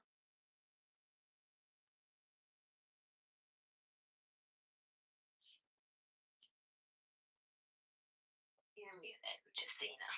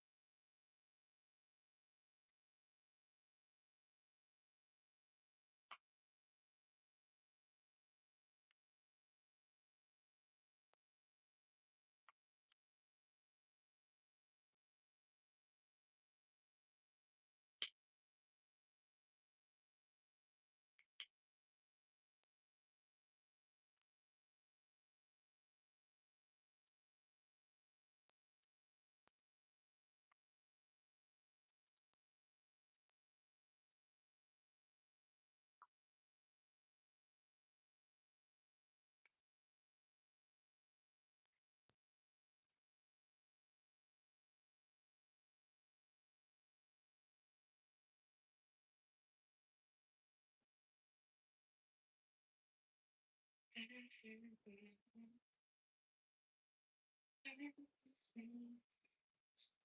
think it's funny that Christian felt like he needed to say that. He was scared.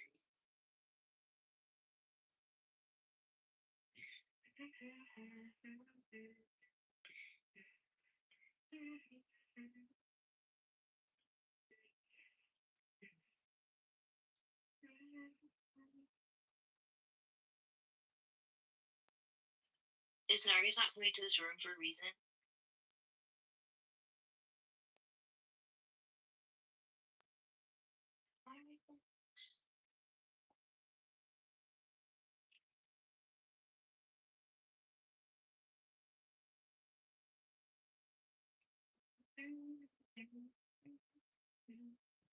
Which mo is this? I'm Mohammed. Assalamu alaikum, Mohammed.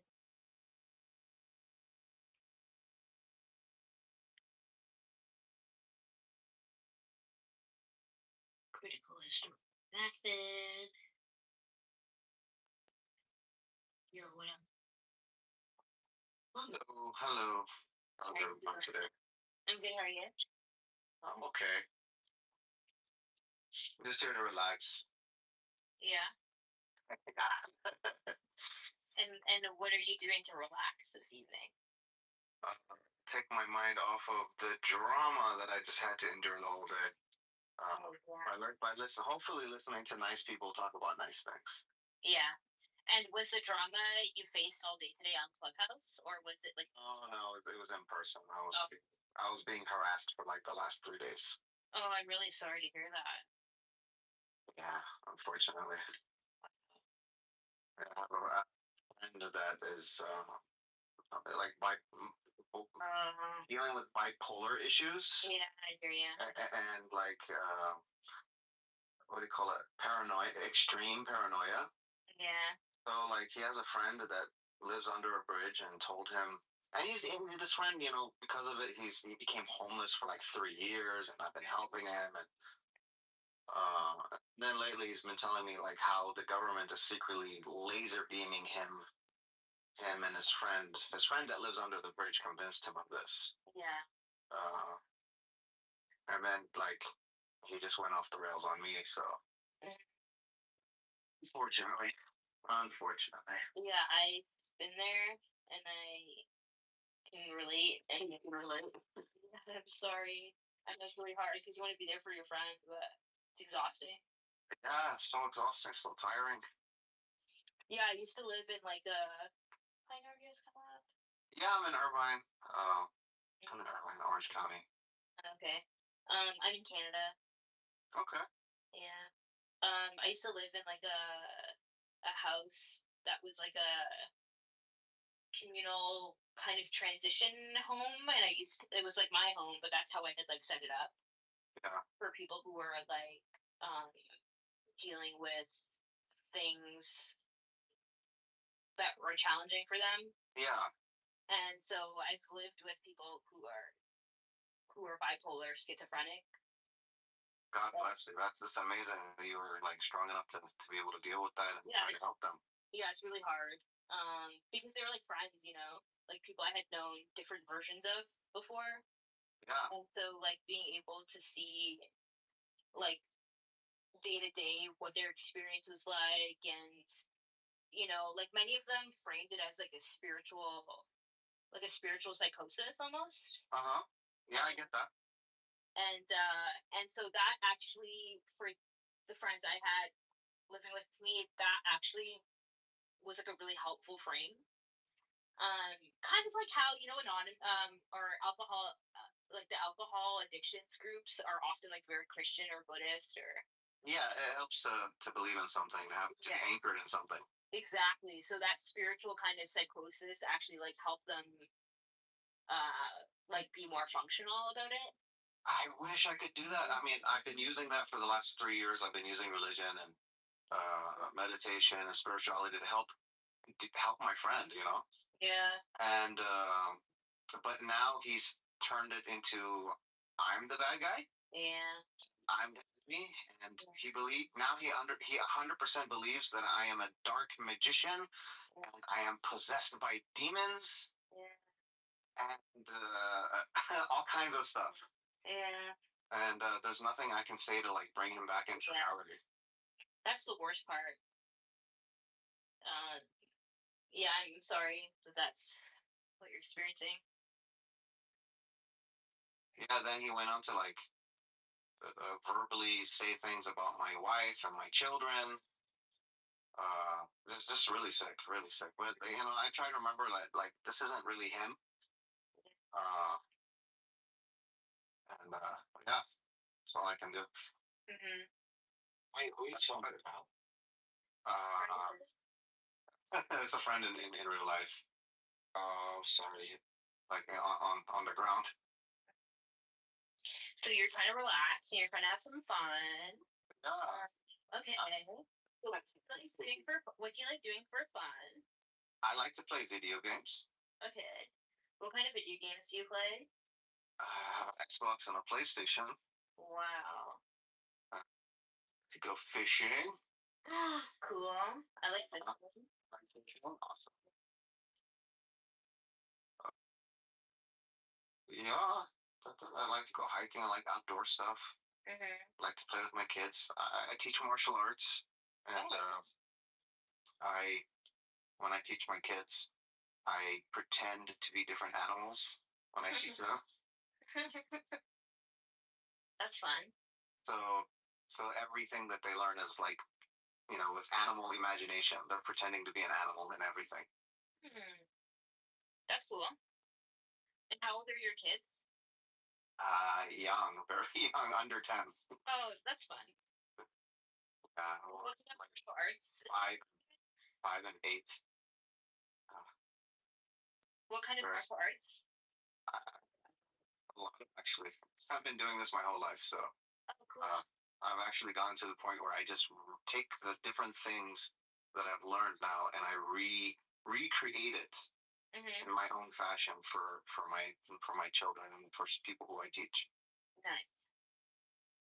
Have you found a way to incorporate like your Muslim practices in your martial arts? Yeah, because actually my faith and practices are actually mirror Taoism very much. Like, you know, you can connect so many. It's like it's like mirror, just different wordings, and so yeah. I mean, you could think of me as like a Muslim Taoist. That's awesome. I really respect that. So you have no problem like identifying like other philosophies and stuff as like true as well. Yeah. That's I see parallels and so many other practices and descriptions and ideas. There's so many parallels everywhere. Parallels, within Christianity, within Judaism, within Hinduism, within Buddhism, within Taoism. It all depends on how you understand things. The world is becoming real. Are you listening to this, Migo? I hold a very similar view, Mohammed. Yeah. So we'll probably see eye to eye on a lot of things, more things than we disagree with. Yeah, I would agree. A lot of people are. Like yesterday's room, a whole lot of people were saying the same thing. Maybe 3 or 4 people, 2 or 3. I don't know. Oh, what was this for? I don't know. This is one of, I think it was Barbie's room. Jesus Christ is the only way, and if you know that and you reject it, then you're gonna burn in hell. Mohammed, are you a Star Wars fan, Mohammed? I love the Star Wars. Have you seen Mandalorian and Grogu? It just came out this week. No, I heard about it just yesterday. My friend was telling me. If you take your kids to that, they'll. I mean, it might be a little graphic for them, but it's really good. Oh, that's amazing. I love Star Wars. Yeah, I just saw it on Thursday. Thank you. Yeah, and you'll find it relaxing. It's like 2 hours. And I don't know if my kids can sit through 2 hours still. If you go on your own, you'll find it relaxing, and it's like a sweet story. And the digital like artistry is really good, and yeah, it's very and the music is really good, and yeah, it's very entertaining. Awesome. Have you seen it yet? No, I don't watch Star Wars. So you don't what? You don't. You would love it. Yeah, it's quite a bit. Funny thing, It's such a. I watched it when I was younger, and then rewatched it when I was older, and I was like, oh, I get it. Like, I get more of it now. Yeah, I'm super convinced that the writers of Star Wars are just like secret Sufis or something. Yeah, actually, if you look at the like rolling credits for this one, you're gonna see way more diversity on in the people they hired to work on this. I even saw like a few Sikh names, and yeah, it's really interesting. But to me, it's like, oh yeah, like he's what's his name, Lucas, whatever. He's actually talked about it several times about how he sourced so much of his material from Eastern religions. Like he's been open about this. Yeah, I love like the costumes and the clothing, how they incorporate like Chinese and Japanese clothings into their martial arts culture. It's so cool. A lot of Sikh stuff, like even the symbol is of the the Jedi's is very Sikh. It looks like the kind of like it's Is it? I don't know what the symbol looks like. Oh, it's the I don't know what you call it. I don't know what you call it. You tell me Jedi, I think lightsaber. That's all. Okay. Anyways, so yeah, if you're looking for something relaxing and fun that's like out of the house and not online, that might be something to check out. And they have cool like toys. I didn't get any, but my friend did. They have cool toys and stuff that they're selling at the.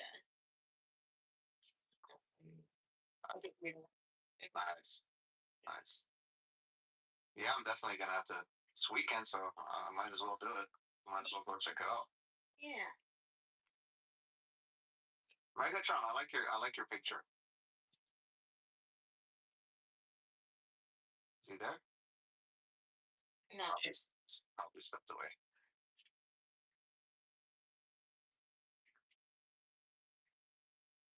How you doing, Argus?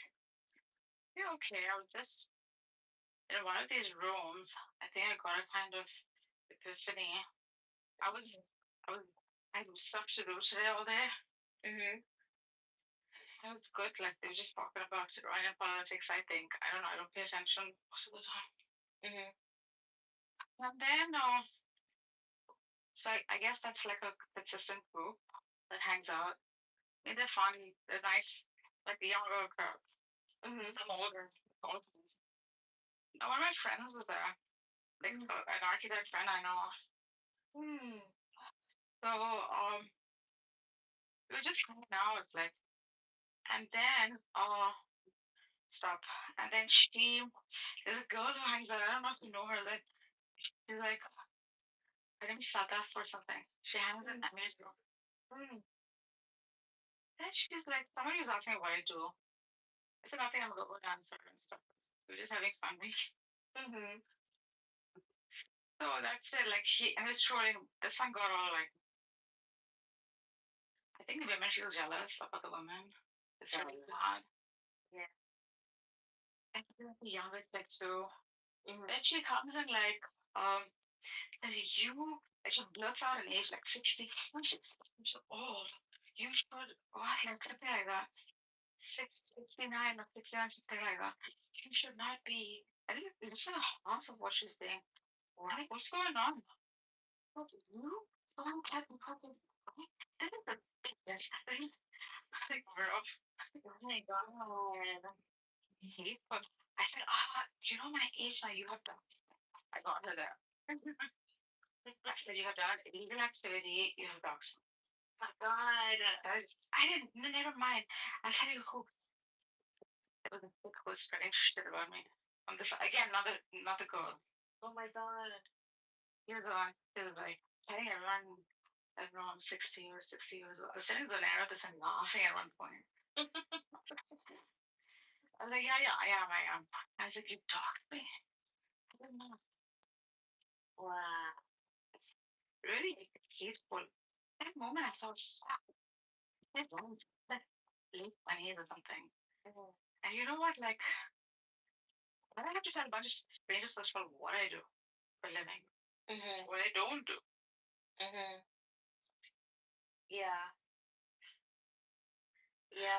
But I get it. Because want to connect, you know?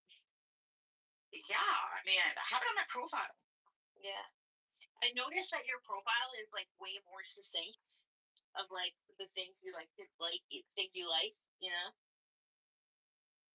Yeah, I mean, I have it on my profile, so. Is it always like No, I've never been jealousy from women. Yeah. Never had that problem before. Since past year or so, but experiencing that with women on the app. With one particular girl, she's after my life. Yeah, and really making it miserable, doxing me, where I live, like all that shit. Threatening me. I have text messages. Oh my god, that's brutal. With some guy in Canada. Yeah, these people hate like some guy in Canada, let me know who he is, I'll fuck him up.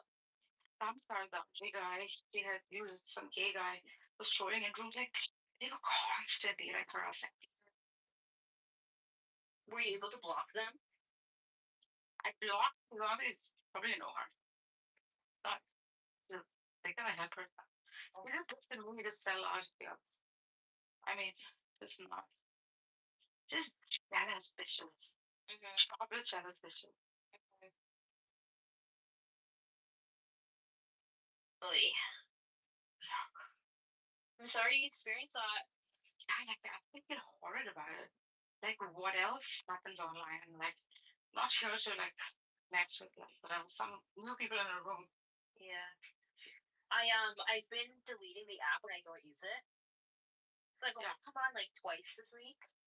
Yeah, but that's all right.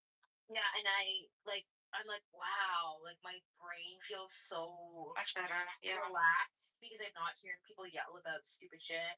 And even though I was kind of doing that today, I never really do that, you know?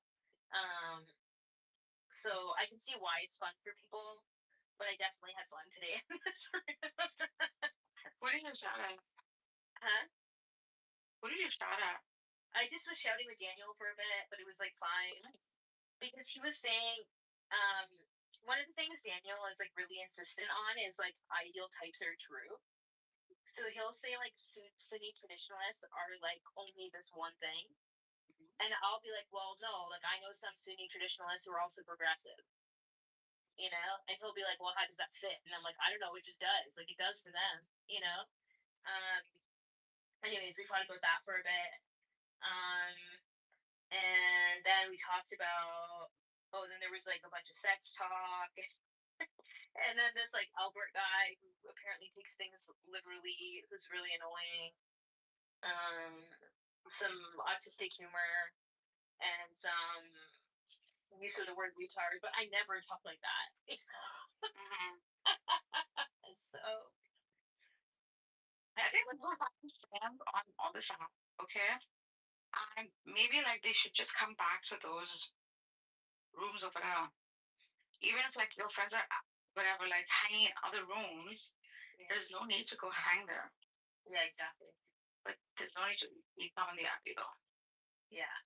I mean, like a lot of the people, like obviously, like you know, when I'm reading like good philosophy and stuff, I want to be able to talk to you about it. Yeah, exactly. That's the need, I guess. Yeah. And reflect on it and stuff. But like mostly, like I didn't feel like much was missing when I deleted it this week. I think I'm on day 16, and I usually like I'll be on it. This is the most I've been on it. Yeah, today, and then I'll just delete it again for a couple of days or whatever. But because I talk to some people on here off this app now, it's like, yeah, it's like I don't feel like I don't have FOMO or anything. Just hit me like, what the fuck have I been doing? What the fuck have I been doing? Coming on this app. Yeah, it's like the gens of it are like rare right now, more rare. So why do people come on this app? Have you ever thought about it? I need to get off, so I need to know why I'm getting off. I think people get on this app for many different reasons. They're lonely. They have become complacent in their ability to socialize after the pandemic. Hey, no, yeah, sorry. They, you know, maybe they are going through a transition in their life. Maybe they have struggled making friends in real life. I don't know. There's so many reasons why people would use it. You know, community, fun, joke. But it's like mostly like I think jobless people who don't work. But that's what's surprising because like you think about it, but like a lot of the people in Andrew's room have jobs. How do you know? Yeah, only Sully does. No, Sully, Albedo, Andrew, Bob. Bob doesn't work. Kidding me? Well, he's not working right now, but he has a job. Because he's doing parental leave or whatever. But yeah, most of them like even AWOC has a job. Like, yeah, that's true. The Christians that MJ has a job. Yeah. Unrest I think they just have jobs that like let them be independent. Not at all. Like, even their jobs, like they come at certain time and I think they take breaks. Yeah. Okay, so yeah. I have a job. Yeah. You know? But this is not my only like you know, I don't know, I have friends in real life. Yeah.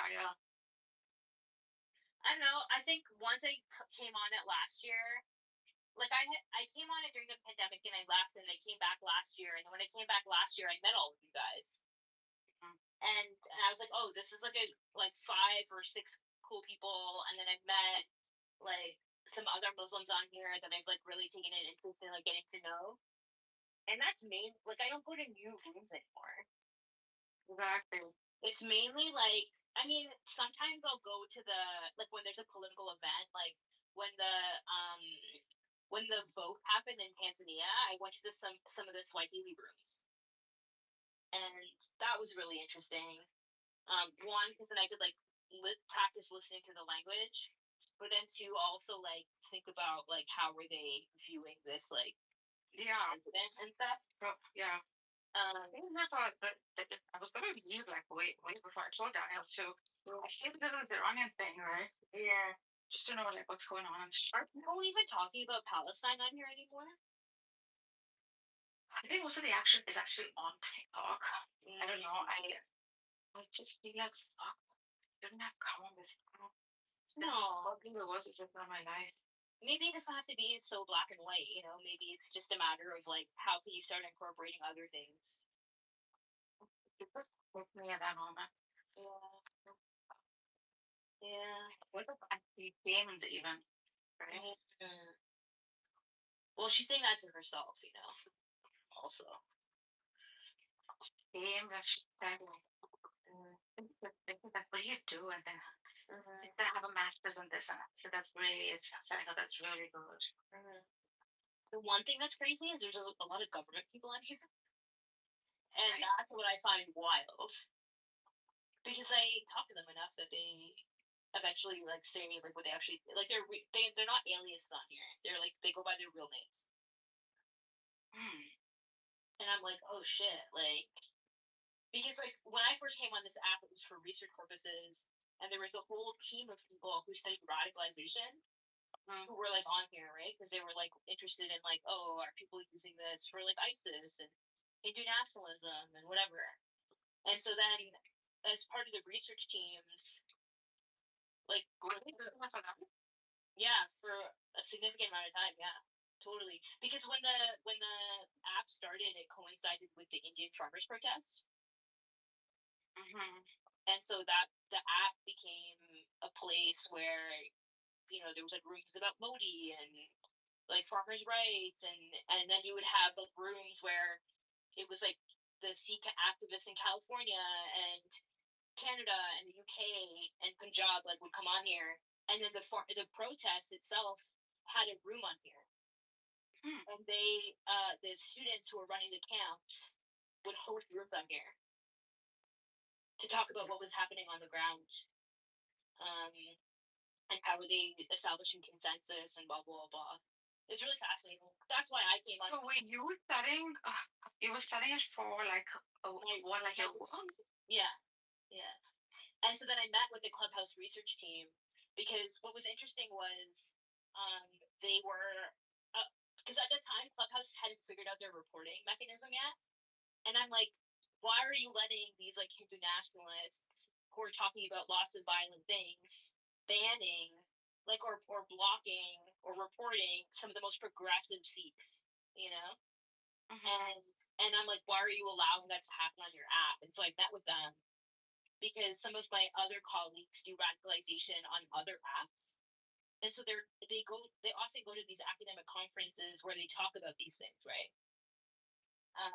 And so then I was like really interested because like some of the most prominent Sikh activists were getting banned on the app. And I was like, you guys should do that because this is like crucial to their engagement.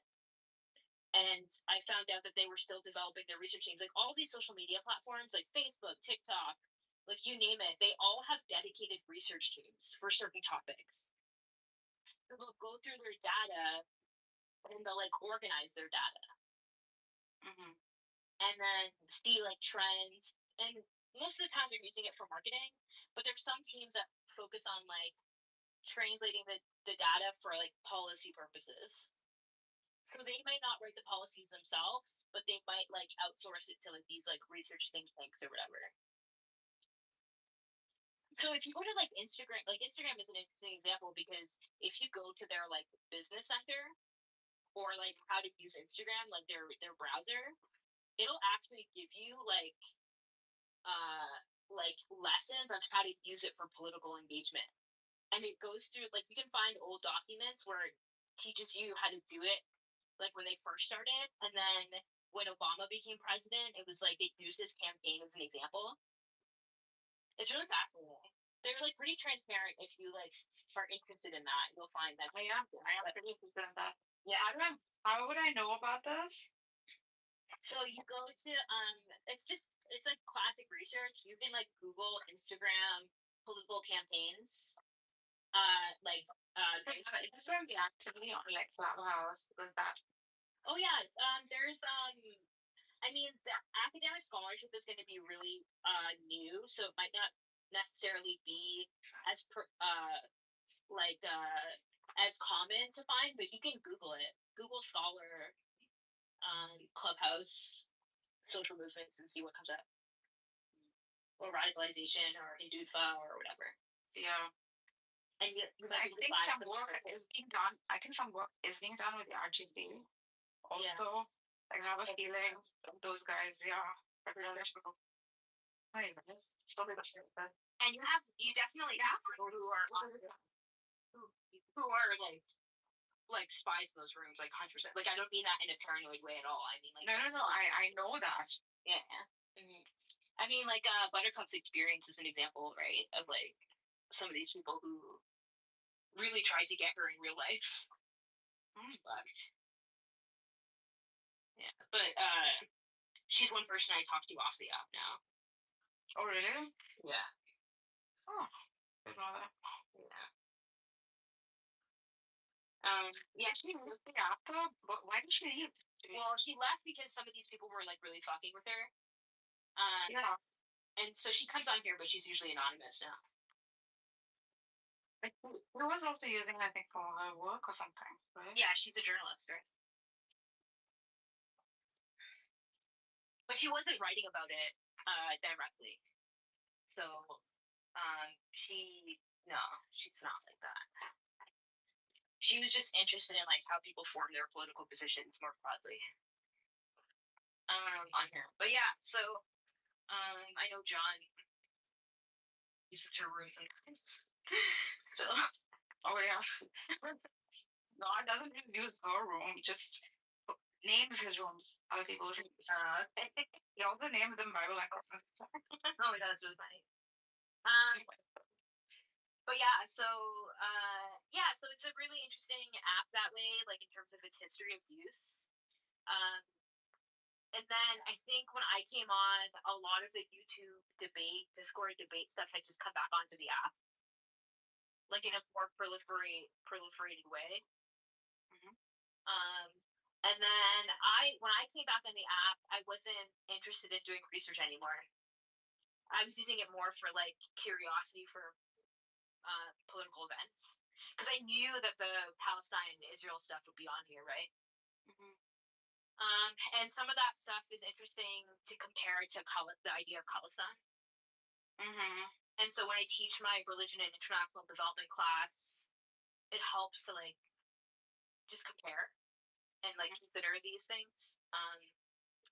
And then Sudan was like a big deal on here as well.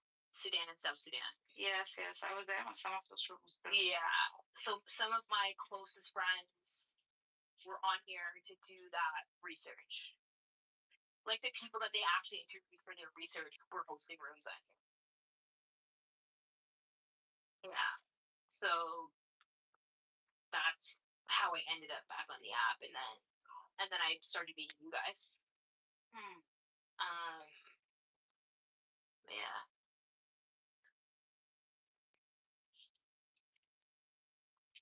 Damn, like she's really being mean to me. What happened? Really being mean to me in Megatron. Megatron was being mean to you? No, Sam was being mean to Megatron. Oh. That's crazy. I don't know what to say because I don't talk to him the same way anymore. Mm-hmm. But yeah, that really sucks.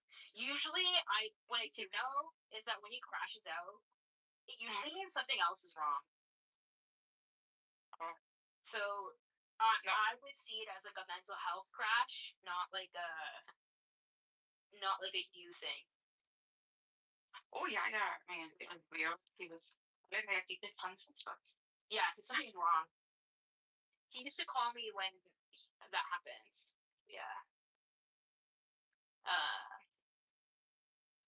And I have a guess of what it is. I just can't talk about it. Okay. But yeah, he definitely has mental health issues. Yeah.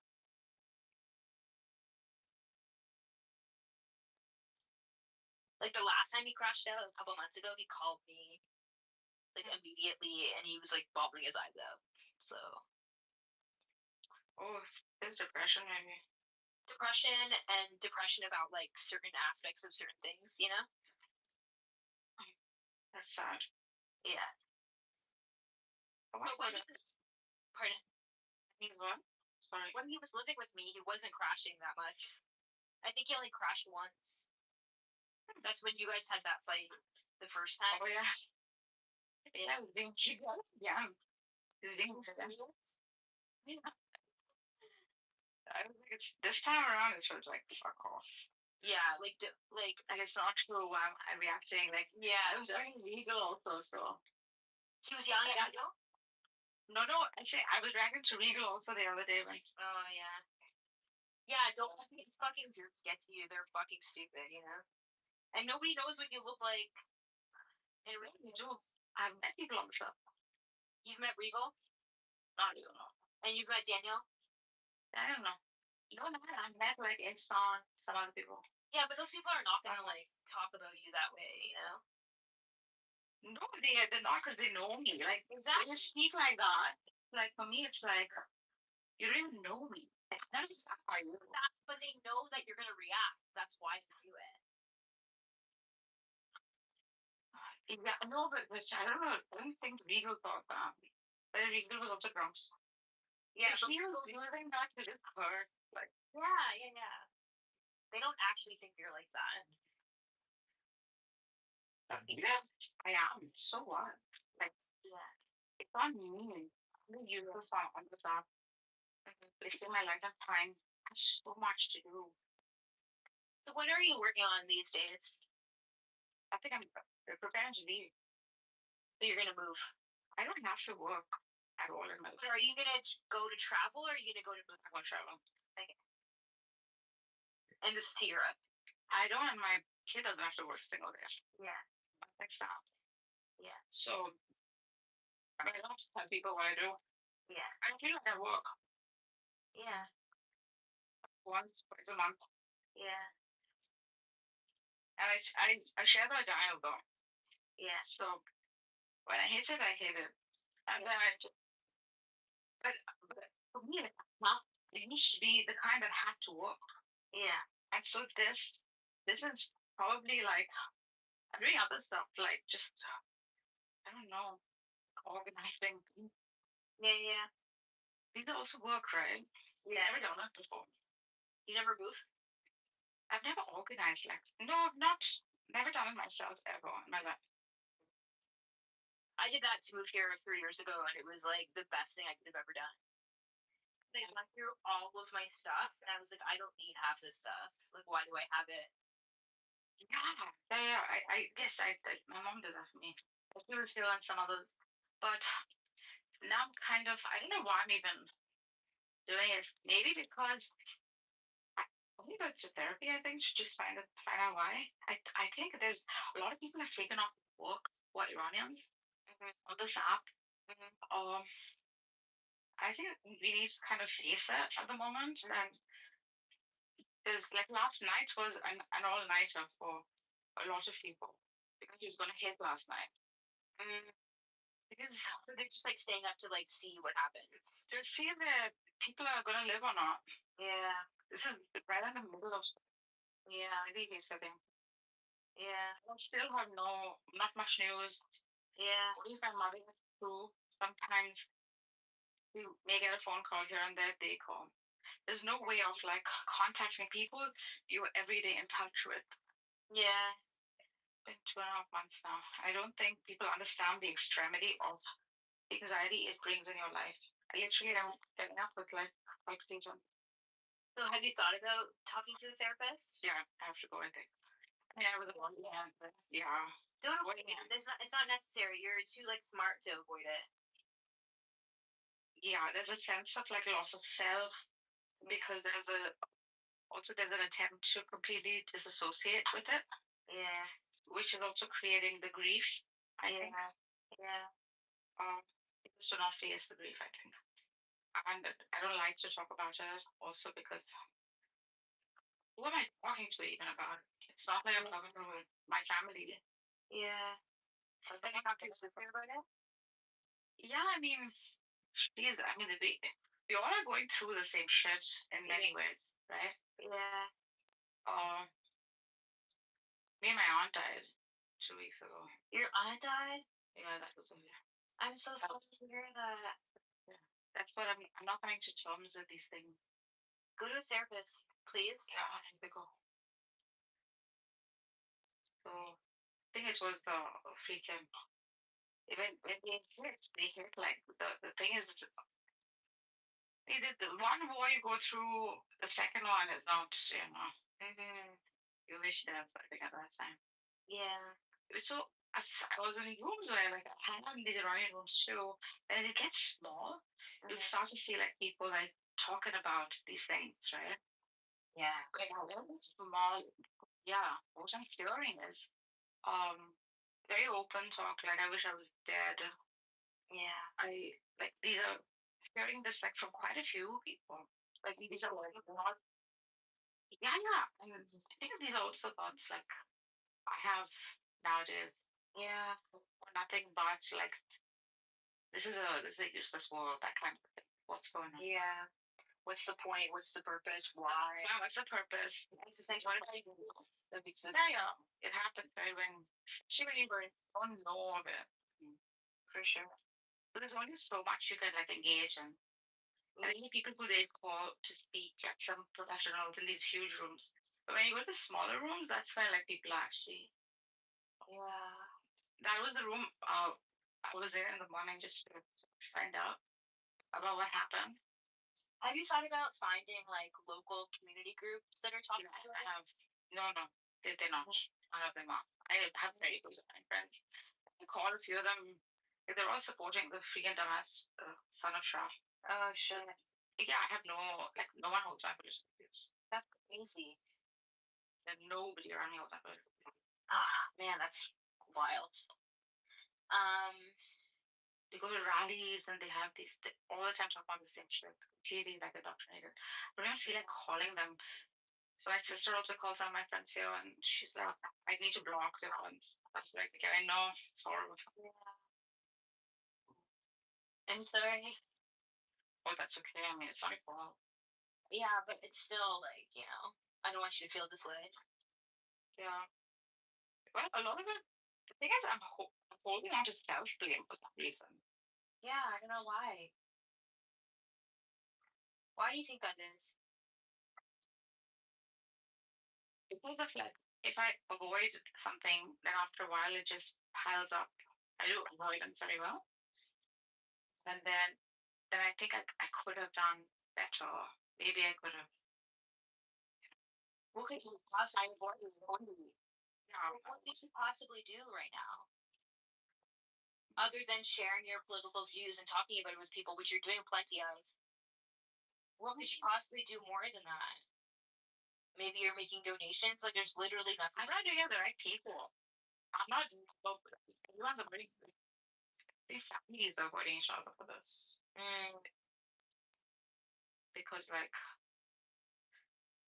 I don't know what to do. So I think to avoid the pain, you avoid your family. I think. That is what I think it too. Yeah. But you're trying to hear this. I'm gonna give me his number, and I'm like scared to like. He's okay. Is he a real person? Yeah. I know him well. That whole group I know well. I think they are working with those people. I don't know why he's in Lebanon and stuff. Yeah. Do you think it would be wise to talk to him? It'd be like I want to die talk. I just wonder if like it would be an outlet for him to like have somebody to talk to you. You don't have to be everyone. He seemed really desperate, you know. Yeah. If he is, then yeah, I think he'll regret it. Maybe. Did you just say I don't have to save everybody?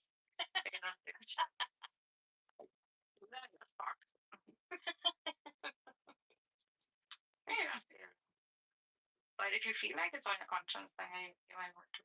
Yeah. I told him I would talk to him on Discord, but he doesn't have Discord, and I'm like, why? Like, it's so much easier because you could talk to somebody and you don't need to share personal information. Like, WhatsApp forces you to like have somebody's number, but Discord doesn't.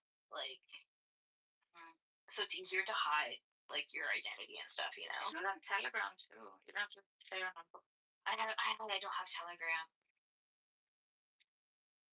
Do a lot of people have Telegram? Yeah, interesting.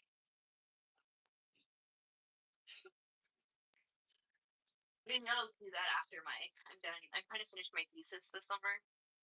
Oh, what is it on? Sea activism in Canada. Nice. After 2006. 2006 to 2017. How come you picked that topic? Because there was a new group that started that revitalized the Khalistani movement. And they were university students who were really, really progressive. And historically in Canada, the Khalistani movement was really like anti-colonial, but very militant and conservative. And so I was interested in how this group in Canada became so progressive. Like, how did this generation start framing it as a human rights issue? And that's what started it. Because I went to school with many of them. And then we were in high school when 9/11 happened. And so we started forming coalitions in high school. Then we all went to university together. And they formed something called the Sikh Activist Network. And I was doing my activism on campus. And so it was kind of like correlating with each other. And then this was something, so they were some of the first communities in Canada to respond to Palestine. Oh, and the Sikhs? Yeah. And the Sri Lankan Tamil protests as well. And so I was in that chick, what's his name? Ace. Oh, that's probably because of the Sikh. She's also Canada. Yeah. So, are you talking about Ruby or whatever her name is? Hi, Ruby. Like, what's her name? Rabia? Rabia. No, not Rabia. What's her name? I don't know. Ace. What's her name? Yeah. I haven't spoken to her before, but I've heard her speak.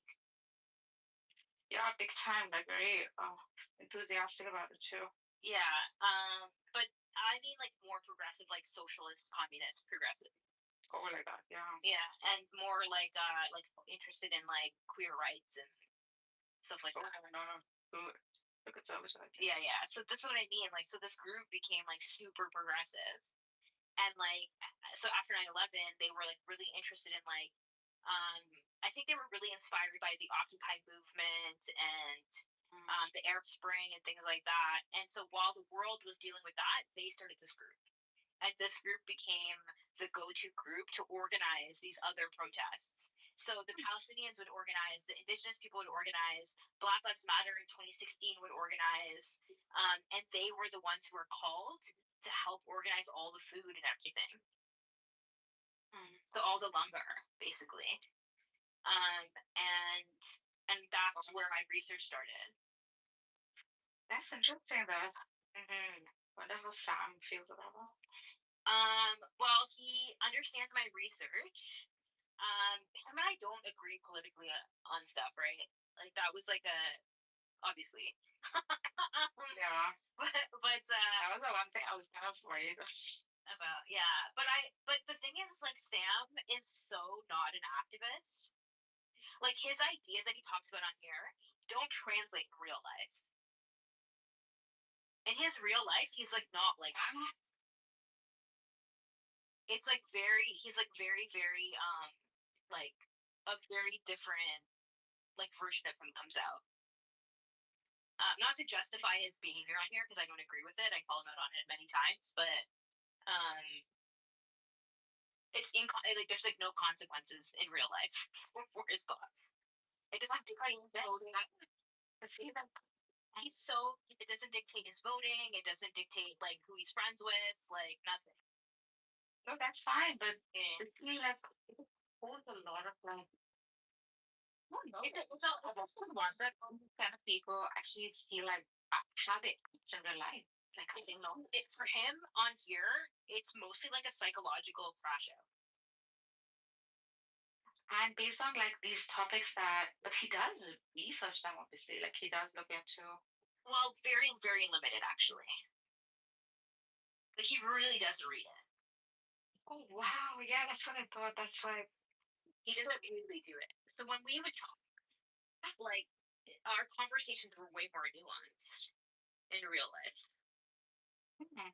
And he would meet he's met some of my closest academic friends here. Mm-hmm. And it was like totally fun. And one of them was actually like super into it. She's Egyptian and super passionate about Palestine, and he handled dinner really well with her. Oh wow. Yeah. So like so this is what I mean. Like I've had very good like talks with him, right? For him it's like specific people who he thinks are doing a particular thing. Like it's not favorites, obviously. Yeah, and also like his views so much of his behavior on here is like psychological. It's not political, even though it sounds political. It sounds political. That's what I think that most people are actually doing on this app that have come to after all of these fucking years. Yeah. Once I thought all of this held truth, the truth is never held true. Yeah. Exactly. So some of it, like he has more in common with Buttercup than he has. Like him and Buttercup have had so many conversations. And I'm like, they basically have the same view.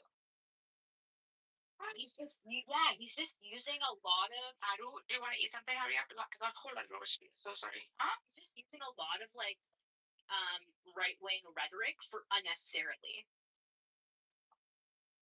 And why? Like just to. Part of it is because he just wants to be an edgelord and cause controversy. On a voice app. Yeah. Yeah. But it's not real. Like it doesn't actually impact his real life choices.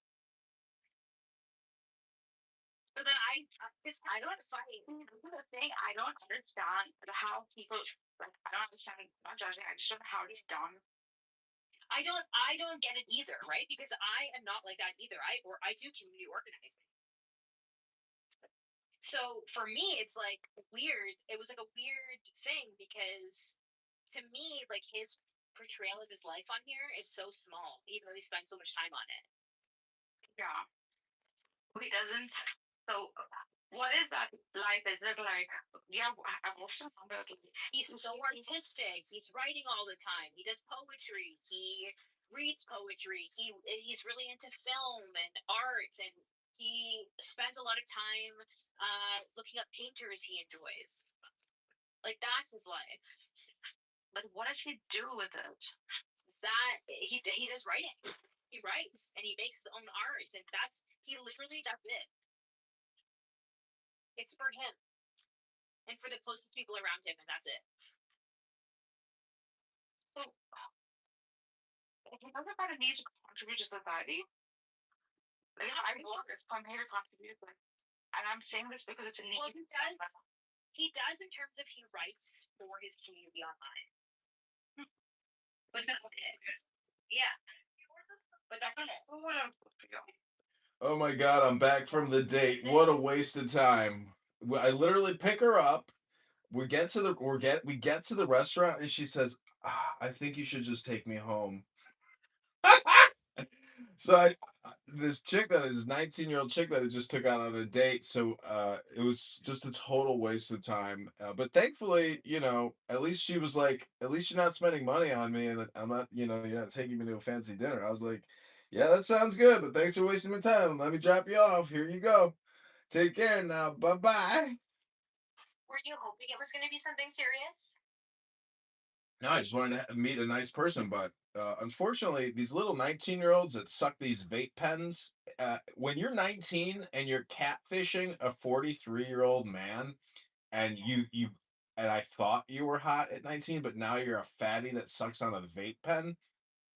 You're not catfishing me, fat ass. Can't wait to drop you off. Well, she's not actually fat and ugly. She's beautiful, but I'm just saying that like for her to say she was like, "When did you first smoke weed?" I was like, 2006, and she was, "Oh my god, that's when I was born."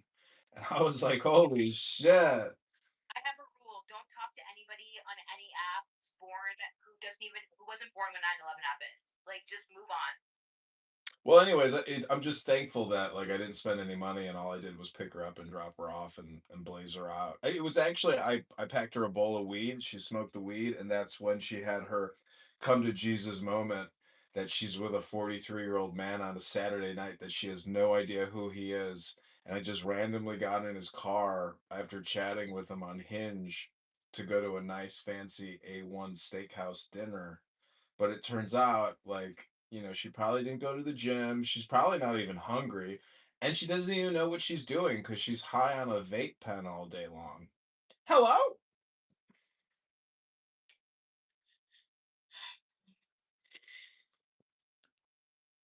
But see, nothing goes to waste in my life because now I get to come on YouTube and come on Clubhouse and make fun of a 19-year-old vape pen addict.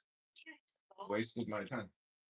I am. I'm just home to like change from my dinner date shirt to like a bar shirt, and I'm drinking a neutral. And I'm Not the same as your bar outfit.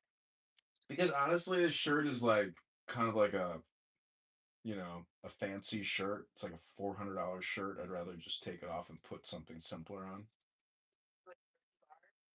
No, it's kind of grimy, but it's a lot of hot people. It's all college students, and Younger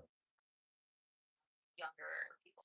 no, this is just like the best bar in my area, and I have friends that go there that are my age, and we just sit back and sit in the patio and have a nice night. It's not like I'm some creep like trying to molest 19-year-old girls. No way. Silly. Silly goose. You silly goose. It's good enough for the bar.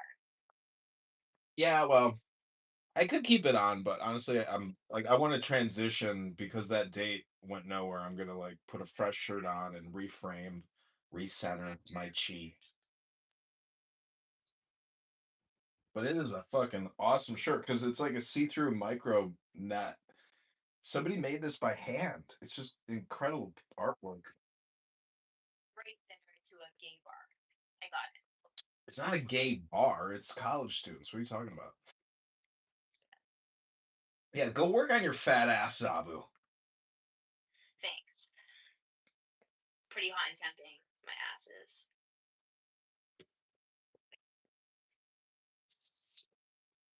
Remember Fat Farm? I used to have those shoes, and then used to put checkered laces in my shoes. Those were awesome. Miss those. Or Juicy Couture. Oh my god. Nargis, please tell me you had a velvet jumpsuit. Yeah. No, I didn't. And Jenny from the block. Yo, you did for sure. Okay, maybe one. I need to move on to another thing.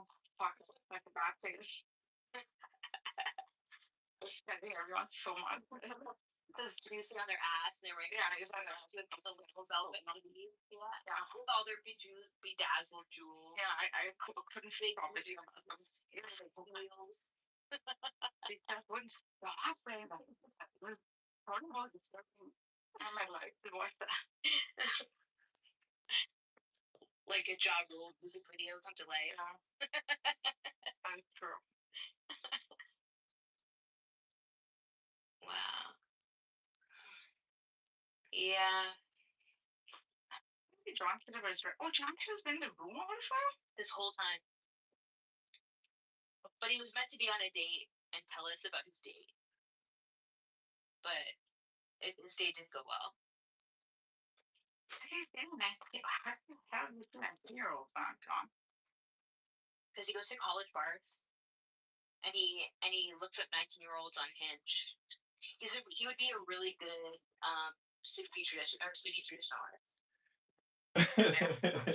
I don't look up 19-year-olds. I just swipe right.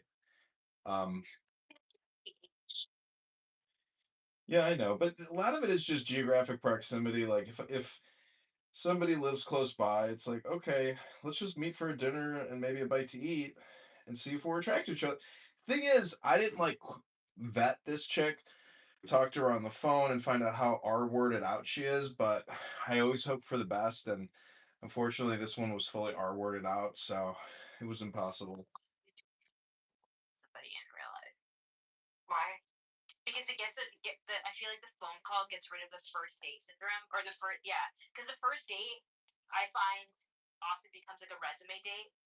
And if you have the phone call, it like eliminates that when you actually meet them in real life.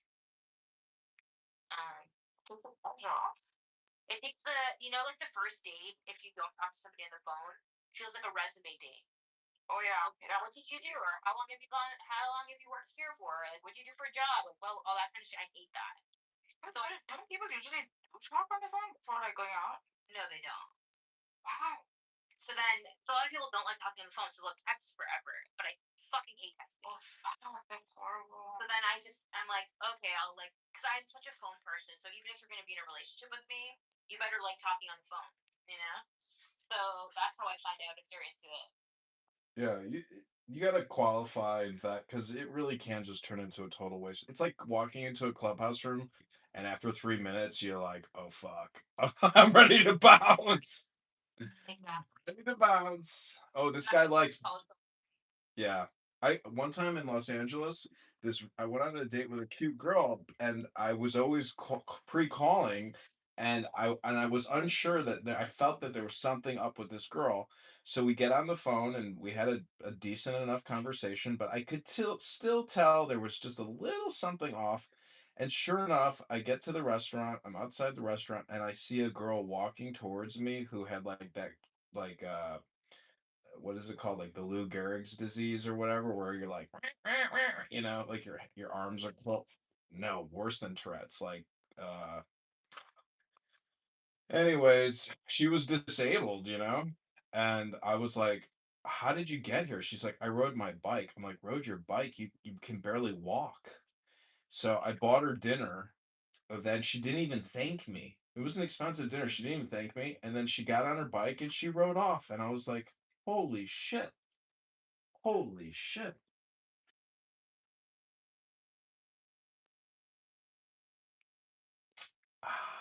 But I think I'm a catch now because I finally got my retirement paperwork. I own my house. I can live off of my fixed income.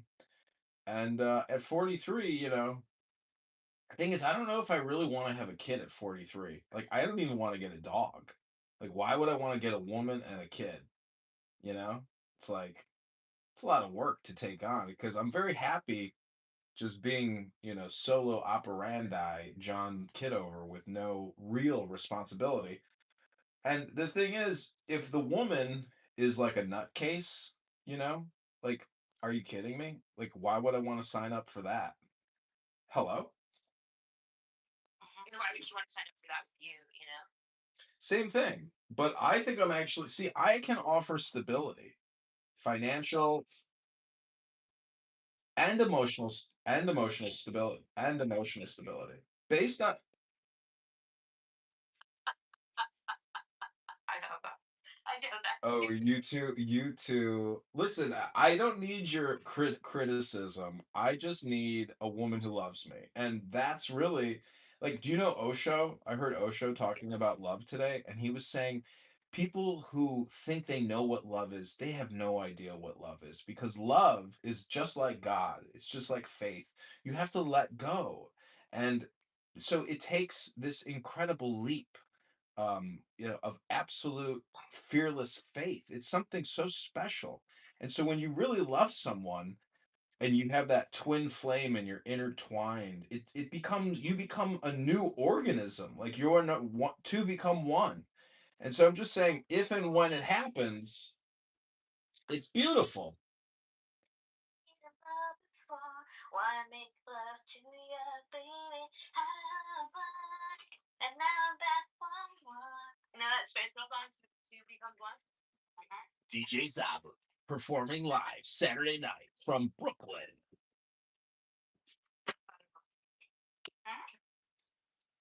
John said I'm in Brooklyn, and I'm not in Brooklyn. Daniel's eating his cake. Daniel got a cake, and he's eating it. Yeah, true. Eating his icing, and what is it? Eating your cake and having your icing too, something like that. I'm literally doing that. And he's probably gonna go into a coma because he's diabetic, eating his cake. Oh god. Yeah, I had a health emergency this week. Oh my god, why? I pretty much fainted. Caught myself before I fainted. Called 911. It's brutal. It was a whole thing.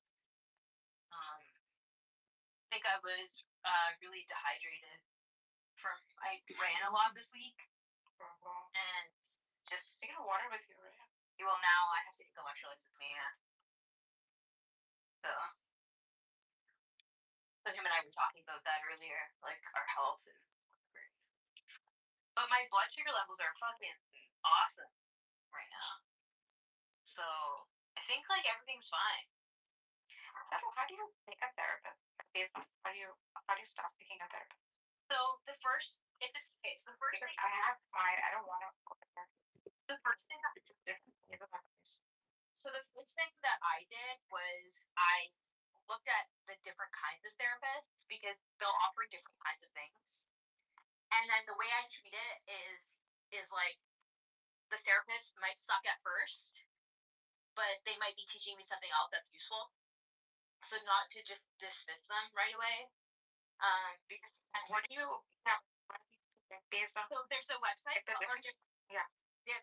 different kinds. So there's a website called Psychology Today, and it's a database of psychologists and therapists, and you can see their training and you can read their profiles.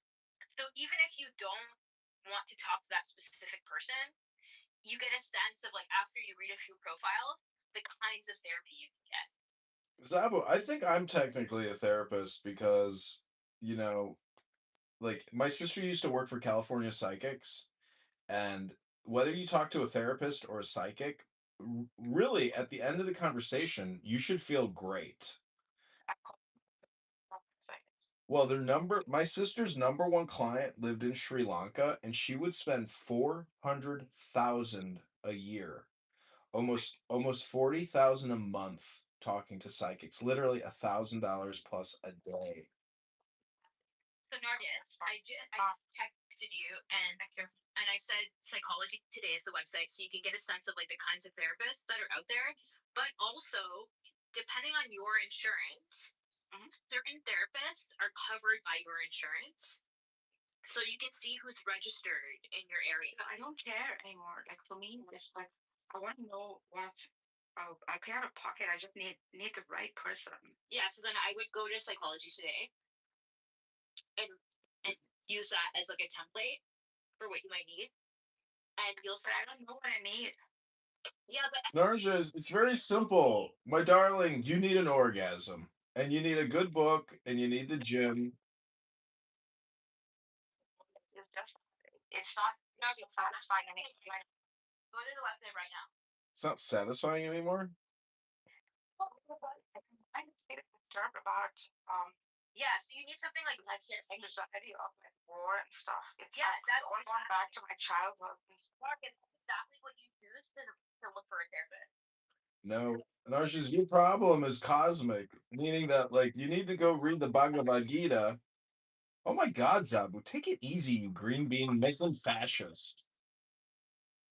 We're having a real conversation, John. Stop. I'm here having a real conversation. Why do you have to discredit me like that? It's just not fair. Here, I'm going to shut it down.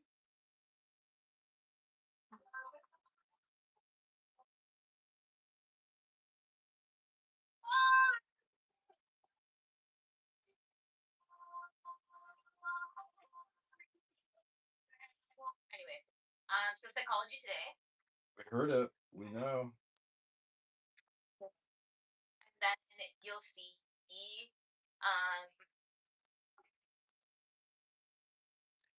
you should see like a list of therapists. So if you go to find a therapist, so you have to set your country. So make sure you set your country at the top right. Do you think that should like be closer to me, or should I be driving farther closer, right? No, so the cool thing is like you can see therapists online now as well. No, I can't. Some will often. No. Okay, then Narcus, the things you're telling me you want and need are the criteria you're looking for in a therapist. So then, if you want to be able to see them in person, then obviously you want to choose somebody close to you, right? Yeah, because it's not worth like driving far. So then, click on the little globe at the top right. Yeah, it's not gonna get. And then click on United States.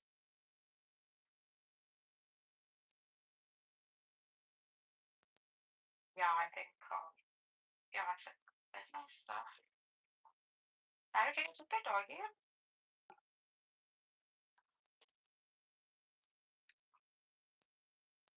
I'm gonna put it on my computer so I can do this with you. Yeah, thank you. I really appreciate it. Yeah, about it. Awesome. Yeah. So this is just like the first step. Psychology. I want somebody like yeah, I'll tell you. Wait. Yeah. Okay. What time is because I don't know like how to do this. Yeah. I don't know what's going on. Yeah. Okay, psychiatrist, ruler. No, it's not taking me to psychology today. Is it one? Sorry, let's see. Psychologytoday.com. It's one word.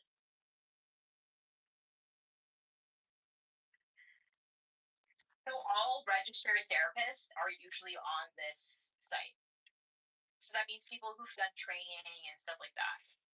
Why don't you just let me read your tarot cards? You want me to read your tarot before I head out for the night? Okay, I got a brand new ancient tarot deck, which is very rare. It's really interesting.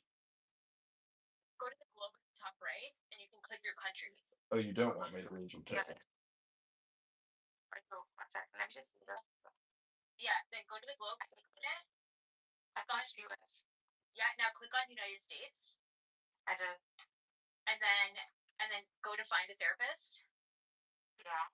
And click this state to be like which hospital? Yeah. So let's say it's like I don't know, LA. Giving me a whole lot of people. Yeah. Yeah. So then you can male, female. Yeah, online. So you want in person, right? Yeah. And then click on all filters. All filters. At the top right. It should be beside on the right side of it says in person online.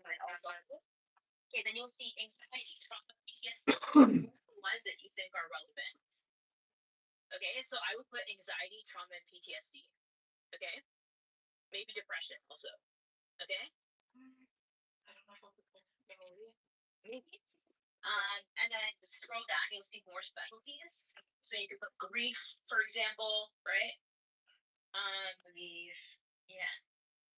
It could be anything, right? And then you can select your insurance if you have insurance, and then types of therapy. So you'll probably want like CBT. You'll probably want trauma focused. You'll probably want somebody who's like culturally sensitive. I know for sure you'll love mindfulness based therapy. Which one? So these are the ones that I would select for you. CBT, trauma focused. Types of therapy. So CBT, yeah. Yeah. Maya, can you take the dog? Trauma focused. Trauma focused. Yeah. I would do mindfulness based. Mindfulness based. Culturally sensitive. Okay. Because you want someone who's going to understand like a global sense of things. I see. Okay. And then scroll down, and you're gonna like adults, right? What is trend based? I have no idea. Dialectic behavior. What is dialectical behavior? You could select all of these if you want. Right. You can select as many that you think are relevant, and this is what I mean by like, oh, you can Google it and see what dialectical behavior therapy is, right? Yeah. So you're like, oh, what kind of therapy? Well, this is like giving you kinds of therapy that you do. Yeah, these are formal terms. So these are like exactly the kinds of therapy you can get. Okay. Okay. And age. Yeah, and then you can decide if you want somebody who has the same plan as you are. No, I don't. So then you don't select anything because then, yeah, and then you can select if you're concerned about gender or sexuality, and Here, with look at this list. Look at this list. This is the cognitive distortions checklist from CBT therapy.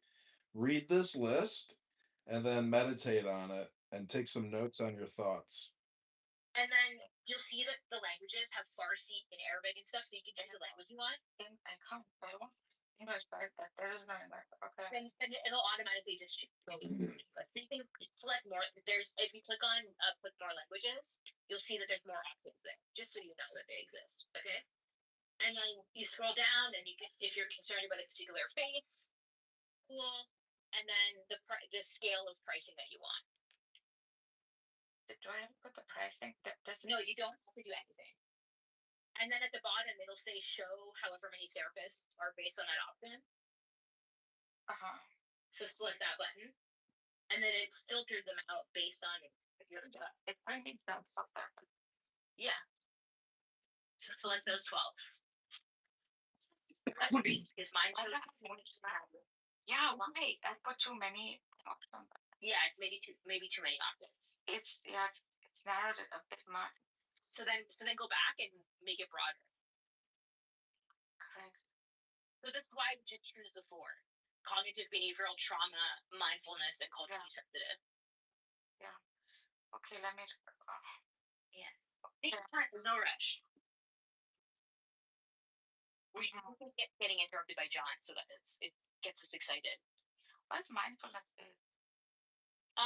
It's kind of like CBT, but you're gonna get a lot of like do you know who John Kabat-Zinn is? No. So do you know about that? 800 people. Yeah, so a lot of people now take the idea of CBT and do a version of it that's focused, that has a more Buddhist kind of flair to it. So you get a lot more like Zen Buddhist inspiration. That's my but yeah, that's my therapist before, yeah. Yeah, so I would definitely choose mindfulness based because they'll be able to talk about things like the philosophy of the things you're interested in also. So they'll be able to like go there with you on that. That's been my experience. So how am I picking these? Like based on what? Like looks? I don't know. Look, can you just focus? Because you're getting so excited. So once you select, you're getting overwhelmed. So just take a breath, and you'll see that after you've selected the narrow list that they gave you, you'll see now. So the first one for me is this woman named Letitia Vasquez. Okay, and I click on her, and now you see her whole profile and what she focuses on. Okay, so she's like, so she specializes in ADHD, autism, Asperger's syndrome. She does one-on-one therapy. She focuses on anxiety, trauma related to ADHD, autism. That's not what I want, right? So then I keep going. Okay, John. John focuses on men and young adults. I don't want that. Continue. Jeffrey Yates. Creative therapeutic approaches and techniques. Discover unhelpful behavioral patterns. Don't really want that. Not enough on trauma. Continuing. Moving on. That's what I mean. Right? So you just want to go through each profile and be like, okay, do they cover the things that I'm interested in?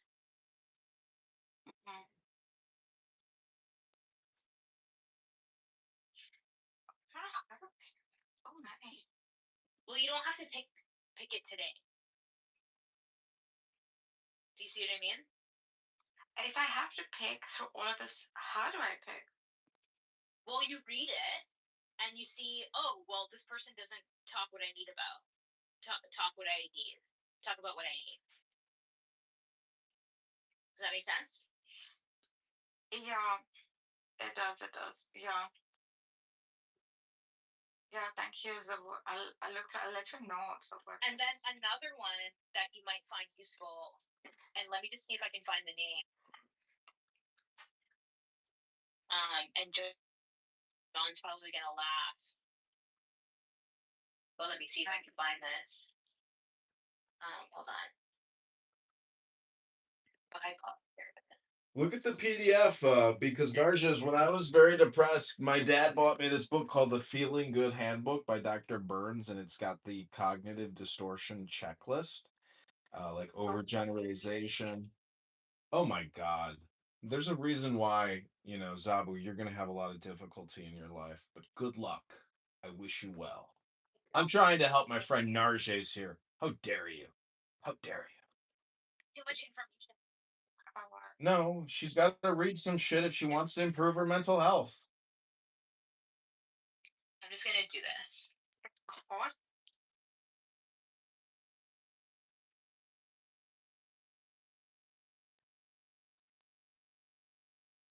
What you say? What he said is add more to it. Okay, but no, no, right? Okay. I know. But you can be found sane trial despite having, for example, schizophrenia, which obviously a good chunk of your life you're not insane. When it comes to, like, for example, in Arizona, we have Rule 11 court where they try to restore you to competency. They want to restore you to competency to stand trial. Now, you can make the case that you are not in the right state of mind when you actually committed the crime. So, which is one part of it, but when it comes to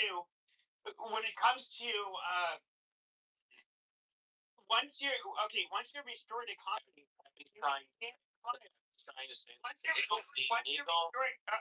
to help you. I'm trying to help you.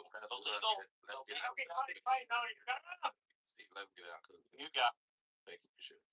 So once they restore you to competency, which you can say is kind of bogus because you may not have been medicated, or you might have been having a psychotic episode at the time that you committed the crime. But if they can restore you to competency, you're going to go to trial, and generally it's not going to look good. But the term insanity, that is a legal term, literally. I know. We all said that. You didn't say it at first. That's why you're so disillusioned. From the beginning. Trying to figure out what the fuck your argument is, because like you're not saying anything different from what I'm saying. You're just misunderstanding what I'm saying. So, and also everything you just pointed out doesn't really change the ultimate claim I was making, which is there is a substantive difference between literally being insane on the one hand, or being a person with a mental illness on the one hand, and like being irrational or doing something wild that most people wouldn't do on the other. Those are not the same thing. And so if you start from a person's behavior and go, they did something wild, therefore they are literally diagnosably crazy in some way, is a fallacy. And I was just trying to. No. We know. Well, okay. I genuinely don't know what you're objecting to. Like, whatever. Bro, he trolling, bro. Not for 1 second. This dude is having a conversation. If you were to look at, for example, there's this guy in Texas who had a brain tumor. He didn't know it. Nobody knew it. He started to act pretty violently. He molested some children. He did like a bunch of shit that was like highly out of character. After the fact, I can say he's out of character for him. You don't know him. Oh no! He's his personality. No. His personality literally. Wait. He had a brain cancer. He was found not guilty of everything. Brain tumor. Yeah, they removed the tumor. He went back to being his normal self. Okay, in other words, his baseline was not what he was doing when he had. Yeah, but what does that have to do with anything? Sure. So I'm giving it basically a textbook example of like where. That's not textbook. It's not insanity, but it is literally somebody who has a something happening to them, an illness where they do not have control of their faculties. Okay, but that doesn't change What was the penalty? What was the penalty for him? Wait, stop. That's He got off. That's not even disagreeing with anything I said. So like, I don't know why you're saying it right now. Like, there's nothing inconsistent. What is your point? Okay, what's your point overall? What's your point?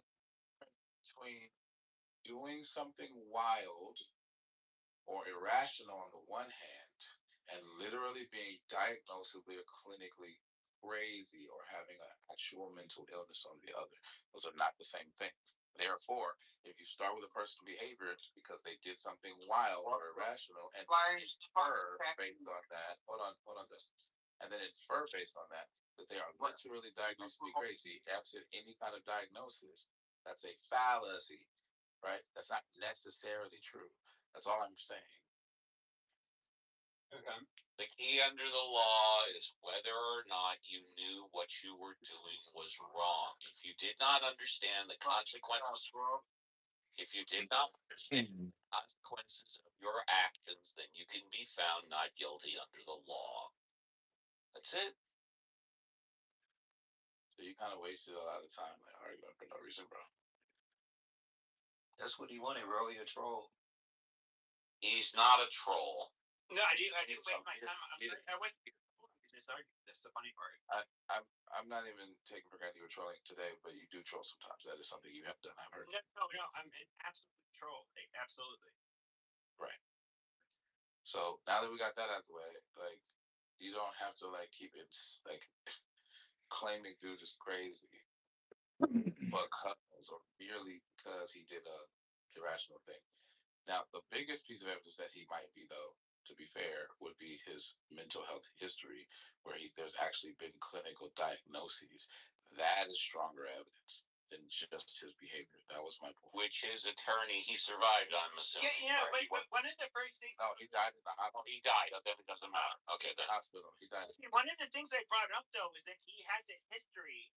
The White House had a restraining order against him.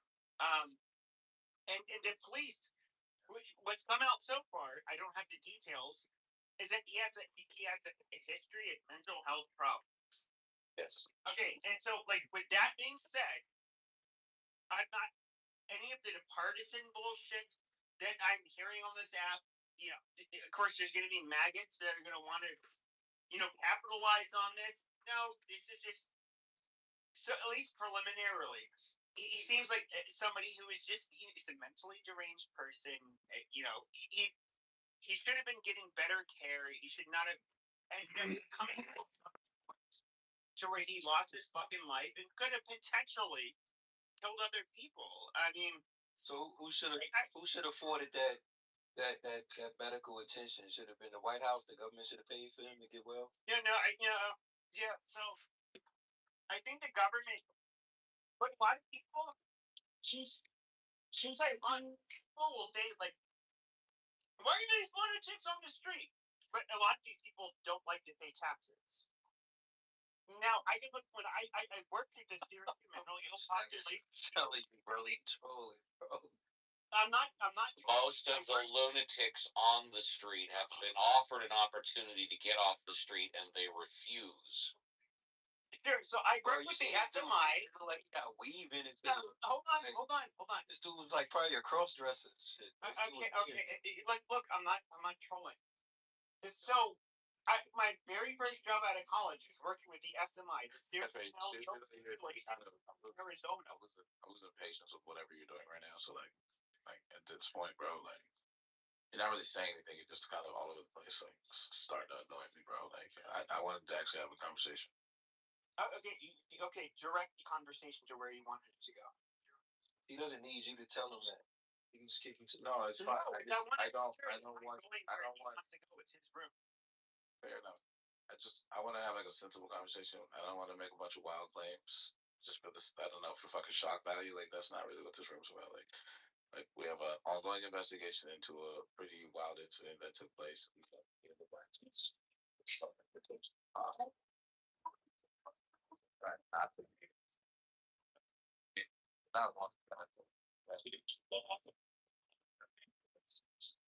But there's a bunch of other stuff that's being like implicated in this in the usual way. Some of it is partisan, as you pointed out. But like, I'm actually trying to figure out like what the details that haven't come out yet are. So I'm like trying to do fact finding in the room as opposed to a bunch of like conspiracy, bunch of like, I don't know, partisan talking points like that. I'm not really interested in that. So if we can steer clear those things, that would be dope. Yeah, yeah. I'm not doing it. This is a nonpartisan point of view. My first job out of college is working with the seriously mentally ill in my county. What do you need my information for? When it came to, for example, the hospitals in which you could people that pose a danger to themselves or others. It's I don't know how to describe it. They have limited bed space, so they try to get them in and out as quickly as possible. They didn't really do much in the way unless it was like a involved a trial of some sort. They were not going. When it comes to going through a long-term care facility, okay, the state hospital, you basically are down to talking to the trial.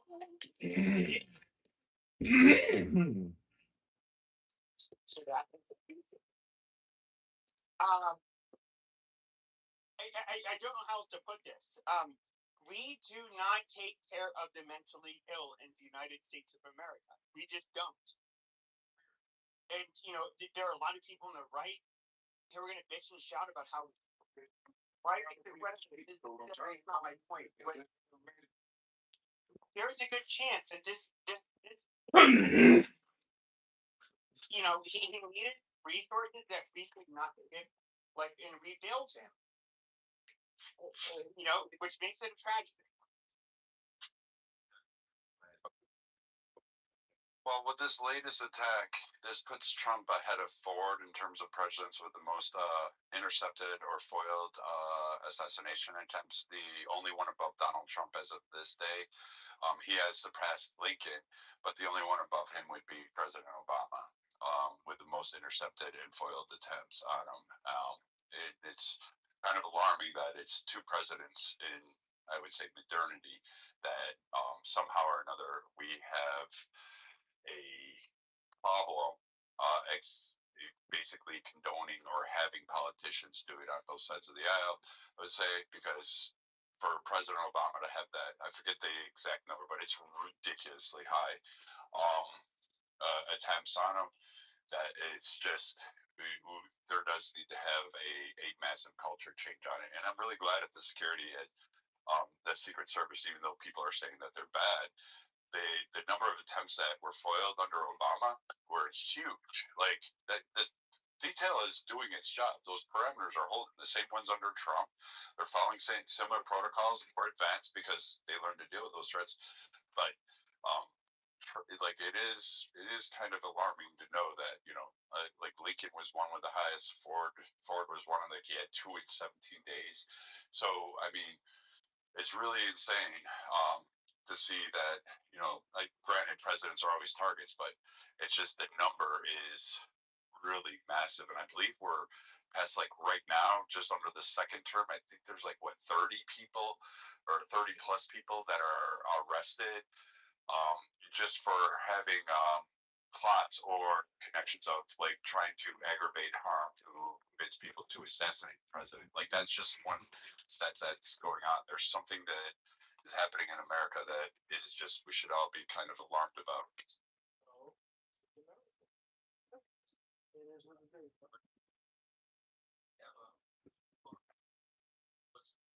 Okay, and be upset then when you have 4-hour wait times at TSA, so you can't drive down a city and you have it because now we had attempts on governors, various other entities, and as they go, I mean, AOC made an exaggerated thing, but nonetheless, you do have politicians.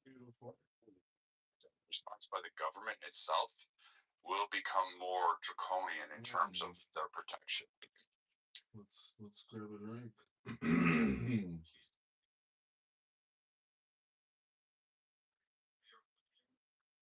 anybody know if they got a chance to speak with the bystander that was shot? I'm looking and I don't see anything. Obama had 11 attempts, and I posted it in the chat. Just do want to know where I've been. No, I mean there were multiple other attempts. There was like the rice in it, envelopes, and all of those other things that went there. I know about the 11 attempts, but there were other foiled attempts that they didn't take into. Like it was like this. And they haven't. They decided to go ahead and Daughters were a subject to a number of them as well, which was horrific. That they would, and I guess Ivanka is now being targeted under Trump through another person that was just detained in Turkey and is now going to be sent to Manhattan. So, I mean, this is it's getting kind of wild out there. And his cackathon. Oh. Yes, I understand why 75 million people voted. Yes, but I don't understand why a handful of people think it's justified to attempt to murder him. That I don't understand. I guess they believe he's Hitler or something akin to Hitler. So. And I guess they believe that they're God and Jesus himself, right? I don't know if that's a quip at this dude who got shot today because he apparently thought he. But. Hey, we didn't hear what you said. What's your name, buddy? Music. Yeah, my first name is Jason. But yeah, what I was saying was because my alarm went off. But what I was saying was I don't know if that was a quip at this guy. Yes. Because he said he was Jesus or something. But like, no, I mean there are people who they justify all kinds of violence towards people they don't like politically, including and especially Trump and others that they think are his ilk, I guess. With the minority, though. I agree, but I think this case is just like fucking dude seems to have mental issues, and I hate. I understand we don't know everything, but I just don't want to use this dude as an example of this date. Hardly a few feet where he was just like the liberals are deranged with their TBS. We need to censor them. We need to do something to them. Whatever the fuck it is. No, at least from what we know right now, it sounds like this was just a crazy guy. It's reality. At least there's no reason to even harp on it. What's more alarming is if one of these days an attempt is successful and does kill the president, what would be the action? Because it could go from everything from they'll bring up January 6th and they hold it as like, oh my God, that was the most horrific day. I mean, you had Democrats and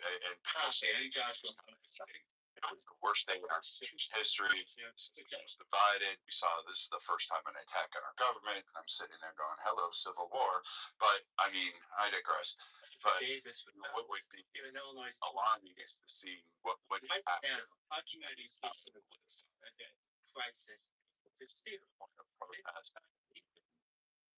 More abuse because again, people forget Charlie Kirk and others. There is that simmering rage that is things are fine. Conservative or wing of our political system. There are people that are like about headed up to their necks with the violence being enacted on them. Yeah, but why would you want to use this guy? Like, why would you want to really at least as far as we know, so far is just a mentally ill person who had it didn't seem like it was political in nature. This motherfucker literally thought he was Jesus Christ. like why would we have like this kind of toxic bullshit? Which it's just a sick individual. It's to me, I don't see how we actually. It's just you try to weaponize. Like we don't get fucking bullshit. Like you know, to follow up the pure perimeter. They try to do cheer on it's nonsensical.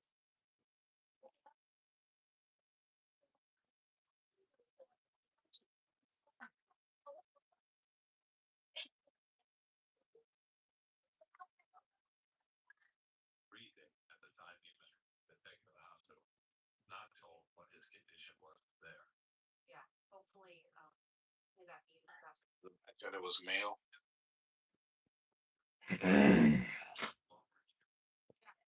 What you're looking at is that security checkpoint near the White House.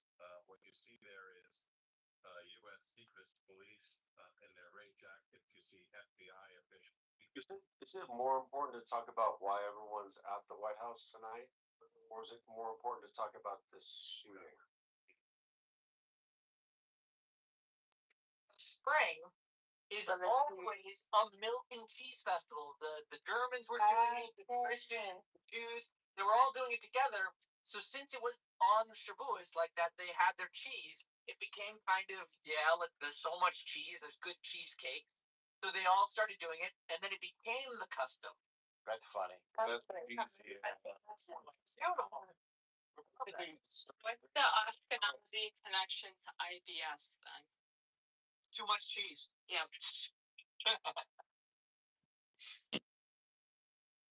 No, but I like that idea that there was too much milk, so they had to convert it to cheese. The 50 days. Yeah, and the Germans already have their own like cheese holiday based off of the milk that is produced after the winter. What does the Sephardim eat? You would. Well, after some Ashkenazim moved over to the Ottoman area, there was I think his name was Sarfati. He went into the Ottoman area and he like wrote back saying that it was really nice here, and a lot of Ashkenazim did move to Ottoman after his messages. But like once some Ashkenazim move out into Sephardi area, the minhag spreads, and then cheese becomes the thing to do on Shavuos. It's beautiful. Their blend is with them. Yep. And their bagels and cream cheese. I also like the reason of it, because like the other thing is it is a harvest festival. It's just sort of like a capstone to the Bikurim. Like the first fruits are in those 50 days, and the 7-week period is the end of the initial harvest era that you couldn't have until after the winter. So I think it's all Persians. What do the Persians eat? I don't know. Well, I'm asking the Persians if they want to say. What do the Temani eat, McDad?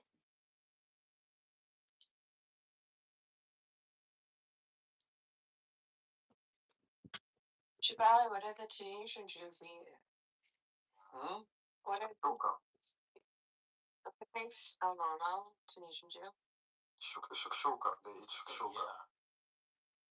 But you guys do the shakshuka with the white sauce too.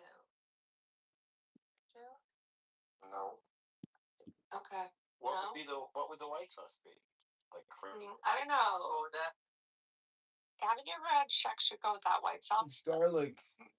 No. No, there's Spicy garlic. Maybe when the feta gets melted. Who do you think here has? Oh, dish like that. Oh, shut up. Who do you think here has? Why it's kosher?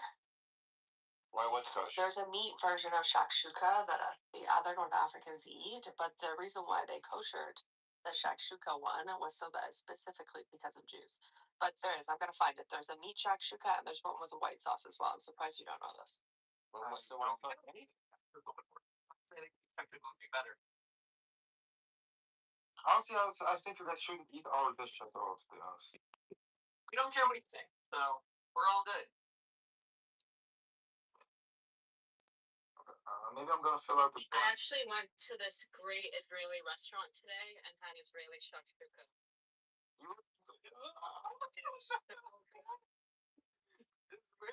Honestly, Yeah, we know how to do sugar. my favorite Israeli dish is mousse khan, actually. It's just so, because I love that for us. And also hummus. So, yeah. So good. Anyways, interesting. I got pictures. Love it. Yeah. Yeah, warm. Yeah, and toom is my favorite Israeli sauce. That's what I It's so good. Toom. Toom is really delicious. Yeah, This is why everybody hates you guys. and also I love what else can I think of? Oh, malachia, obviously. That's Israeli food. That's so good. Yeah, malachia is Israeli food. Like a pudding with Well, this is fucking horrible. Yeah. Guys, you love Nochia, man. Yeah, exactly. Yeah, he's calling it Israeli. No, حبيبي. What about Dafui? You know, it's the best knafe. Hot, warm cheese. It's really good. It's really delicious. With You guys have an identity crisis. Sorry. مالك يا جبل إيمان. Chill out. Chill يا brother. No, not so. This fucking Israelis. Rabboni Shalom. The Iranians only got 8 hours left.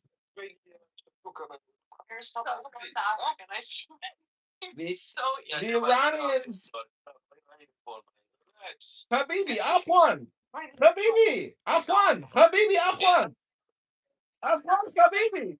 honestly, you should have it. It's so good. Afwan, Habibi. You're telling me I should have it. I should have it. You should have it. I'm Tunisian.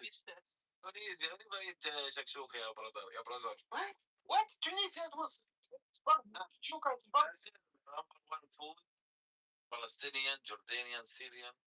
No, Lebanese. Guys, Egyptian people sucks. No good food. The Algerian, no good food. Tunisian, no good food. Come on. No, bro. No. Ask Yasmin, she's original. Right, Yasmin? Right over. It's true. He's true. It's a yeah.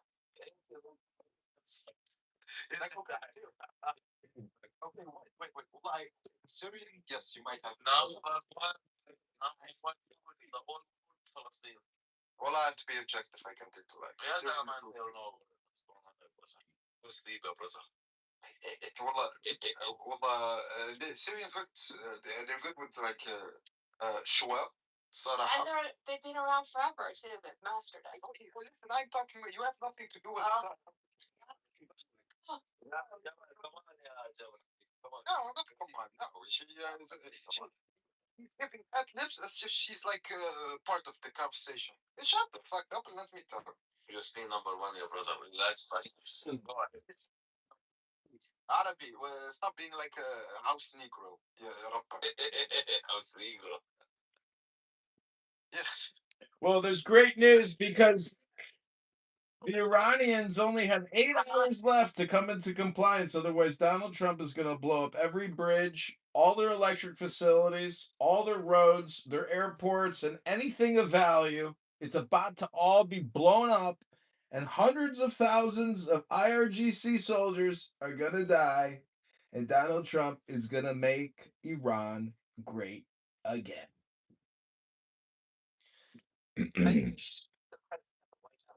Yeah, kind of like a psyop, but he kind of abandoned the Iranian people. I was just gonna point. Yeah. Abandon them? Did you listen to his press conference today? No. Abandon them? He explicitly called out the terrorism in their country, the terror that these people are living with assassins shooting women in the faces. and then nothing's gonna happen. Yeah, but he can't secure the strait. If he can't. Oh, he can't secure it. You can't secure anything getting straight, McZed. Trump can secure the straight, I assure you. Pete Hegseth can secure the straight, I assure you. El Normo listened to the whole thing. Him and we listened to the whole thing today. Live. Where were you? Hello? Shabbos. Well, Rabbono Shalom, I had a great Shabbos at Chabad. They really are the best. I read the 10 Commandments. Taking in patrilineals, I love that. He said I'm not just some guy off the street. He's like, John isn't just some guy off the street. Well, Rabbono Shalom, I brought up the 10 Commandments to Steve Appel, and I think, he had a heart attack. Some people just can't stand the first 3 commandments. It's unbelievable. They hate them all. Somebody check that video to my BTR to see what they see about our food look. Well, it looks like somebody threw up on the plate يا ربك. ايه والله يا جبلي نايس فود ولا نو؟ تعال شوف الحمص والفلافل شو بدك احلى من هيك يا جبلي؟ لا عجبتني. That was good. انت ايه جبلي don't be stupid. Jabali's so angry. He's so North African. I'm not angry. Angry Berber. I'm not angry. You have a lot of rage. I'm not angry. I'm not angry. I'm passionate. You know what? I noticed that I think there's like a ethnic characteristic of being really, really angry. It goes hand in hand with being low IQ. Yeah, you don't have it. The lower your IQ, the lower your EQ. They go hand in hand statistically. They're 100% interconnected. The higher the IQ, the higher the EQ. The lower the IQ, the lower the EQ. Hello? Yeah, but if your IQ is really high, wouldn't you use that high IQ to justify out of control EQ? Hello? I think you need to see the movie Dinner with Andre to really understand exactly what it is that I'm talking about. Have you seen Dinner with Andre? It's one of the best films ever made. Completely underappreciated. It's called My Dinner with Andre. My Dinner with my friend Andre. Like, with a play. I love that he's from Princess Bride because, like, isn't it amazing how, one incredible dork can actually become like a multi-million-dollar Hollywood, producer, actor? He was a screenwriter. Like, he was doing theater. He got placed in there. Well, yeah, it was a crazy performance. Like, character actor love lifetime performance like that. A stupid little bit part, you get killed off, but you're so weird, no one can forget you. yeah. Tell me about that. I got kicked. I got kicked. I knew it was going. We're at different problems at this point. Our educational, while we defend ourselves, we're just not run out like that. But you guys have always had okay, so just like talk about the South Side of Chicago. We've had neighborhoods that were completely black, and we didn't let that end well. It's the crime, it's the shooting each other, it's the drive-bys, it's the deserts of food, it's the school systems that are not doing well, it's all that. So I hope with the town that we get into, I hope with the community that we're starting to do, that all of this stuff is not rewritten in part in the script, because if you go to Chinatown, okay, we allow people to come into our neighborhoods and open up shops like nail shops, beauty supply houses, and then we complain. Like, people take your corner stores and turn them into bodegas, and they don't look like you, and then you complain. But I bet you there's not one soul food place in Chinatown that I'm aware of. And there's not one black barbershop in Chinatown that I'm aware of. These people get their stuff. I don't even want to talk about it anymore because this is so irritating. All of it is irritating. All of it to me. Because we had those opportunities. that our neighborhoods that we were forced to live in, like cities like Compton, like cities like Inglewood, like cities like well, I can't use New York as an example because there, to me, as far as I'm understanding, there's no completely African descent neighbor city blocks. Okay, that's that to my knowledge. It could be, you guys can correct me if I'm wrong, but that was happening, and then it just I don't know. It just went left. We got other people coming in and making their livelihoods in your communities, and now the communities are completely being flipped from the outside in. And so now we got to run to it. And I agree with the town because when they were talking about Negro Town, when P Man was in there, whatever his name was, nobody was for it. Now all of a sudden, it's a thing.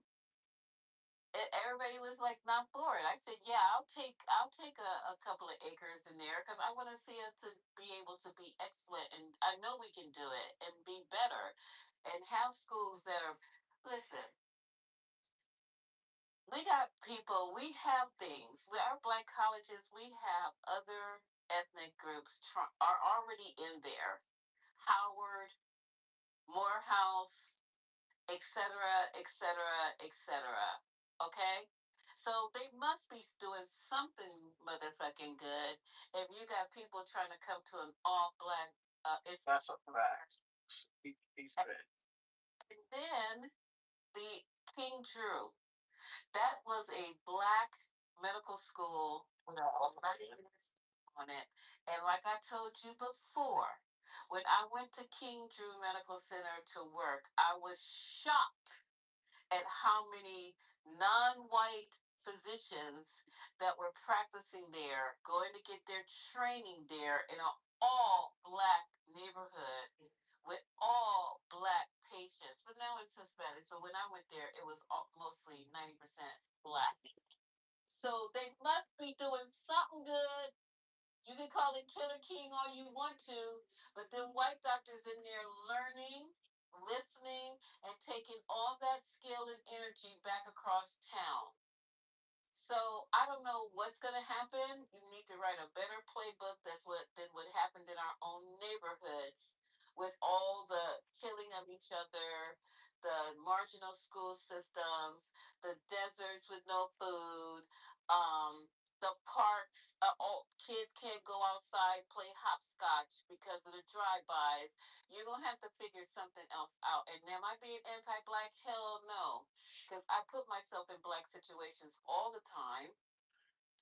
And I know that we're going to have to do something else besides what we're doing right now, unless you're going to take applications or some shit and not have certain people come to the black community that you're trying to rebuild.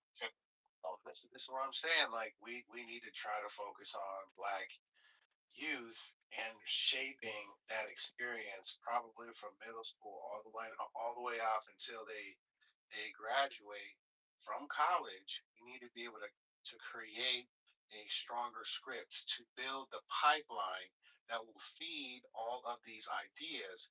Because if we just keep waiting and say, well, it'll naturally happen, it's not naturally happening. Our youth are being directed into a variety of different things, and very rarely, I'm not saying all of them, but rarely in the numbers that we need them to create these ideas that we have that we know is the long game. Right now, our kids are focusing on the short game, and that's the problem. How do we help shape black youth culture, black youth culture, not black adult culture, black youth. You want to get a tip? Create the future that we keep talking about. We never seem to not really have it right now. Yeah. These like conversations have been by the best of the best, and to act like there aren't black people doing this is also um, kind of ridiculous. Uh, like what irritates me about these things is like if you care about black people for real, then the first thing you should do is learn black history, and then you won't come and say like these things that people have been doing in their communities for eons. Eons. I told you this last time. Go and look up any major city. You'll find the program that you're talking about. And I promise you it's existed for like over 50 years. So like when Michael and I talk about new things or new ideas, it's like, well, no. But we already know the things that have we that's how we got here. We're not just saying this stuff just because it's pie in the sky. We've already done these things. And if you know anything about Black history, you'll do that. So I suggest and just get into your Black history, and then maybe you'll be able to navigate better because these ideas have already been said and done.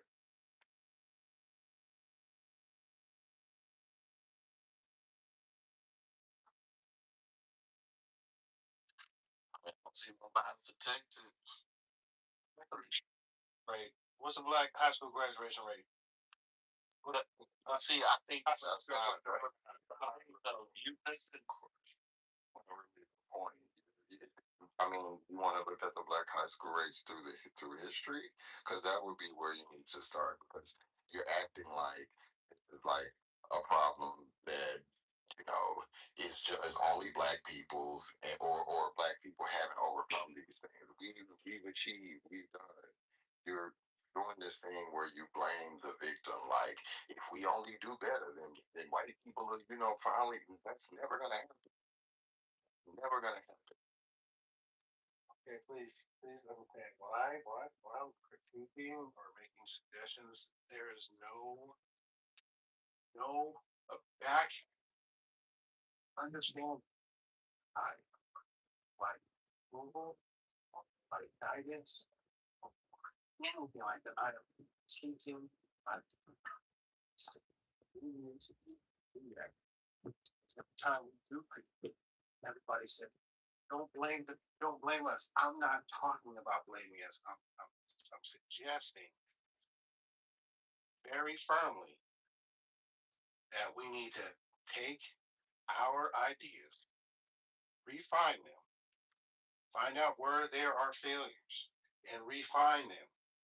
We will take, and we need to criticize ourselves and move forward. That's never wrong. It's wrong. Need to do that. That's not wrong. That's not our problem. The problem is it's not being critiqued. Black people, we have never not had accepting criticism. So I think no, you miss me amongst ourselves. Amongst ourselves, yes. When have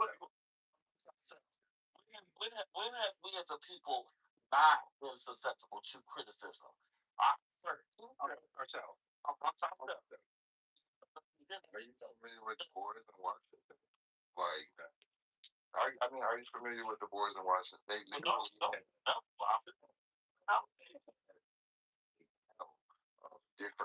different methods of critiquing black people. Like, and they were bro. These are not new ideas. This is who you're a whole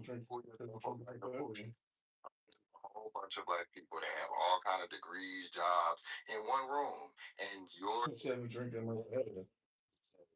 black people need to do this. Well, okay, cool. I've never heard you critique the system or why that is not helpful. It's not that black people can't take critique. It's that we need helpful critique and we need informed critique. So if you don't have the history, like when I asked you about the boys in Washington and you are like, you're done. Then no, everything I need to know. That's why you're presenting these ideas as if they're and saying that black people don't know how to critique themselves. That's all that black people have been doing. And not only that, but you lost. We don't you asking about what's the percent of black people graduating there from high school. Hello, that used to be a problem. Not saying that it's still not a problem amongst the black community.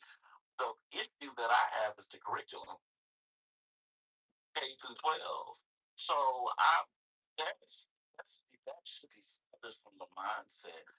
Think with us as a community, with you talking about holding us accountable, being able to critique each other out there, that's the least of our worries. Because again, we don't have a problem being to be able to critique ourselves. I said in different rooms and different platforms that the issue that we have in our community that other communities have mastered is financial literacy.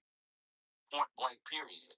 I mean, knowing our history is cool. We definitely need history because in order for us to move forward, we got to go back and learn our past. So we should never leave, and we should always put it at the forefront. But the biggest issue that I see that we have as a community that nobody likes to talk about is financial literacy. Period. That's the problem now. We rank at the bottom of the total pool when it comes to being financial. That's a fact of my name.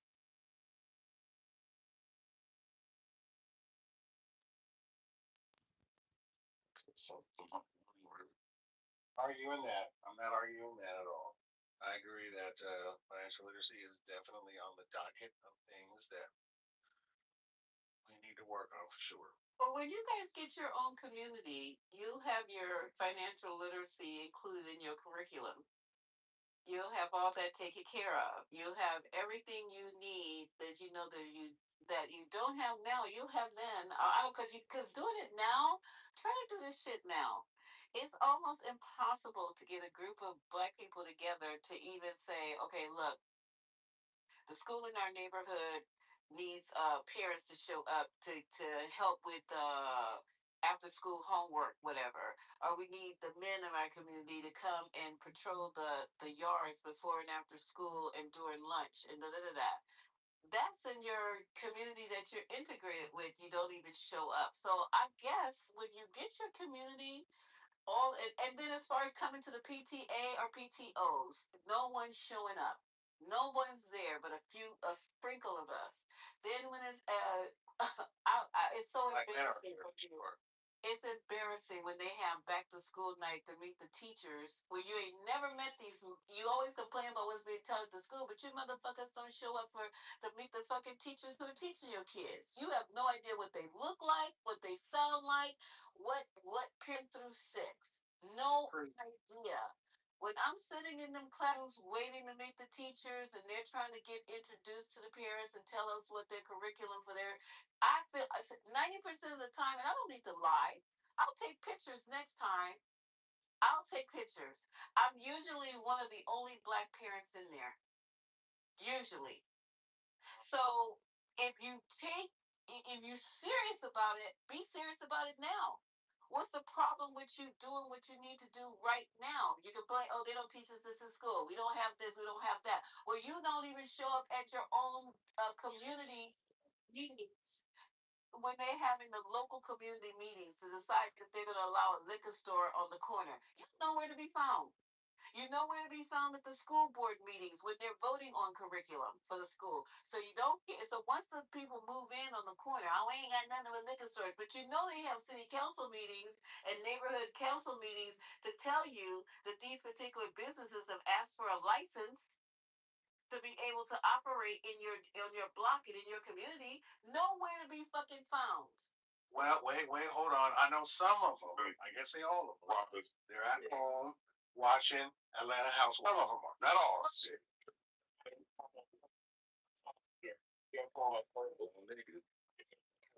that shit. Here's what I was gonna say. Areas I think somebody put into, but in Atlanta we have a thing called dancing duty. There are different where there are black men, and I've seen it in Atlanta. It's a couple places where the dads have gone to school. There's like been fights and different things. So there are like shifts of dads that are going. I think it's like that some of this stuff is based on the community we live in, and we should be more involved. But in a lot of places, we are involved. So that what you're saying is not that's not across the board. Well, we were saying what we said.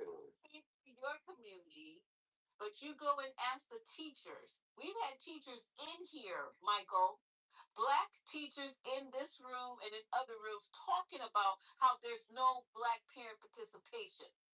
We've had them. That's a fact. They call to the houses and get hung up on. Talking about you better be gonna be about shit like this. Come on. Let's be brief. Oh, I mean, it's either or. This is why we said what we said about being together, because in black And I always, y'all need to move to black places because this is not what goes on in majority black places.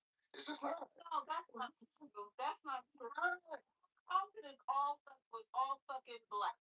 So a white state, a white city. A white city? Compton is a white White plain. Well, Compton is when it incorporated. Okay? Well, I'm telling you. A part of LA. Compton is a real city. You don't have to put LA and mean Compton. If they put LA, it means LA. If they put Compton, white place. Talking about it might be LA, a part of LA. I don't even think Omari is Compton part of LA County. It is incorporated, but it's considered. I would consider more LA. But you can't put Los Angeles. You have to put Compton, California. Well, LAPD now patrols Compton. He used to be the sheriff. Right, he used to be the sheriff. You're right. But now it's LAPD. So I would say this: California. He's right. California is white, but ultimately, it used to be black. It used to be an all black town. All black. You had black people in meeting PTAs, all that. It was blacks on at the local level everywhere. That's still, y'all are missing what I'm saying. I'm really not trying to be mean at all, but listen to what I'm saying. But we're talking. Just listen to what I'm saying. I have lived in majority black states, or there where there's a very, very high percentage of black people. And I have also lived in states like Texas where there's a lot of black people there, but the dynamic is different because it's a white people's state and the white people or Hispanic people run it. This is, I don't know, I can't read Mike's mind, but this is why we were saying when black people are constant, look at Georgia and where black people are nestled in one place. Look at Maryland where black people are nestled in one place, and look at the incomes. Look at the outcomes of students there. Look at the parent participation. That is not the case. These narratives that y'all are painting about black people is not true. When we are able to have community and have control over ourselves, we are perfectly fine and perfectly prosperous. That's all I'm saying. Calm down. What are you talking about? No, they don't. Yes, they did. You don't. They control themselves, Compton? Yes. Black people don't control Compton. Black people did control. They don't control it now. Let me add another. Every aspect of it from top to bottom. Let me add another piece in there. Because Compton, I think, went through eras, and again, I know what I know about that, but I don't know that much about it, but I do know some. Like I said, watching a documentary where they had like the people that were out there, like the different families. I lived out there for a while, like at the Fox Hills, and some of the areas there, like some of these black suburban areas in Compton specifically, didn't like social economics, even though it was still black people there. Didn't you have like some demographic change, like from maybe the 50s and 60s into like the 70s, 80s, 90s, when all like the boys in the hood did? Wasn't there some change in Compton? And I'm just asking because sometimes I think social economics might play into this too, but ultimately, to what Jeff was saying, so there's a thing called Volunteer Dads that Tony Dungy had. You had that was an organization. You had a bunch of black men doing that. You have 100 black men that's active in cities. Haitian talks about he's doing that or whatever. So I know like in North Carolina, in the Charlotte area, in Atlanta, in the DC metropolitan area, there are a bunch of places where you have black fathers and parents that are engaged. I do think it's regional. So I'm not poo-pooing what you're saying, because I'm just saying I think it is a thing that you get to. Some places, now I'm not saying it's happening every place, but other places where it is happening. I'm just saying, I can give you so many examples. It's not even about California as a place. It's about the demographics of said place. But if you look at Detroit, when the car industry was, all the black people ran up there, and we took over government and everything. Detroit was thriving. It's terrible now because they sucked all the life out of the city, which was, the lifeblood, which was car manufacturing. But that's another city, Harlem. Uh, DC, Atlanta, like there's when black people are able to have control of what they do and how they do it, and I'm not talking about in the in the midst of a whole bunch of other white people or Hispanic people, we are fine. And I just it saddens me to hear this narrative. So Harlem is not. Harlem is in New York. It's surrounded by white people all over the place. What are you talking about? Historically, Harlem has been a black. All of Uptown was black. That was all. That was all black people. Understand what you're saying? I think, by the way, you're saying, I do agree. Maybe it's hard because so I had this conversation with another person, and they actually live in LA, but they have or California, but they have parents that are from the South. So they have those same values and qualities. I do think that when you come and people say it all the time, that's why I moved to Atlanta because I think I came down here and that's why I moved to Maryland because I was like, yo, black people are really getting it out here. This is not the typical what you see. But what I'm saying, what I've learned is that when black people congregate and people leave us the fuck alone and let us get in government, and it's not like that. It's not bad. We have bad apples because we're humans and people, are multifaceted or whatever. But I just like this whole like narrative that black people don't do this and don't do that. That's just not true. You know what, seriously, in light of what you're saying, now that I'm looking back, I think you're absolutely right. There's times when I left California and I went to certain places and I was like, oh yeah, shit, this is the South, and I thought it was all bad, this, that, and the other. But then my fucking optometrist, my dentist, and my doctor, I went to 3 different black professionals, and I was like, what the fuck is going on over here? It was a culture shock, to see that.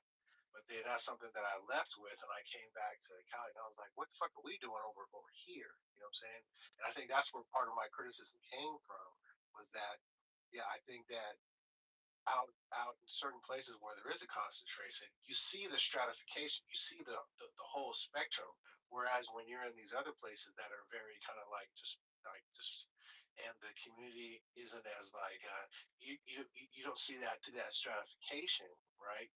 Or maybe that stratification has dwindled down because other people have filled in the spots. It it it, it leaves a sense of like what the fuck is going on? How come we're not kind of like moving in these different spaces and stuff? So yeah, man. No, Thomas, did you say your idea of what you let me tell you. I don't know how you can't find a black doctor in California. I'm saying you don't see it in the same concentrations. So see it as the same concentration. How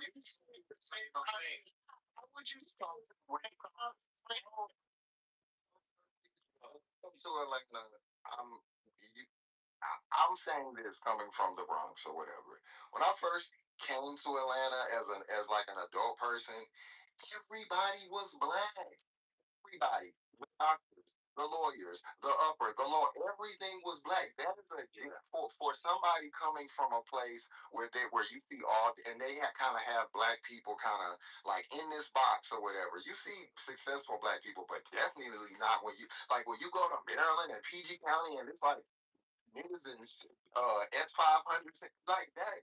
That to me was super empowering. I was like, oh yeah, like I'm coming here, and Atlanta gets on my nerves a lot, but there is something to be said. It's almost like a black privilege type thing. Because when I go out of town, I'm always like, yeah, right. I'm not. I can't do it because no matter what, when I go to the courthouse, when I go, even if I don't like the motherfucking people, they're still black, and I know that it's we have this kind of connection, and I know like at least there's that. You know what I'm saying? And when I was in Maryland, it was the same way, and I just think that when people have not experienced that, maybe it don't affect everybody like how it affect me. But I know for a lot of black people, that shit is empowering.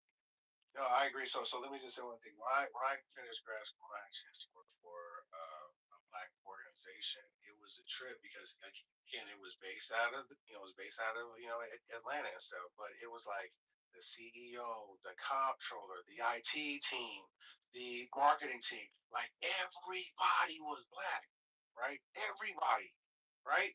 So can I go to California and get that? Hell no. Hell no. It's almost, I would say, impossible. There's a population. Almost impossible. What's wrong with you? California doesn't have a population, and if you want to find them, they're there. I don't know. That's what I'm saying. The concentration isn't there. The concentration. Okay, so what are we talking about? We need to all move to Atlanta. I think what Jess is saying. See that in a place that's like that. How come it's not like that in Mississippi then? White people control. That's a great example because Mississippi has all those black people, but white people control all of it. Atlanta, black people control Atlanta. But my question is, how come they're not controlling it in Mississippi? Well, because systemically kept out of control. This black people run, but white people. That's white people. That's like the heart of Dixie. They're not giving that up to black people. If you outnumber the opposition and somebody's running and you all go vote for that person and you're outnumbered, you're going to win. That's the way it works.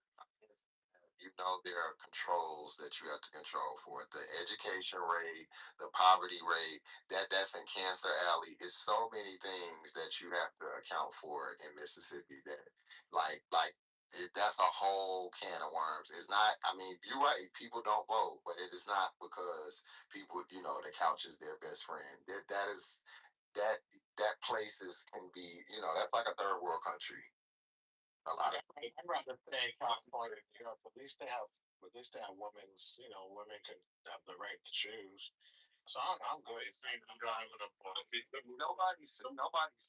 What I'm saying is that when people make these statements about how like black people are, I always notice that they're from a place where there's not a lot of black people in concentration. And when I talk to black people that live in these places like DC, Atlanta, I guess Houston or whatever, they don't feel that way because we see so many black people in so many high places doing, everyday shit and doing work.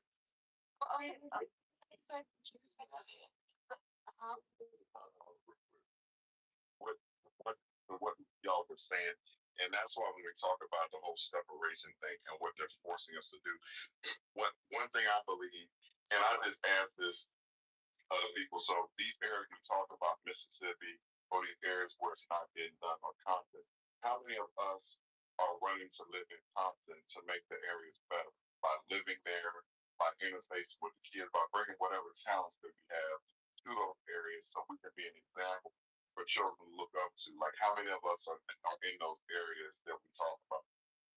Like, is outside for there? Talk about. I don't know. You guys are ones. This is good.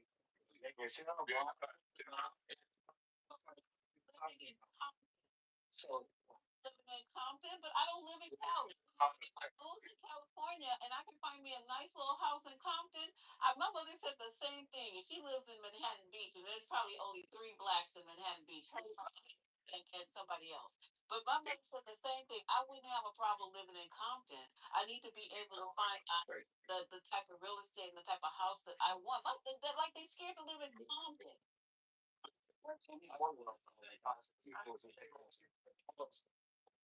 Hold on. When I moved to Atlanta, I moved to an area called Vine City. I was married then. Vine City was a neighborhood that it's a black neighborhood. Because I have this thing, and I've done this twice. My house got broken into the second night I was down. I guess people saw us moving in. Me and my wife went out, my daughter went there. We got broken into. I moved into another area in Southwest Atlanta, and black neighborhood, nice new homes. When the kids left summer, everybody on the street got broken into, and I was doing that. And then I was out one night, and I got broken into. So I'm saying there are reasons why a lot of us don't live in the areas around our people. What I'm saying, if enough of us go back and we're forced back, then you just don't have where people can be there to be like you hear back in the day when my parents back like you ride down the street, Miss Johnson do something messed up, Miss Johnson beat you or whatever, they call your mom and they go beat you and get home communities because we were separate, because we were forced to be, you have a lot more influence in the community over these children. I just feel like that a lot of us that can get out are getting out. And that's why this asked that question, how many of you are living in Mississippi or in Compton? Like these areas we talk about that they're depressed and they can't get over the hump. How many of us are just walking and running back there? I think the thing is like it's hard to compare those certain cities to cities like Atlanta or like um PG County in Maryland because it's so the infrastructure is set up different. You can have a poor black neighborhood and a rich black neighborhood in the same county and in these type of cities. Whereas if you go to Compton, it's like everybody is in the same like um what you call it, like financial situation. So it's either they're real poor or they're, they all everybody is middle class or everybody is rich. It's different here than it is in different places. So I think it doesn't work in Mississippi because they don't have the differences in the blacks there. They don't have blacks that are running like the city councils and government in the same way that they do here and in Maryland. And so that's what makes it different. But I agree, but I think that's what we want. white people, if they don't have nobody representing them that looks like them, that's their fault. Ain't nobody moving the bankhead. Everybody's just in the buckhead. It's not their fault. The historic, that's what I'm saying. You got in Mississippi has a terrible racist history. Those people have been like systemically kept out. Like even now, the governor doesn't even send. They have like 3 lawsuits going on right now from Jackson because the governor diverts money from Jackson, which is the blackest city in America. It really diverts government aid from them. So it's really not their fault. That was the other thing that I was gonna say about Mississippi in particular. The education isn't the same there. So here, they're black educated people, and they have like schools and different programs here to help the people thrive. Whereas there is not the same. Like the state not paying for them black people to be educated. They don't have the same resources and to Atlanta doesn't. I mean Georgia, the state of Georgia doesn't provide much resources to black people, but the city of Atlanta does, or Fulton County does. They provide more resources here to education. So it's like it's different. It's just a way of living. It's a different mindset. So these are that even though we all black, we have a different way of living than they do here per se. So thank God also, but I might disagree, but I think if it wasn't for Stacey Abrams, I think we probably would be right there with Mississippi. Was already progressive before Stacey Abrams. Black people they are. No, they always ran Atlanta. Like now it's getting more gentrified and more white people are coming in because they've seen black people successfully run this city for 50 years. But Atlanta always been like With the Olympics, that's what really helped. And then it was still very expensive to live here, and you could come back down here and buy land. Like it was like a lot of black people, especially from like the New York area, I know, moved to Atlanta in droves in the 90s. when Olympics is when a lot of white people wanted to come back, but black people, like successful black people, being and my aunt moved to Atlanta in the 70s. Her husband is from here. like the large homes in like Snellville, and like you could come down. A person from New York, like with a high paying job, could come down here and really that like like because that's when the boom of Atlanta really started. And if you look at like the census data, that's Well, in 2008 stuff. Black city. Black people have ran Atlanta for 50 years, but Okay. I mean, like, that's when you see niggas really start coming down here and niggas really, really get money. So Atlanta, like even Du Bois was here at one time. You think about like Martin Luther King, where in his birthplace, his father, the Morehouse situation. Atlanta has always had, not that Atlanta, when Mayor Jackson was elected like the first black mayor in Atlanta's history, the 70s they started making changes, but to the point, Atlanta's always like they have a black sort of elite or like sort of things. Atlanta's been an area that's been good for blacks or whatever, you know. So just we didn't have a city like we have it now, but yeah, but it's always been, you know, a decent area.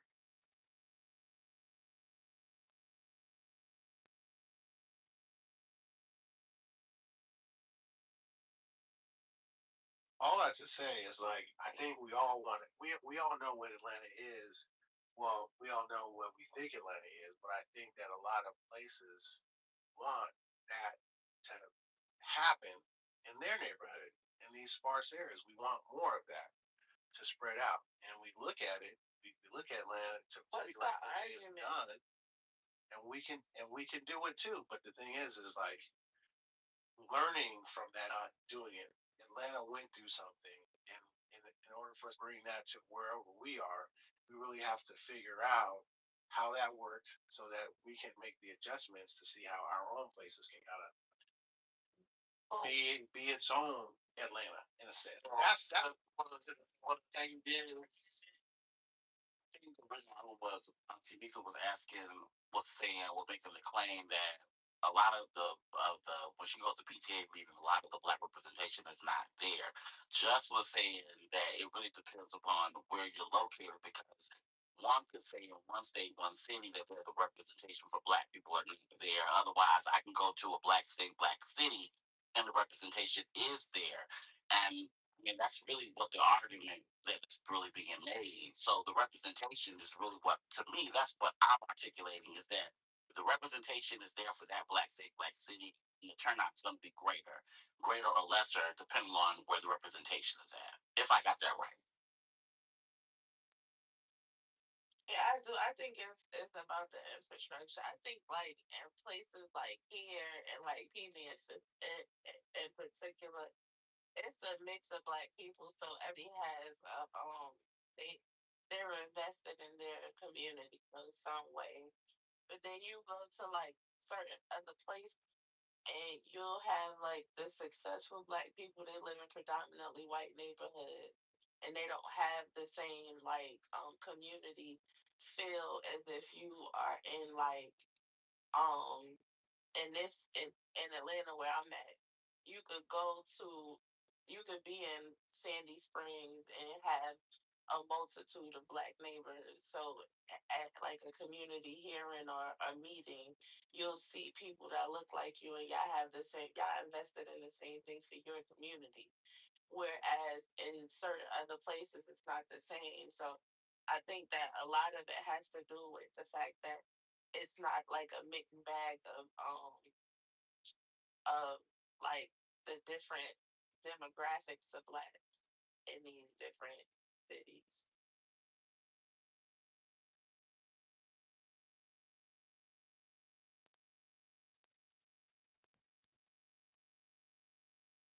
Okay, Brooklyn, we were trying to construct a black town because I remember, and this is what's curious to me, because I remember when P Man, is his name P Man Omari? Is that his name? Came in and talking about Negro Town or Afro Town or whatever he was talking about. And he was talking about that they had bought 30 acres of land and they were going to in Atlanta. I don't know if it's true or not, but I was entertaining it. And he said that they're going to basically have this. You would have to submit an application because they were going to be choosy about who was going to be allowed to purchase land and build homes in this community. And it was going to be a self-contained community. Well, when I told them that I was interested, I was in being in a self-contained black community, I was getting clowned left and right.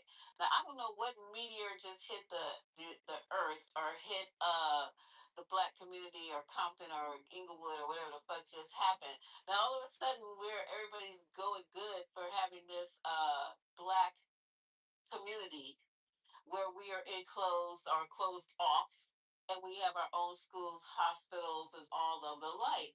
I'm not mad about it. I'm just trying to figure out what the hell happened. Because I said we had communities, for example, and I keep using Compton because I've been to Compton. I've been there several times because they have a lot of teams that my son played in Compton and in Inglewood. And Inglewood's another, I don't even know what the hell. But anyway, and they got the farm and now the fucking football team. I'm sure it's changed a whole lot in Inglewood now that they got that new stadium. But they've always had the farm, and before the farm was there, wait, it's the farm that was always there, and then they before that stadium was there. I don't know what they call the stadium. There was a racetrack there. My mom said so. There was always those two big draws into Inglewood. So, and everyone considers Inglewood a black city. I've never heard anybody say anything about Inglewood not being a black city. But anywho, um, the in Compton, it was all black. They had a black, and I think they still do have a black mayor, if I'm not mistaken. They had black mayor, everybody on the school boards and everything. They were all run by black people, but they still had drive-by shootings. People can't go outside, let their kids play outside. They had robberies like Michael's talking about, and they had murders, and they had this, and they had that. And I'm just trying to figure out now with all that. No, another component. With all that being said about blacks running their own city, I think they consider Compton a city. They allow people to come in to run nail places, to open up Chinese food places, to be in charge of the bodegas at the end of the corner, to open their markets, even though they don't live there. We got Chinese markets that they don't live in Compton, but you can get a Chinese market open in Compton, and then they bitch and moan about it. So what's going to change now in 2026 when we open up Negro land? Are we going to have people drive-by shootings? Are kids going to be able to go outside and play in the streets or whatever? Are we going to have no nail places that are not run by blacks? Because you go to Chinatown, Brooklyn. Have you seen any soul food restaurants in Chinatown? No, no, not one. Not one barbershop. I don't say, come on, boys, let's go get our haircut in Chinatown at Leroy's Barbershop. They don't do it. Everything in Chinatown is by Chinese people. And the same with the other people that group themselves off. But nah, we get our communities and we allow everybody in to run businesses and then we complain about it. Yeah, I'm looking at stats right now from hold on about it. It's going to answer about Negro sound real quick. The why has changed. Because you would have, at least I was definitely one of the people that said that I would come visit or whatever and like help, but I wasn't trying to. But the whole situation that occurred with the Voting Rights Act, and then also too the fact that Kevin Roberts has a PhD, on the kinship of like black folks or whatever. I understand what they're doing right now, but the Voting Rights Act and like what they're needing to do, they're forcing us back into a situation. I think that is something we're gonna need to do is separate this one. So that's what changed me. That's what got me on board.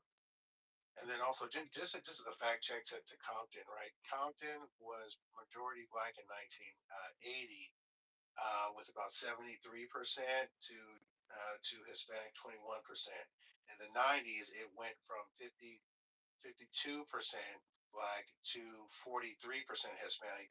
And then since 2000 and above, it has been majority Latino.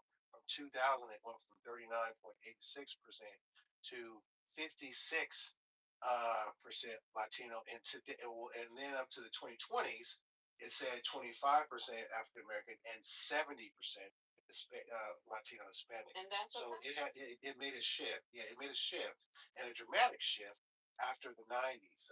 It just really kind of took off. So it is, yeah. And Paramount too. What you brought those stats to prove, it just shows that we gave up something that you built. And the homes are not. You have to know Compton. You guys are watching too much TV. Because when I went to Compton, they had areas, yeah, like I said before and earlier, they had areas like every place else that I probably wouldn't want to live in those particular apartments.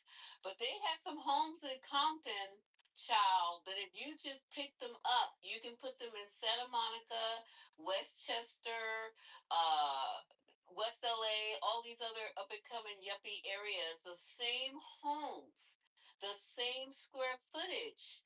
They had nice homes in Compton.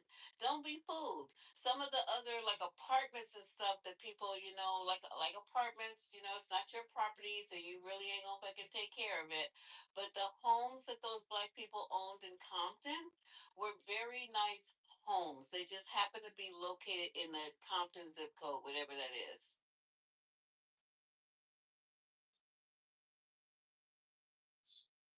So you know what happens because I watched it happen in Ohio in the back in the day, and I think a lot of this. That's why I talk about some of this stuff, and that's why people I think refer to some of the stuff being better. But I think before the Civil Rights Act, and when we were in these neighborhoods like a Compton or like neighborhoods in different places, when you had black people that were in there, like the war veterans or whatever, you back in the war that had the baby kids and stuff.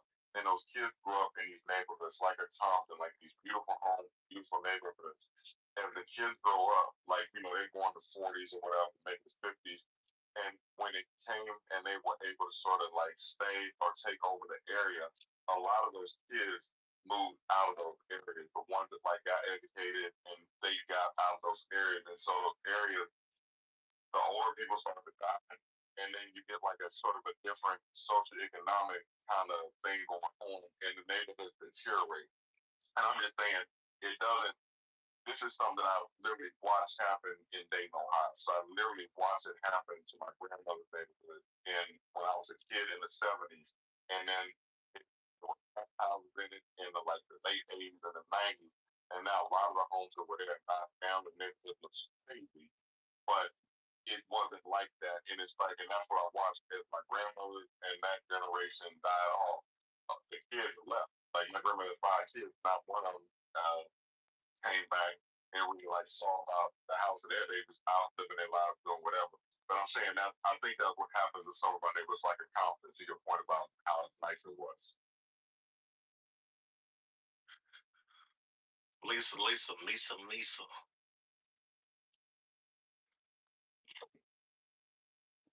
Hey, F. Gray, how are you? What's going on, Michael, Haitian, Brooklyn? Yeah, what's going on? I tell you what's going on. You lived in Compton, F. Gray? I don't know. What I want to say to you, you all were talking about Atlanta earlier, and there's a brother wrote a book a couple of years ago called America's Black Capital: How African Americans Remade Atlanta in the Shadow of the Confederacy. And book was written by a brother named Jeffrey Oakbar, happens to be a friend of mine. And he undergrad at Morehouse. He did a PhD in history at University of Indiana, Bloomington. Has spoken about the book, or done talks about the book, and breaks down, how Black Atlanteans, again, while white supremacy, Jim Crow, Confederacy was going on, they were able to rebuild and reshape Atlanta in the roots of what it is today. And part of that roots is Maynard Jackson, his generation, and on down. And it might be worth to bring someone like him on as a guest speaker. He was born in Chicago. He grew up in LA. So he could give you some perspective on Atlanta, LA, and Chicago as far as how black elites, intellects, business people, their journeys in each of these three major metropolitan areas in the country. That's an idea, you guys. Again, you can look up his book, America's Black Capital: How Afro Americans Remade Atlanta in the Shadow of the Confederacy. It's about 500 pages too. So he worked on it somewhere around 10 or 12 years of research, interviews, all that. I think that's a great idea. And if you can, could you look up his number? Could you look up a way to give him a call? Can you look up his schedule so that when he needs to make a decision, he can look up Lisa's number, and then Lisa can look up the date that we want to have him, and then when it's time for us to bring it all together, we can all just have that conversation.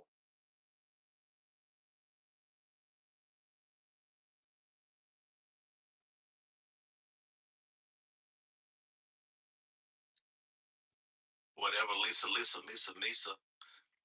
commands, I will do. Commands, you're crazy. Yeah, I would do that because this is an interesting conversation, and if we're gonna really start talking about getting together and doing this, or this is just us talking, either one.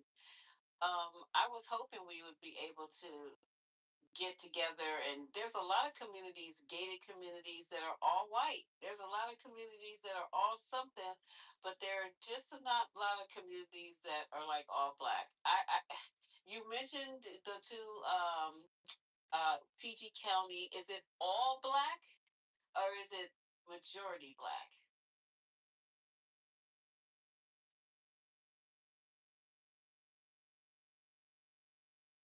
Not in the DMV area. Yeah, they're talking about. Yeah, yeah. So it's all black. I don't think it's all black, but it's a very, very high percentage.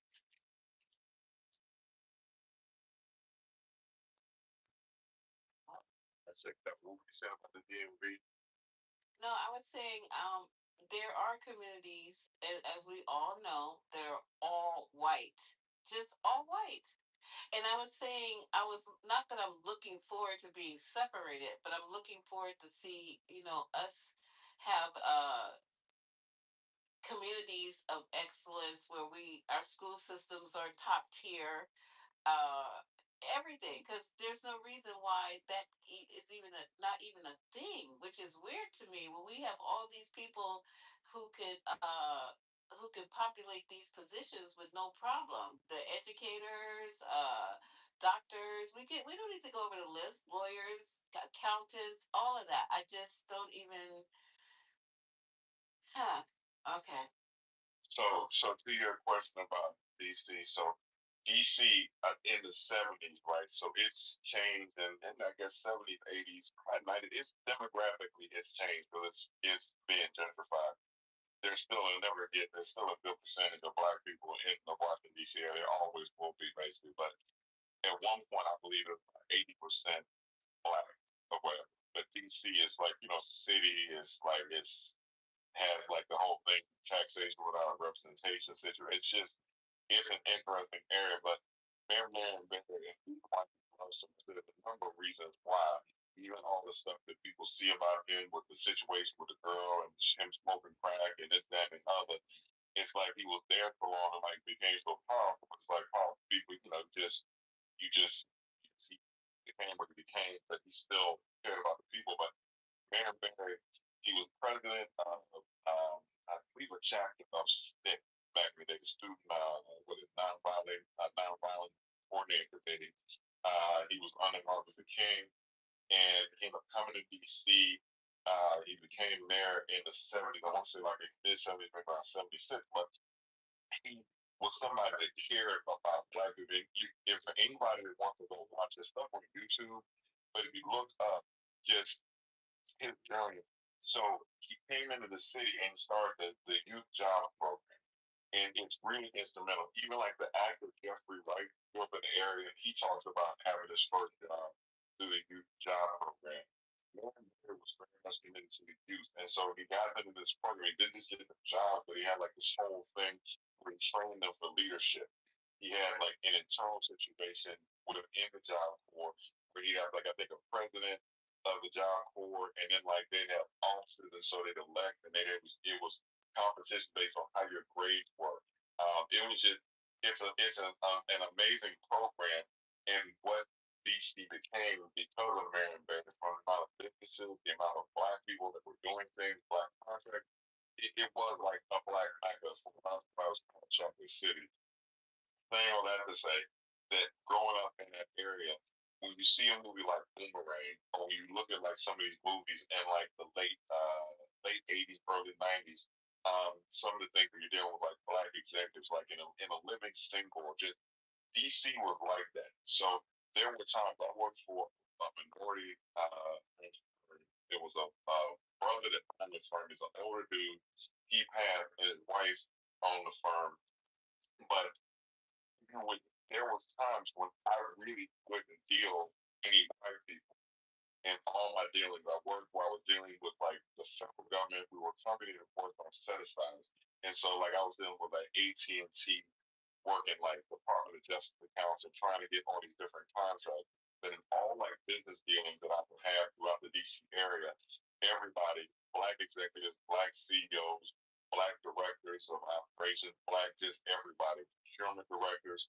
So DC it was really a city of excellence. And even before my time there, you go back and look at like they talked about it when Ben Finley talked about one of the women that he had met, the older lady that actually gone to Dunbar high school, and Bannon got on talking about the fact that that high school is one of the most famous from a standpoint of educated black people to come out. Yeah, so I'm just saying. So yeah, so if from a black excellence standpoint, the DC metro area was a an area of black excellence. Felt like I ran with some of it.